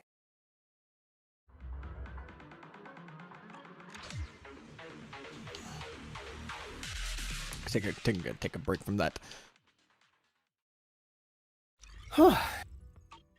Hello, Leone Martin. Hello, Leone. Number increase is the easy way out. Yes, it is, and too many devs fall into that trap. What time is it anyway? It's 10:55. I should probably have like maybe a noodle bowl before the night ends. Oh, that just sounds like... I'm not gonna get that Snapdragon foot anymore. Trigger is only good because she... Yep, zombie. Yep. You know what Lighter doesn't have? Invincibility phrases. You have to play the character. I like how We don't Zombie like has playing been characters. Zombie for like a good couple minutes, or a good couple 10 minutes even, was quietly waiting in the bushes to pounce her when Ari fucks up. I wish I would VIP. I would like to VIP. If I could VIP Zombie, I would. So then I could shit on him more openly without random people coming in thinking that I'm taking shots at an innocent shatter. But I'm not gonna mod him. You're not gonna catch me modding that fucker. Yeah, you're just gonna mod me instead, and then I'm gonna break the whole stream. Hey, all right. That's what they come here for. Before we wrap up, should we give people a little bit of a taste of what's coming future? At least the poll videos, because that's why I'm here. Poll video? What, like your Star Rail polls or something? We got 3 different games, don't we? Well, I'm not polling. Well, I mean, I don't know. We have Star Rail. So in the future, you guys can look forward to the possibility of Star Rail polls, because I'm so happy with version 3. I'm just going to get more Amphorius characters that I originally didn't want to get. So you're going to see like some polling for more Morpheus characters. You're going to then see the ZZZ patch coming up on Tuesday? Wednesday? I think it's Tuesday. Dylan. Yeah, Dylan. Phone ring. Dylan. Ring, ring. Hello. Phone linging. And then on Thursday, Thanksgiving, before either of us go to work, early in the morning, we're going to try and set up a video for... His Robella's not coming out until the second half, so it's going to be me snagging some characters and weapons there. In Girls Frontline 2, did you mention was Girls Frontline? I think I did. Did I not? You didn't. Girls Frontline 2, sorry. Consider this for a moment. You didn't yell at me immediately, so you were probably hesitant to yell at me as to whether or not you said it. What? Exactly. See? Right there. Okay. Sure. I'm skipping the break second half easy, but I'm broke because of cast Tribby and Hyacine. I'm skipping Trippy because she's just a dime a dozen Harmony character. I want every Amphorius character, but I also have to acknowledge I'm paying quite a bit in gachas in the next coming days. I would love to have every Amphorius character, but I have to accept that some of these are just not going to work with my roster. So I'm going to skip. It'll be faster to say the ones I'm not going to get. I'm not going to get Trippy. I'm not going to get Finon. I'm not going to get fucking Mad Scholar Man. I'm blanking on his name all of a sudden. You know the based one, the atheist, the euphoric man. But everybody else, I think I can work into my roster, and also just saves me money. Skipping the whole patch, I need M2 Sanbi. Here's the thing: I originally wanted M2 Sanbi as well, and then my pulls got fucked really badly. But seeing as how Seed is now amazing on the Anbi team, I'm kind of thinking about getting Sanbi pulls again. Not that I need it, because my Sanbi Seed team has the fastest clear time, and I already had good clear time, so I don't really need the Sanbi copies, but I might just get more just because. I'm not exactly rich because I kind of folded on Yadari. I wish I didn't get Yadari. You did, I wish I didn't get Yadari. Hey, at least you didn't, like, lose... You didn't lose your 50-50s. I mean, it made a good polling video, but it's not like I have ad revenue on to get that shit back. I don't have ad revenue on either. Pulling for Dialin because I don't have a good stunner and I'm not ass at dodging, so I don't need Trigger Jafufu. I'm still unsure about pulling for Diala or saving for Edo Star. Maybe a skill point support for Archer and or Iridation Silverwolf because Anaxa, that's what it is, Anaxa. Is Edo Star the next area or is that the next character? Star Rail Edo Star. I thought I heard Edo Star is wasn't that just named? Wasn't that just name drops during like the dream sequence in Petacone? I think it's next place. We're getting a new fucking Sparkle at some point. Everybody's known that for a while now. I'm excited for Robella. I shill because I want to use my V2. I'm getting V6 Rebella. I have 700 polls. She will be mine. And I have guarantee. The first one is guaranteed because I lost trying to get a Zhang Yu. So she will be mine. I will have her at maximum by the time she comes around. There is no question. I will have her. I am going to get Robella probably just because I want all of the Girls Frontline 1 main cast characters. If nobody... I'm going to shill a YouTuber real quick. If it's a shame that Kluke skin Gacha came a lot sooner.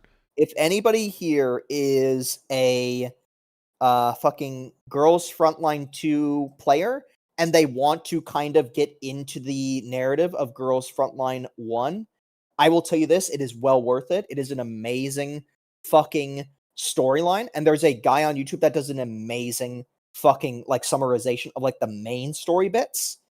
And this is the playlist to his... Does that link work? Yeah, it does. If you want to know Girls Frontline 1 stuff, go to this guy, Hero Mystic LYX. He gives you a brief, concise, and very well-presented summary of most concepts and ideas from the Girls Frontline universe. I highly recommend it if you're a Girls Frontline 2 player. The story in Girls Frontline 1 puts all the story in Girls Frontline 2 that exists right now to shame. I hope that Girls Frontline 2, especially with the next patch, finally getting back to the main story, and the devs finally looks like they're getting back on their feet, trying to figure out what they want for the game. Anybody interested in the lore and universe in Girls Frontline 1, especially like the more geopolitical style of that game's universe, should absolutely go and watch Girls Frontline 1 story summaries. It's an insanely good story that, funnily enough, predicts things that happened in real life already. Or things that almost happened. Like when The Simpsons predicts the Super Bowl, you know? Yeah, except, global military takeover style shit I'm talking about. Girls Frontline 1 story, banger. Go watch this guy's videos. You will not regret it, especially if you want to know more about Girls Frontline 2 universe. And be excited for hopefully if they can transfer that to Girls Frontline 2 narratively. I played Girls Frontline 1 back in the day. I miss Lee Enfield. You miss a lot of characters. Hey, I'm fucking out of my mind the fact that Nikita became an early character in Girls Frontline 2. And that I didn't have to wait a whole year. They brought it early. I love me my Nikita.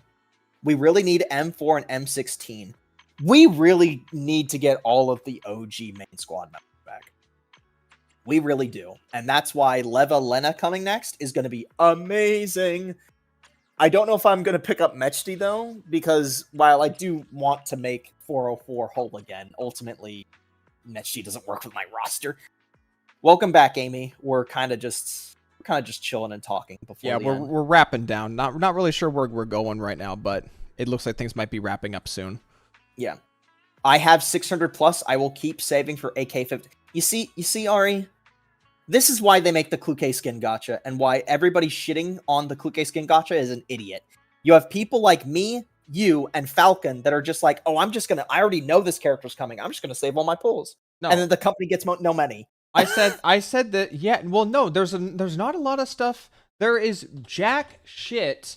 There is, hold on. Let me go find, I'm gonna pull. I know you've mentioned it before. I'm gonna pull up my Reddit. I'm gonna pull up my Reddit for a moment. I don't know if you've made a video on it. I know you've mentioned it before. I made a, there was a hot take, hold on. But yeah, if anybody knows about the Kluke skin gacha and it's just like, oh my god, I hate the skin gacha or whatever, it's so bad for the game. Think about it like this. The vast majority of us have been sitting around with clairvoyance being like, oh, that character, I want them. I have 800 plus pulls for them, teehee, and they've never spent a dime on the game. This is why you're getting the Kluke skin gacha. There was this Reddit post right here about unpopular opinions. And I was seeing a bunch of cold takes, so I put one in. The Klukai skin controversy was a massive overreaction, as what happens when everyone gaslights themselves into thinking GFL2's only value is the dorm system. And then I edit, or a lot of them are just virtue signaling for clout about how they won't spend any more money. So think Pridwin for a second, where they decided to just cancel. Actually quit because of it? I thought they quit just because of the game. I don't think they quit because of the skin gacha, right? Do you really think they did? Do you really think they didn't use the skin gacha as an easy out to stop quote unquote supporting GFL2? Honestly, yeah, I think they did it as an same easy with out. Styx. Who said this about Styx is that he think it just gave him an out. Springfield's cafe uniform, which was announced during the live stream tonight, being free through a collection log system, and the massive positive reception to it is proof that cosmetics are subjective and, quote, all good skins being locked behind gacha is just a hogwash projection. Coalfiend skin 2 while we're at it, because the Coalfiend skin is really good. Consider how GFL2's gacha system, when compared to the competition, has a reduced hard pity, reduced soft pity. I might have gaslit myself into this. I'll need to double check at some point. Reduced cost per pull, higher daily currency income, a higher per patch income, because patches in GFL2 are 3 weeks, not 6 weeks. Right here. Strong standard characters, you got like Tololo and Kyungju and Peridia if you get her to max, but getting standard. I think only Sabrina's the bad base game character. I think you can even make a Vepling. Okay. Borrowable characters and guild content, bundle options with better value, multiple free elite dolls, multiple free skin options. Good night. Guarantee rerun banner recently, and they're doing another guarantee rerun banner. They're doing another guarantee rerun for the Deep Oblivion patch. I even have it in the DMs. It's right here. If you pull on these rerun banners during the next update in like a few days from now, the moment you pull in a 5-star, it will be whatever character you set of these characters, and then same for the weapon. No fun. At least for the on the first one, it's a guarantee on the first one and for the weapon. And you've got some meta picks in here. You've got Klukai, you've got Springfield. Show them the instant packs. There's these purchasable bundles. Amy is asking, what the fuck is that? This is Girls Frontline 2. Think of XCOM gameplay, but a gacha game, and it's actually really fun. You could even just call it like you can call it Fire Emblem, but everybody has a gun. Granted, this twin pack, Shining Edge Twin Pack, is probably going to cost you $45. So for free to plays, they're not even considering this. But for $45, you can straight up buy any one of these characters, and you get one character and then one signature weapon. Yeah, no gacha required. Klukai, I want them. Give me Klukai, Macchiato, Vector, Suomi, Centrasi, and And also, GFL2 buffs their characters on a regular basis. Like every they buff them constantly. every patch they buff 1 or 2 characters. And this character right here, Ulrid with the sword, she's getting her second buff next patch. So they buffed them more than once. Yeah. And bear in mind, the content in the game is still, it's not inherently hard as in like, oh, I didn't gacha for all the DPS in the world. But it's hard in the sense, it's challenging in the sense that it makes you think of how you want to approach a like map you have to move around in. There is no wing shoot. There is no hit chance. There is no hit chance in Girls Frontline. There is things like cover damage reduction and flanking. There's still mechanics like that. Yeah. Anyway, paying for stamina refills is pointless with how little there is to grind in GFL2. That's another thing about GFL2. Let me. Did they fix gun smoke? Sadly, no, they didn't. I've just started autoing. Just start autoing. Just auto it. Just auto it. Just literally auto it. I think you won't get kicked from your guild. So I've had this. Autos it and then goes. I auto it and go take a shower. Just auto your gun smoke. I've had this since the game launched. This is just the materials you need for every character. When a new character comes out, just get these every single time. It's not like Genshin or Wuthering Waves or HSR. You don't need to figure out micromanaging each individual character. There's no specialized materials. You need the same generic materials per character. And bear in mind, farming a character, this includes their attachments, which is the game's version of artifacts. You can get mid-max shit in like a week.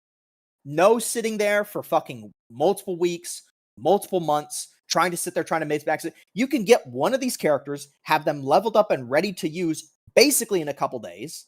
That's assuming you're dry. That's assuming you have zero. These tubes down here, which are like the longest thing you have to grind for. After like the first 2 or 3 months, if you're not pulling that many characters, you're gonna be hoarding a shit ton of these. Like right now, like I've hoarded so many materials that if I were to pull 3 dolls, 3 brand new dolls at any moment, 3 new characters on the next patch, I could build all of them immediately. We need to do a Girls Frontline stream at some point. It's like better like show people what this game is, because all we've done is show them pull videos and they don't know what the fuck it is. Yeah, maybe. I don't know. Like, initially when you first started making videos, you were using it as, like, backdrop. We need to show them, like, a peak value assessment. Or something like that. You know, assuming that the gimmicky layout that they have is actually fun and not, like... I will say... I will definitely say that there is something that has become like an issue after a while, is that after you amass like a really good account, like a good account in GFL2, the strategy part of the game just kind of falls off a cliff. And they have modes to kind of fix that, like peak value assessment. No. They have tried to add some modes that do kind of like take like position, not necessarily positioning, but like choosing where to play, where your units need to be across an entire battlefield, like if they need to cover like a certain area or something. Again, XCOM, they put you in situations where you have to think out how to use your units, not can I DPS this thing. Every gacha game suffers the problem of can I DPS this thing. Well, GFL2's Endgame. That's not going to say you're never going to run into that in GFL2. But first off, most bosses don't need that much DPS in the game like this. And it's more based on how do you approach a game like this with the units you have. Again, think Fire Emblem. How do you approach a Fire Emblem map? That hard mode Endgame, they need to tone it down. It's kind of stupid bullshit. Roguelike mode? No. So the Endgame modes for this game, there's 2 of them. One of them has been kind of falling off and just being a little bit more basic. It's just run the map, do the objective in the map. The other mode that came out semi-recently, like a month ago, Peak Value Assessment Extreme Peak. It is basically, we're going to put you in we're going to give you an objective in the mode, and the objective, depending on your team comps, can be pretty challenging and pretty fun. He likes running a multiple movement-based character setup with low deep damage. I like to run slower teams with like multiple healers. No, and my damage characters and do stuff high like damage. that. What are you talking about? So what? Well, no, we both do damage. It's just that What's I'm nice doing more damage about than you. Don't what's think I'm nice not doing what's more nice damage. about GFL2 is that in the harder stages or in like that extreme peak mode is that there's a basic set of rewards for clearing, but then there's customizable difficulty options where you can choose between like 10 to 12 different modifiers with different like negative conditions to your team or buffs for the enemy that you can then set values from between like tier 1 to tier 3. And if you set a certain amount of values to hit a certain threshold, you get bonus rewards that are usually materials to just help you progress your account faster. The best example we can give you is imagine Defiler, but instead of Defiler fucking you if you don't have attackers, it's you get to pick what Defiler is good at, so you can make up for it with your roster. You still have to make it stronger if you want max rewards, like you have to pick debuffs and buffs. And then but if you can tune it to your roster. If So you can be and like, then if you pick I a don't certain have amount of attackers, modifiers, but I'll just increase its damage, but I won't increase its anomaly resistance, right? Like you have multiple sliders you can move. They're kind of doing something like that with the Shiyu defense rework that I briefly saw in leaks, right? Where it's going to be a scoring system, and if you get a higher score, you get more tokens to then use for like upgrading upgrading characters. But do you get to change the knobs and sliders? No. There's no customization. It's not like it at all. That's not like it at all. Well, I'm saying the reward system. The reward system is resources, not premium currency, which I prefer. I prefer it that way. I think Endgame, the focus of Endgame should be this loop of trying to get a high enough score so you can get the most resources out of it to then progress your characters more effectively to be ready for the next run and then over and over, in my opinion. I played it on release, but a couple months, but ended up dropping it after Kluke banner. I missed her free skin. That's a shame, but hey, you got a couple $100 swimsuit. I'm not big on that skin, if I'm being entirely honest. Yeah, I'm not big on that skin either. Mostly just because I wish it was customizable. I wish they added customizable bits like they do some of the other skins. I just think it kind of looks silly for like as far as Skippy outfits look. I think it's kind of silly. Well, no, I like the idea of tight outfit biker. It's just there's some parts on it I wish I could change. All right, I think. But yeah, long story short, Girls Frontline 2, me and him pretty much both highly recommend it. And whatever nitpicks we have, I wouldn't highly recommend it. I wouldn't highly recommend it. I would just recommend it. But definitely, if it's not for you, then I said earlier I'm kind of falling off on it. It's not really scratching that itch for me anymore. ZCZ scratching. ZCZ scratching this for me more. Somebody was saying, I wish the Girls Frontline 2 skins were not just like ass or whatever, or tits or ass. That new Tololo skin is just her wearing like a schoolgirl uniform, and it's not like skimpy at all. It's like actually like covered and like respectable and cute. So yeah, they do other skins. The it's one not you just didn't all buy? tits and ass. I like her default a lot. Okay. Okay. All right. We're good to wrap this up, I guess. Unless somebody in chat wanted to say something real quick, because now's the time. If anybody's had that on the alt. If they've had us on the second monitor just yapping, maybe if there's something anybody wants to say before we leave. I know you don't have a second. They said something. Now I got to time them out. Not going to do that. I got Springfields and Faye skin. Oh yeah, Faye boxer skin. That one's tight. That one's cool. Huge Faye enjoyer. All right, yeah, I guess